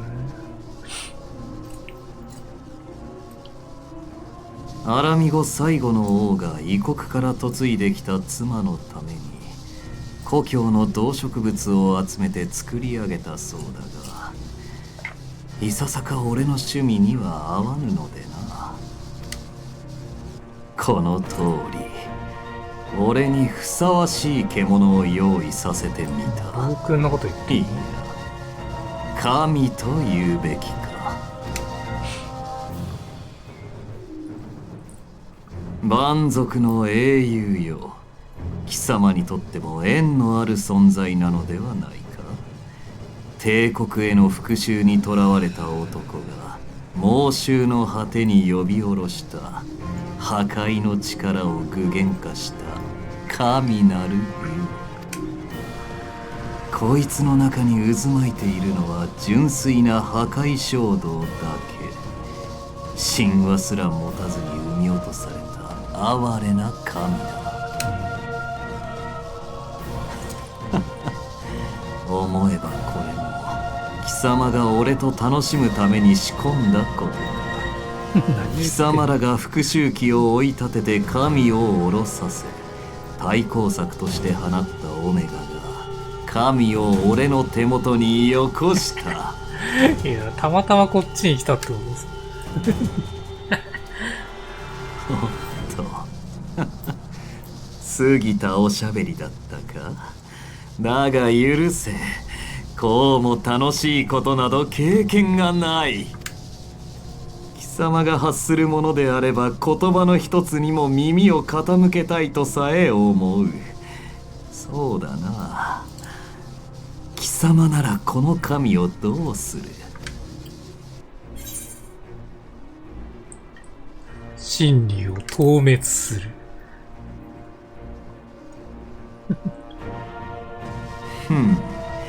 貴様はこいつを倒せると。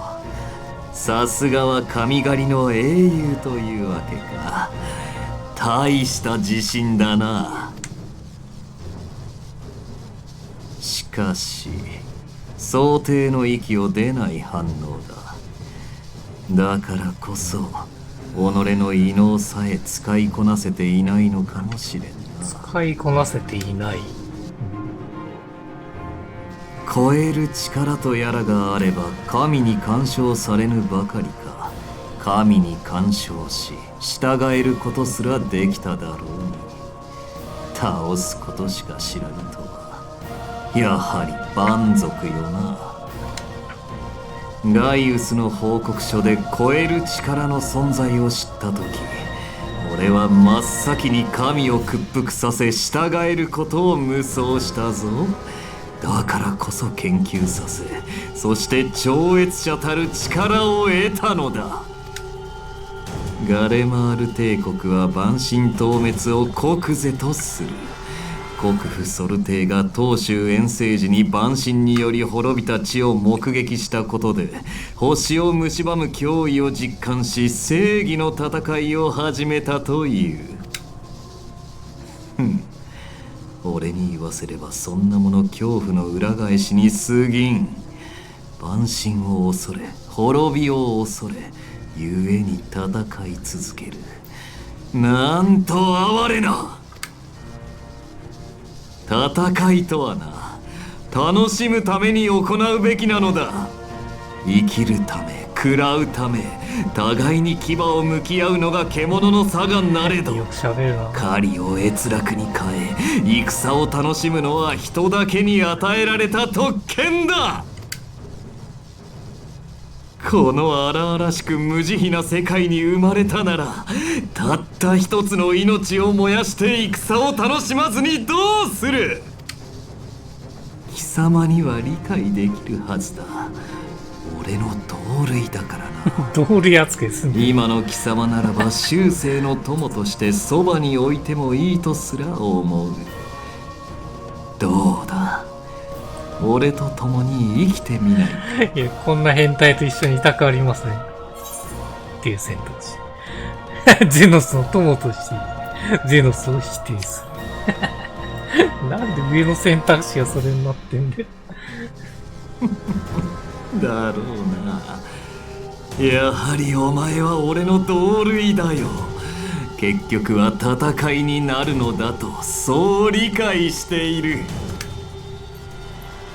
今お前の頭の中を占めているのは、最後の戦いがどのような楽しみをもたらすのかだけ。今も早く戦いたくて心が震えているのだろう。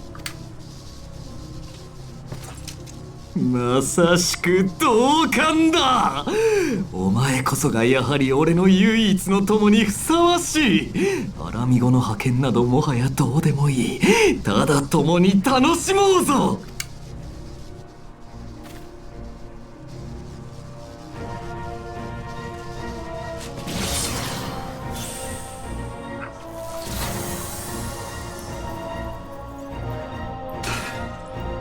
来ましたね。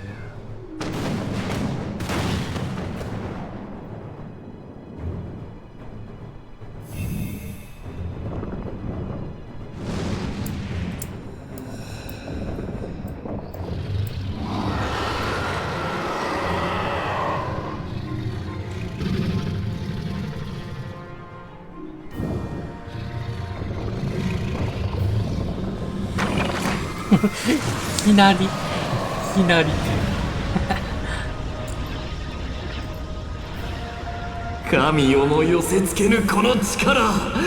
お前が持つ天部の才を俺は力ずくでものにしたぞ。一緒っすね。そして俺は超越者として神をも従えてみせる。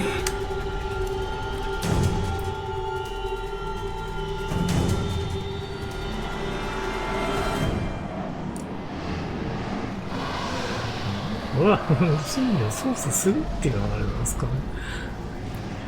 乗り移るっていう感じですね。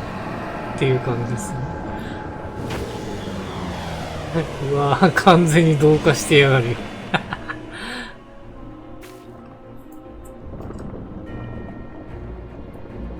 終わりの戦の始まりだ。喋れるんだ。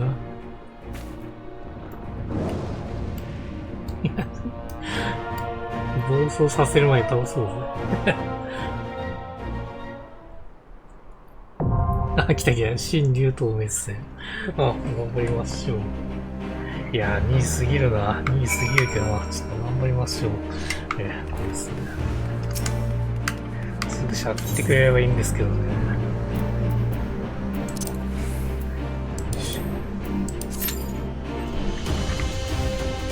あー、ちょっとアラミゴになってる。ダメだな。危ねえ。危ねえ。またこのパターンですよ。ああ、これで8人ですね。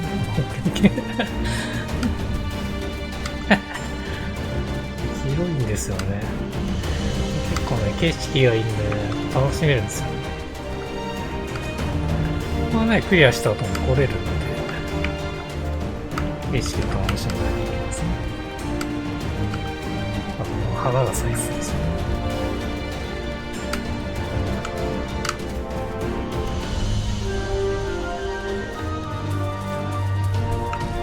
今日終わらせた明日違うゲームやりましょう。グレの続きはまたどっかで多分やると思います。いや集まってくんねえかな。もういっぱいいらないですね。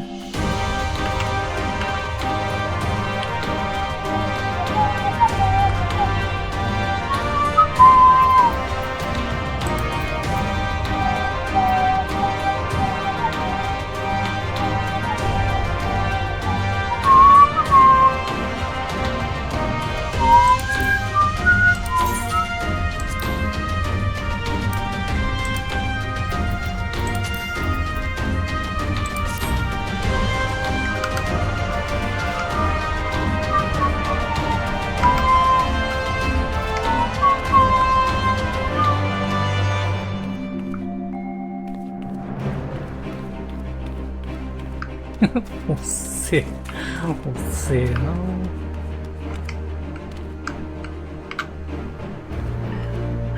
の時間に透滅やってるやつがいねえのな。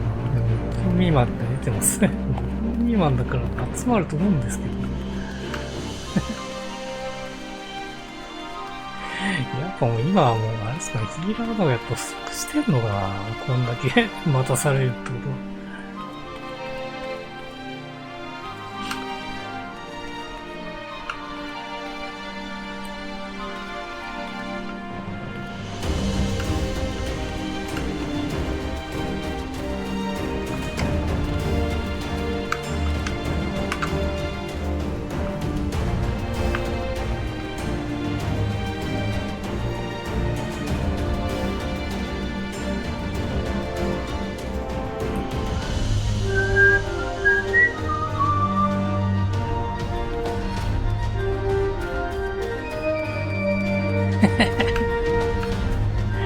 いやー、来てくれ。頼む、頼む。あ、これ水になってるんですね。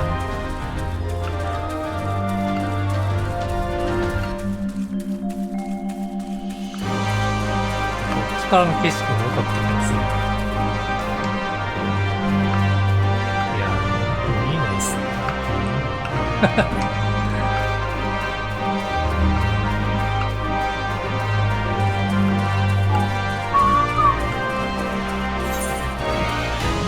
結構広いっすね。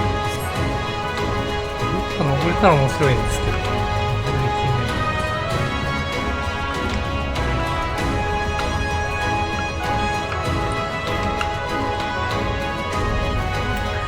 確かこれ専用エリアじゃなかった気がしますね。なんで、例えばひよこさんと一緒にここに来ることができる。珍しいっすよね。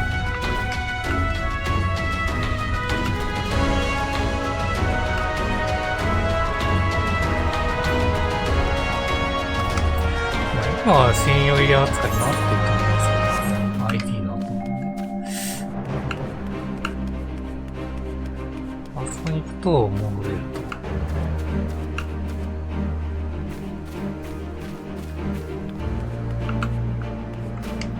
城下町なんですね。こね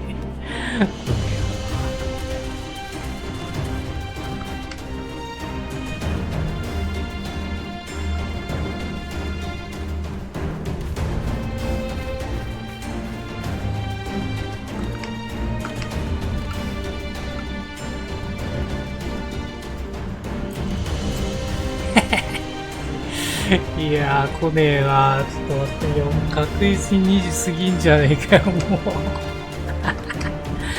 う。いやー。いや、もう5分オーバーだよ。5分オーバー。いやー、へこむな。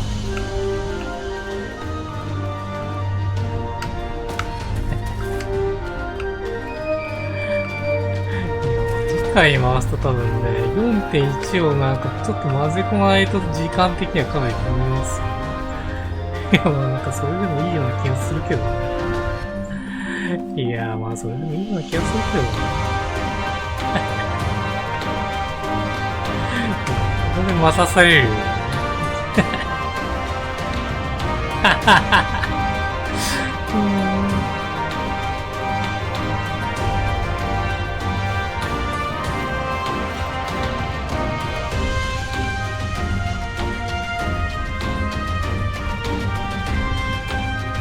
いやー、ダメだ。ごめん。そう。いやー、次回にしますか。いや、もう、遅いんで、次回にするか。あー、来たわ、来たわ。じゃあやります。じゃあやります。諦めかけしたら来やがった。いやー、2時半ぐらいまで来そうな気がするな。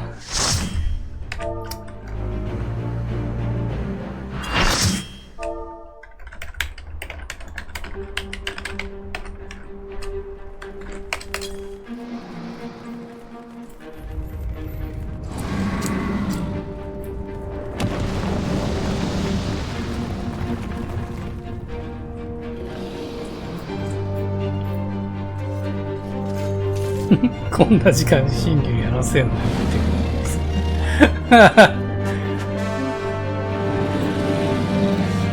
今はだいぶ弱くなってると思う。大丈夫です。単語やらないよ。ちょっと、俺じゃねえけど、いや、やるかしょうがない。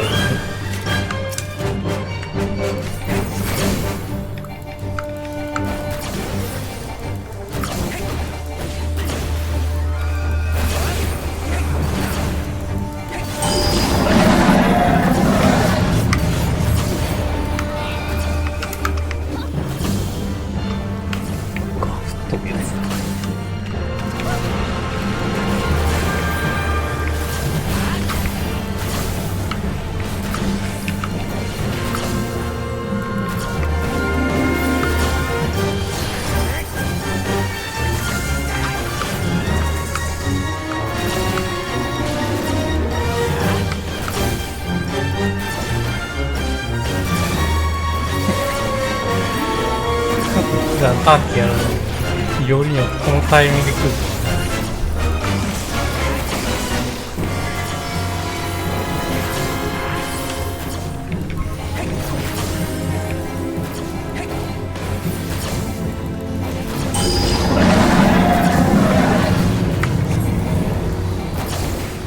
周りよく見といた方がいい。これか。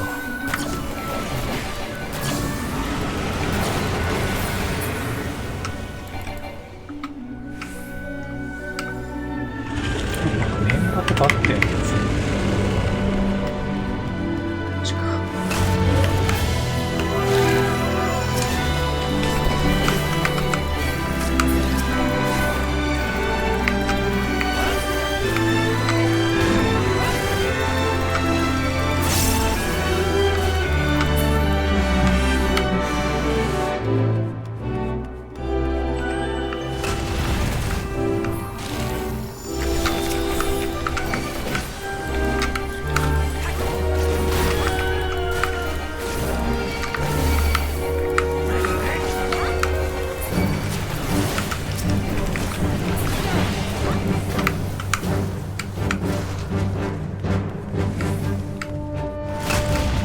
なんかもう誰か落ちた。誰か落ちましたね。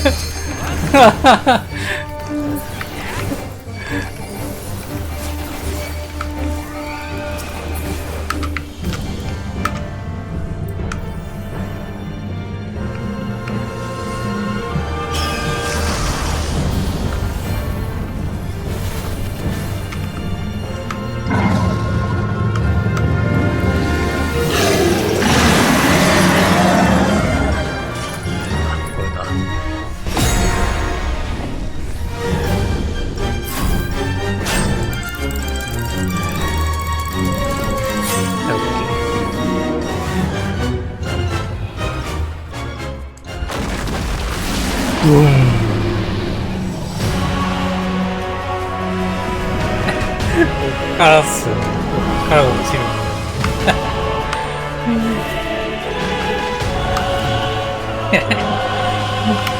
近いと。よいしょ。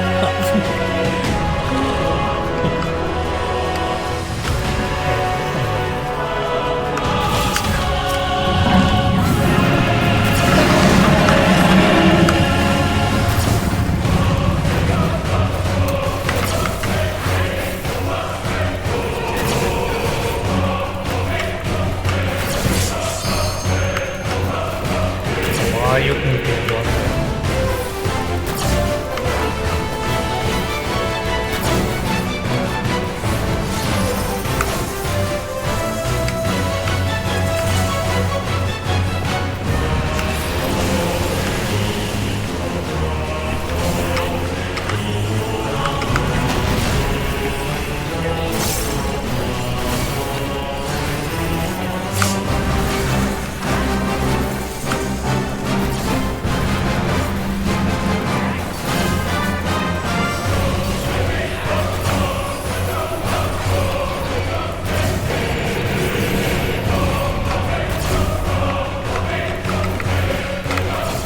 足が結構タイミングがわかる。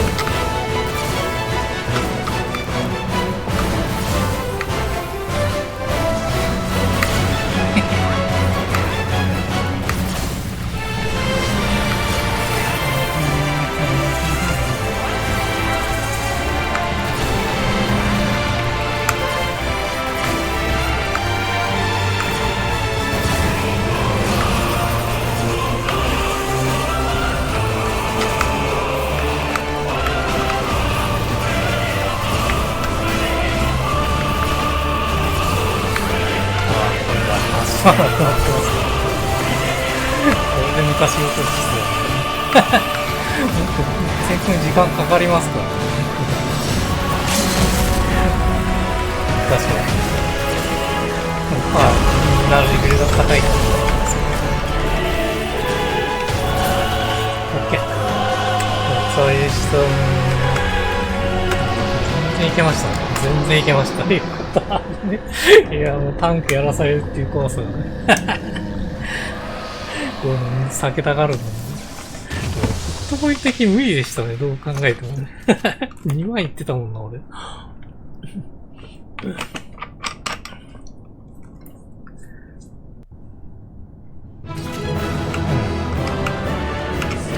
NYP を、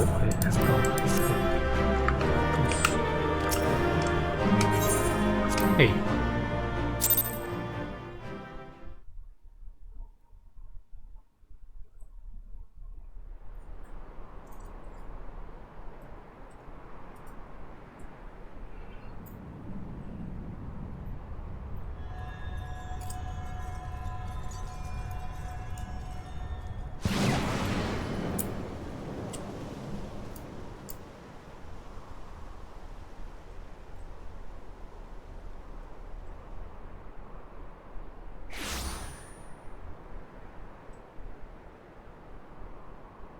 さあ、エンディングです。まあ、ゆっくり見ましょうか。大丈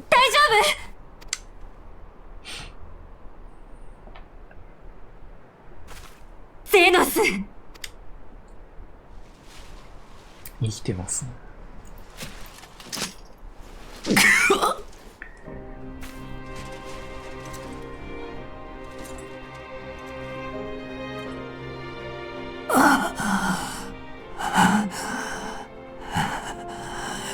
よもや俺が狩られるとは。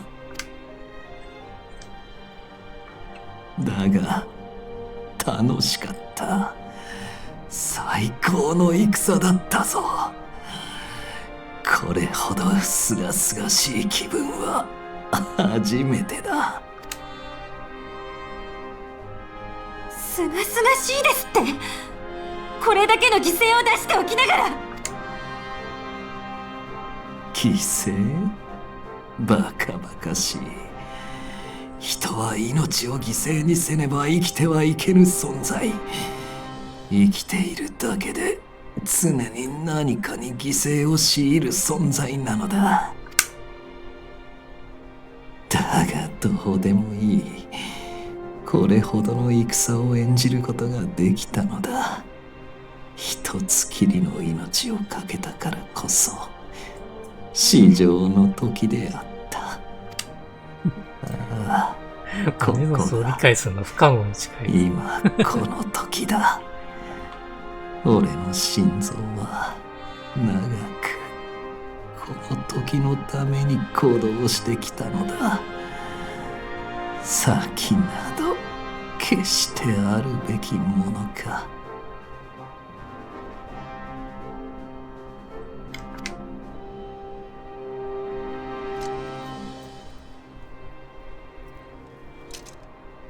自陣するつもりか。逃げさせない。リセが止めようと入るけど、さらばだ。俺の最初で最後の友よ。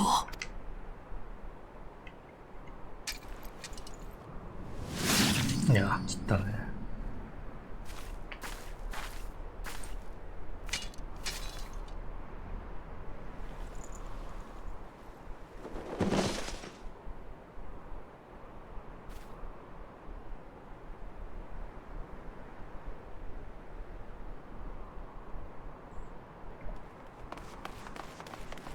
まあでもこれで平和ですよ、アラミゴ。うん、ゼノスは死にました。彼との戦いに敗れ、自らの手で。そうか。終わったのだな。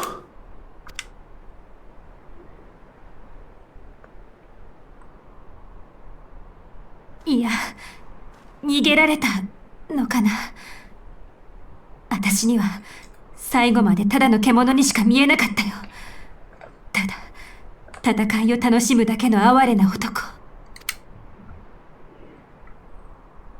そんな男の狂った思想のためにどれほど多くの人が自由か死かを選ばされてきたか。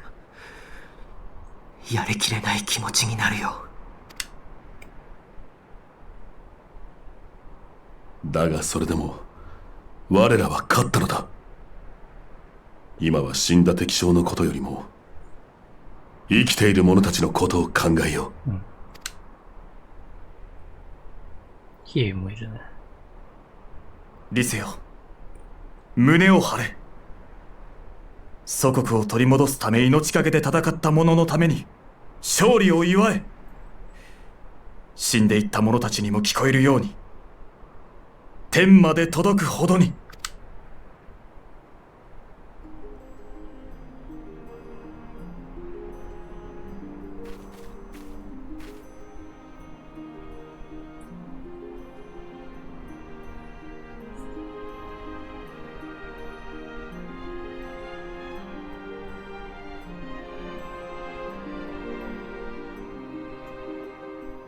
そっか、そうだよね。ありがとう。あなたがいなかったらゼノスは倒せなかったし、この勝利はなかった。だから一緒に祝おう、アラミゴの解放を。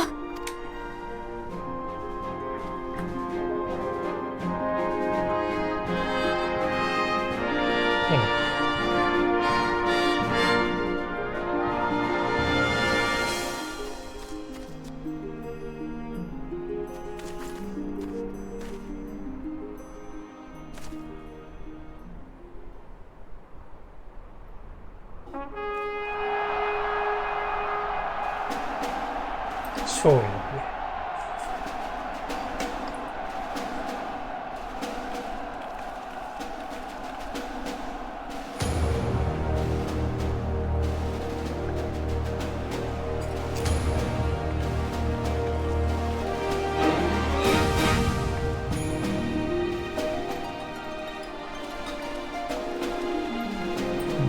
サンプレットという意味か。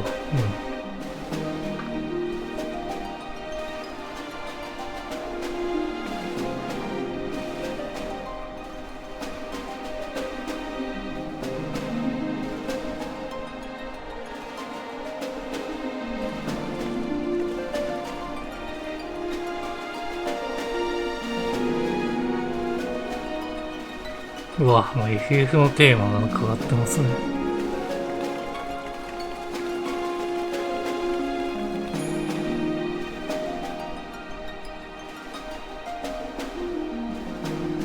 いやー、すごいな、登場ニュースが。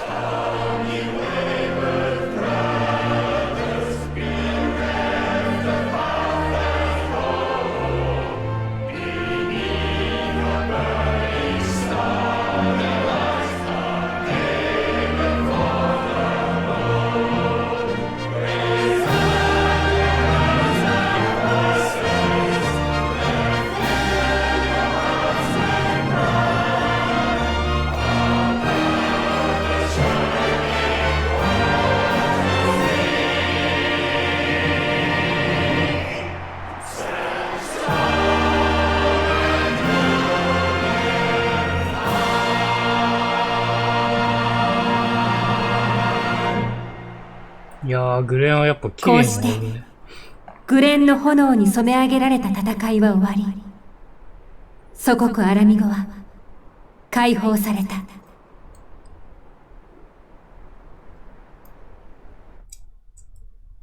エンドロールかな。うん、そうですね。オルドラかな。自由とは何なのだろ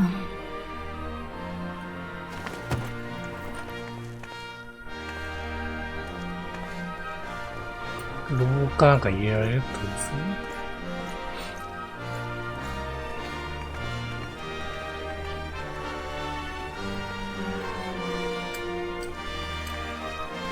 犠牲。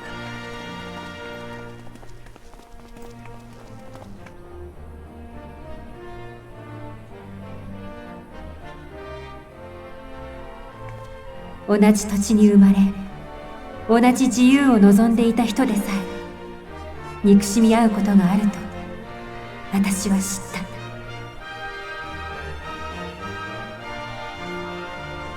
生まれた時代、受け継いだ地、与えられた環境、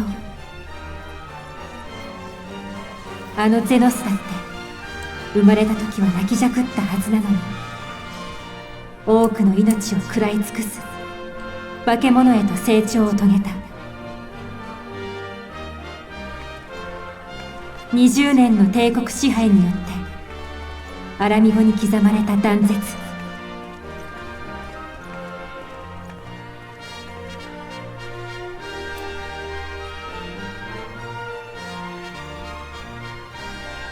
すぐには埋められるはずもない溝だけど、私は諦めないよ、パパリモ。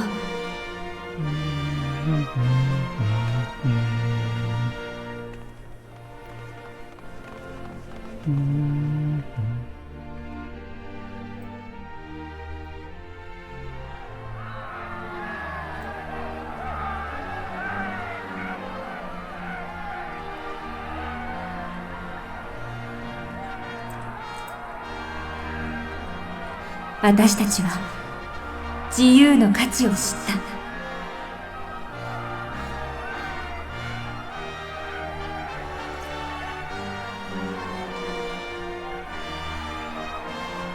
それを得るために支払った犠牲という対価の大きさを嫌というほど知っているから。だから私は死んでいったすべての人に誇れる国を作りたい。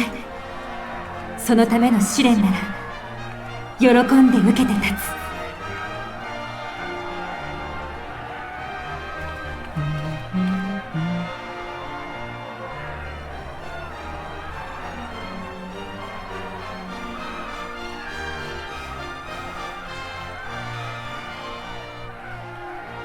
終わりは始まり。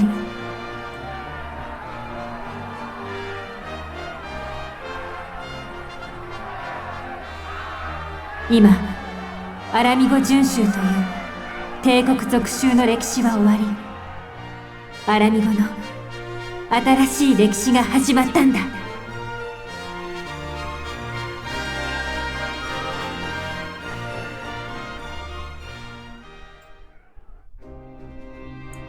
女性がナレーションで終わるのってグレーンぐらいだったんですよね。なんか綺麗にやっぱ終わりますよね。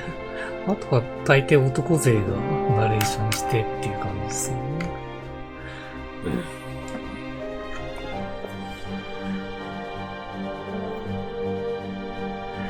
いやー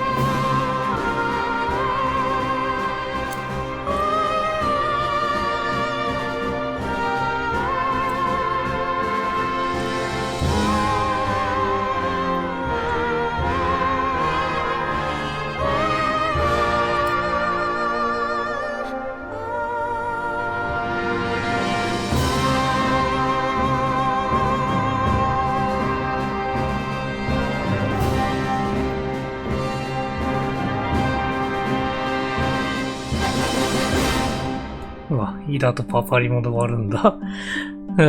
いやー、楽しかったっすね。楽しかった。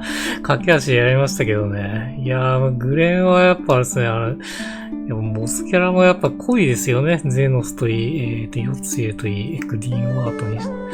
まあ濃いし、あとリセの成長物語も楽しめるっていう感じで、まあ、いい感じですよ。よかったっすね。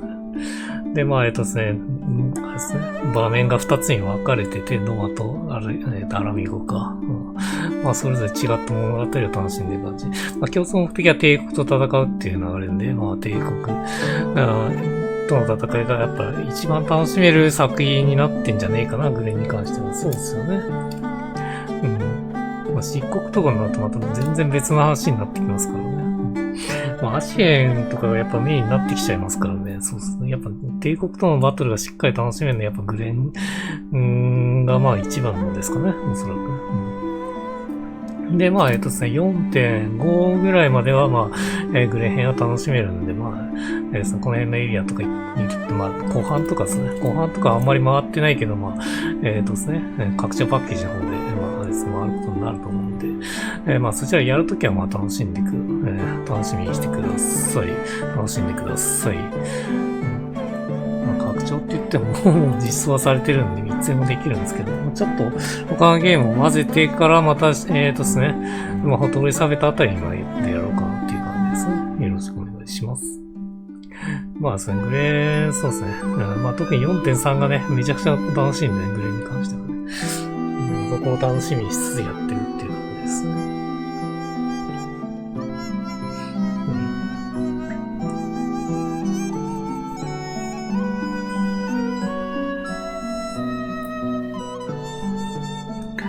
これしばらく続きますよ。長いですからね。エンドロールがね、拡張が増えるたびにね、長くなってるっていう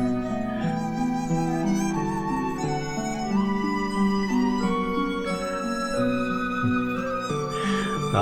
上松さんなんだ。これやっぱ上松さんやっぱ絡んでるんですね、やっぱり。歌に関しては。なるほどね。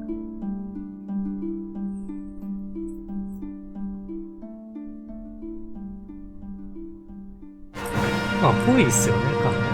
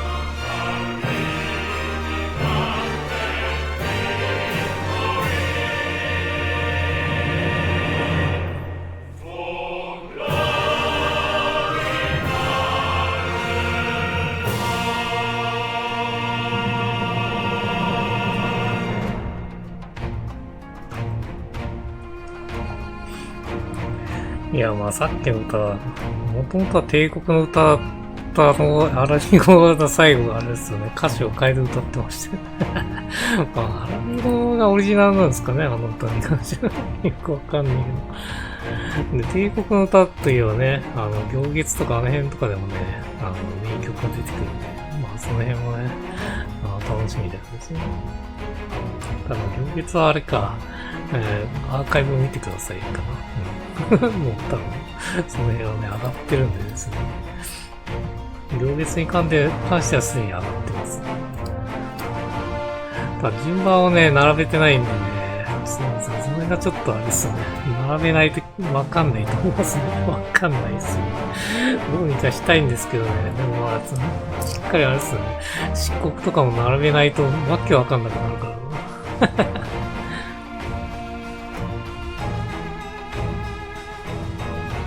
あ、もう終わりますね。最後のエピソードちょろっと流れて終わりっていう感じですかね。またあれですよね。レイド関連が出てくる感じね。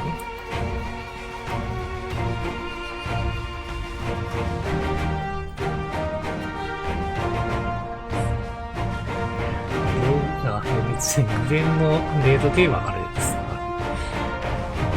見ればわかると思います。そういえばあれはどうしたのっていう感じのやつが出てき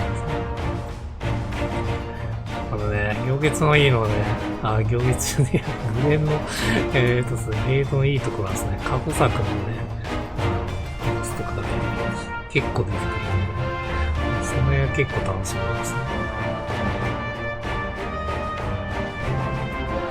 FA6 とか、5とかそういうのですかね。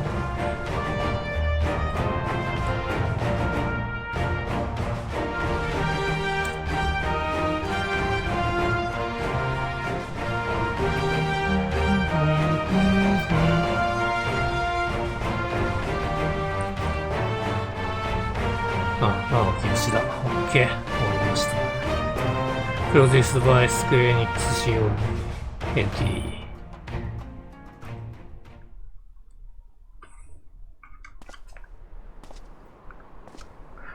もっと、庭園ですね。もっと、エスティニアンか。エスティニアンが出てくるんだ。やれやれ。手間をかけさせやがって。竜のメイクですかね。もしかして。やっぱそうっすよね。竜の目も取られてたってことこれ。万神の核に使われたことで、エーテルの残滓すら失われたか。道理で全く感じ取れないわけだ。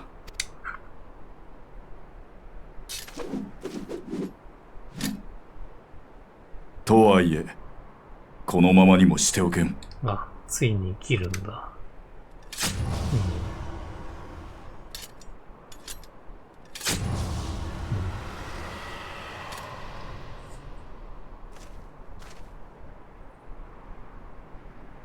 最初仮装してりゃよかったんじゃ。本当にさよならだ。ニーズヘッグ。男子が弱ってたから、あれか。あれですかね。あれですね。砕くことができたってことか。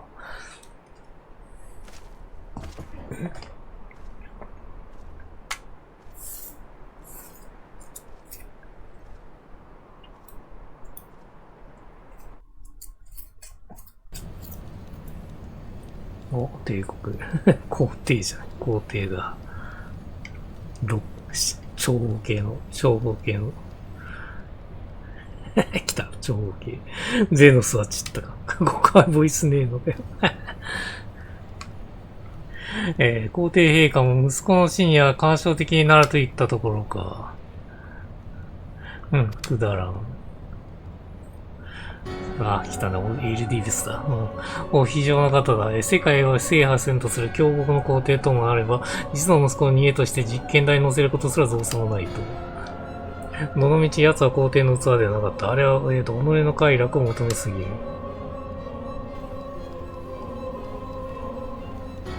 我が望みは星を蝕む存在を排し、世に安寧をもたらすこと。そのためには、蛮族どもに、還元を支えかけ、蛮地を汚らせると足よりも、排除対象の過ぎん。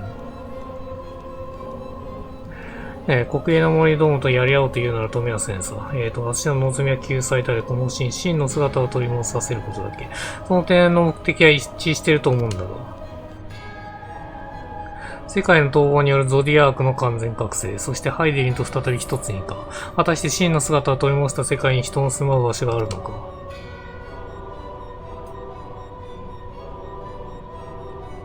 もちろんだ。こちらこそすぐに信頼してもらえるとも思っていない。なれば。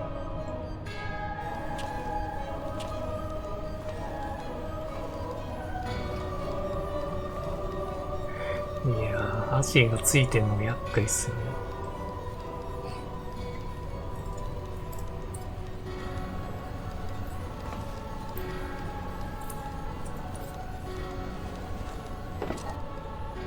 もう仮面を外しました。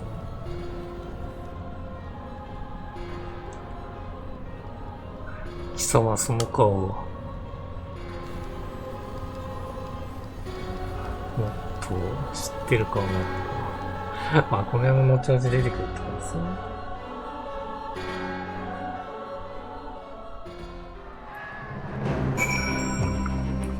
リセット感です。いや、中途半端だな。ついに私たちはアラミゴを奪還したんだ。この気持ち何て言えば伝えられるか私にはわからないよ。でも、これでようやく父さん、イータ姉さん、それからパパやコンラッド、ミフリーと、いないミーヒリアにもいいし、報告ができそう。あなたにいっぱい俺を言いたいんだけど、今、あなたは独り占めしちゃダメだよね。ほら、みんなが待ってるよ。ゼウスを倒した英雄なんだから胸を張ってみんなから祝福を受けてきて。うわぁ、これのためにあるんだ。まさかいますね。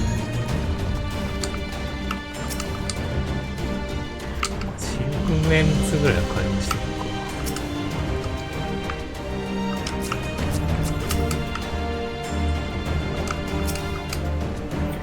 ゼウスを倒すとはさすがの。どうやらキリはまた一段と鋭さを増したらしい。夕霧は獲物を捕らえて尋ねておるわけではあるまいな。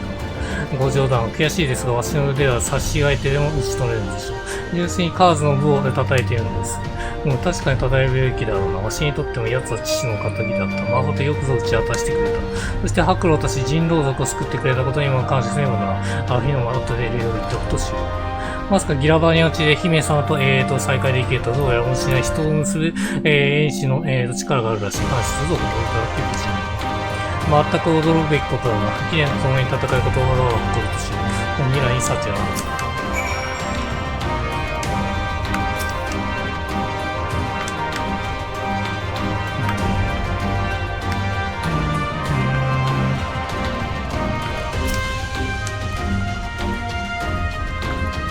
握手してる。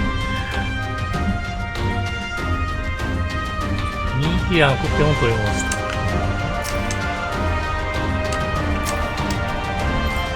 君の勝利を信じていたが、それでも屋上庭園の無事な姿を見たときは安心したよ。そう言われることに抵抗があるかもしれないが、やはり君は私にとってかけがえない英雄だ。憧れの存在で目標となる人物なんだ。単純な強さではなく、人と人を結びつけて強大な困難を打ち砕いていく、その不思議な才に敬意を抱くよ。確かにカーズの周りには自然と人が集まり、大きなうねりが作り出されていく。この勝利もその結果と言えるかもしれないな。だからこそ私はこの勝利を大切にしたいと思うんだ。パパリもはじめ多くの犠牲があったことも忘れてはならない。この勝利の重さは胸に刻んでおこう。やった、やりました。母さん、ついに私たちはやったんですね。すいません、つい興奮して。私、とてつもなく嬉しいんです。パパリのサイメフリーとコンラッド隊長、ここに至るまで数多くの仲間散っていきました。だからこそ私は目いっぱい喜ぶんです。死んでいた仲間たちの分まで私は喜んで、やっぱダメです。涙が止まりません。嬉しいけど、すみません、涙が止まらないんです。いいキャラですね。癒しっす。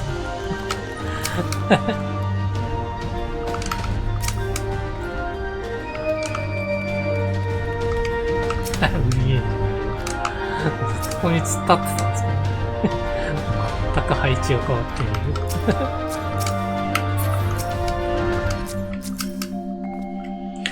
カーズ、我ら英雄、我ら解放者。でもそういったことで第12軍団の残余も得ていこうと思った。20年長きにわたって帝国によるアラミの支配は終わりを告げたが、もちろんこの戦いは全ての終わりではない。後世に戻すわけにいかない以上、暫定政権を発足させ、一から新たな国づくりを始めなければならない。確かにこれは始まりすぎないでしょうね、父上。これも限りなく険しい道のような大分と感じます。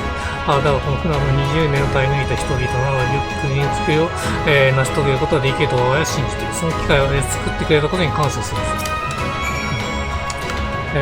最後はリセか。リセで締めるかみたいですか。クリアマークになってねえな。まだあるんだ。最後に父の家に帰るとかいうのがあるのかな。もしかして。いや、ありえるな。ありえるな。みんなの挨拶終わった。だったらちょっと付き合ってくれない。仲間たちは一緒にラールガードリーチに行きたいんだ。なるほどね。この長い戦いが始まった場所で伝えたいことがあるか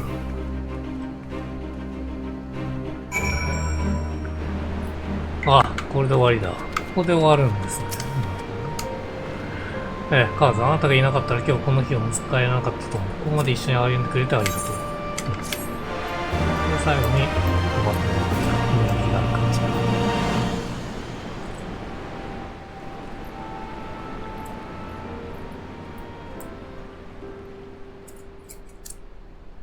いろいろあったけど、本当にありがとね。何度お礼を言っても足りないくらいだけどさ。いや、2時半じゃねえ。そうだ。暁のみんなと一緒に聞いてもらいたいことがあるんだ。だから、ちょっと待ってて。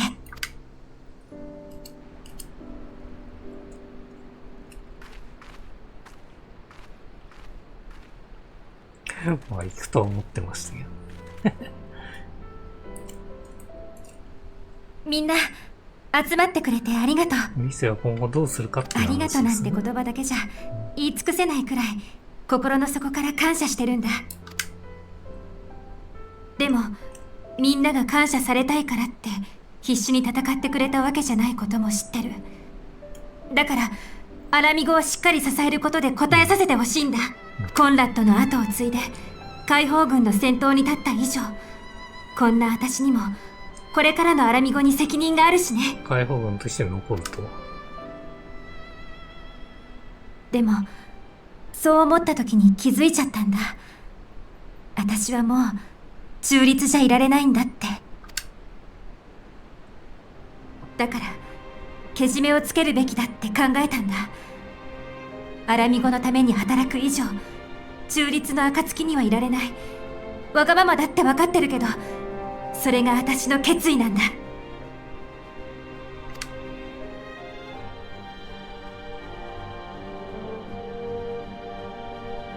怪我の痛みも残る状態で来てみれば、そんな話とはね。今まで散々かけられてきた迷惑のお返しはどうしてくれるのかしら。それは冗談よ。しっかりやりなさい。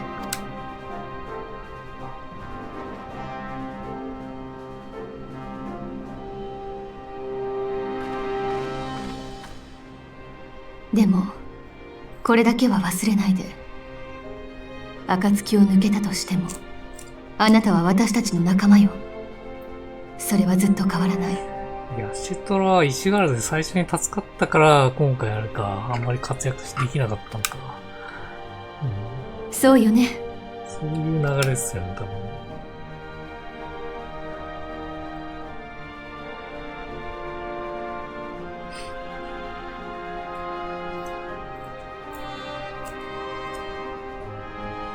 そういうことだから、困ったことがあったら絶対に遠慮なんかしないで、すぐに私たちを呼びなさい。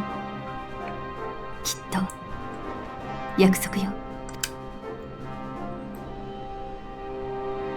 シュトラ、みんなずるいよ。もう泣けてきちゃうじゃないのさ。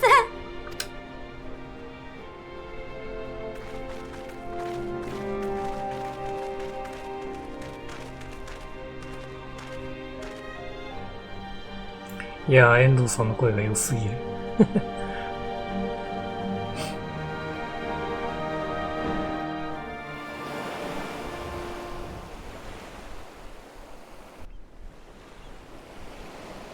来た来た来た。いや、もう続きっすよね。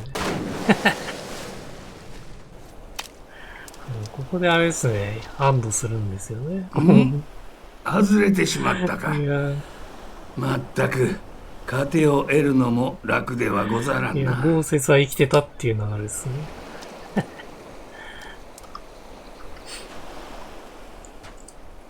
ここがあの世かとも思ったが、どうやら拙者生きておる。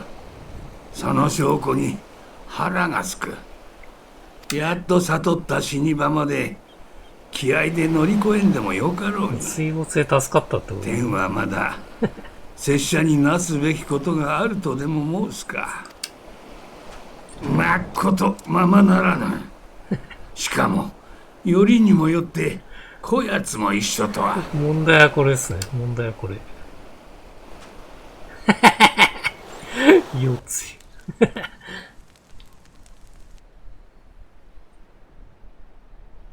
うん、この辺がグレーの続きになっている感じですね。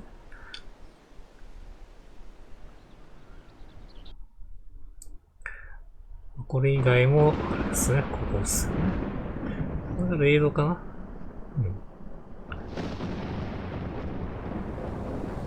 うん。シドですね。ついに見つけた。シドが見つけたってことはオメガですね。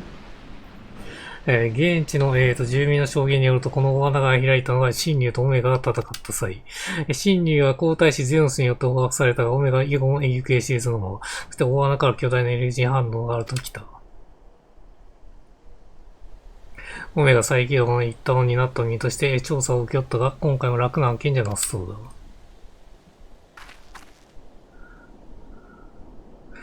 とかなんとか言って会長はいつも、社の、仕事を後回し。挙句こうして社員を借り出すものだから、我が社は今期もピンチ覚醒ですよ。いや、それはだな。この調査は社員たちの良い刺激を与える可能性も。実施っていうのが出てくるんですね。手に余る技術だったらすぐ封印しちゃうくせに。分かってますよ。来期の業績を上げたかったら、一刻も早くこの調査を完了させるしかないってこと。というわけで、会長代理の権限で超ハイスペックの大型新人採用しちゃいました。おっとは大型新人といえば来た来たね。うわネロで締めようとしてやる。ネロで締めようとしてやがるよ。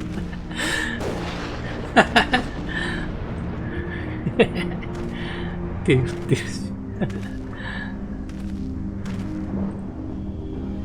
おいおい、始める前からハードル上げてくれんだよ。まあどうやっても期待以上だろうよ。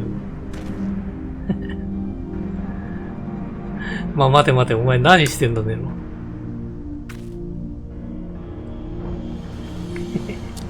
外した。外しやがった。本日付で配属になったぜ。さあ、オメガの調査と行こうか、ガーロンド。配属されてるし。社員になってますね。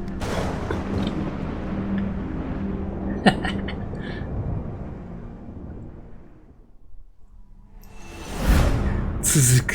しかもこれで終わんのかよ。マジでネロで終わりやがったよ。まあ続きはまたやるときによろしくお願いします。まあ今日はもうこれで終わりますね。遅いんで。というわけで、次回もよろしくお願いします。ご視聴ありがとうございました。おやすみなさい。バイバイ。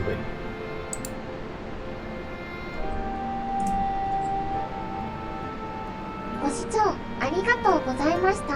よろしければ YouTube チャンネル登録、高評価、拡散などをお願いします。また通知フォローもお願いします。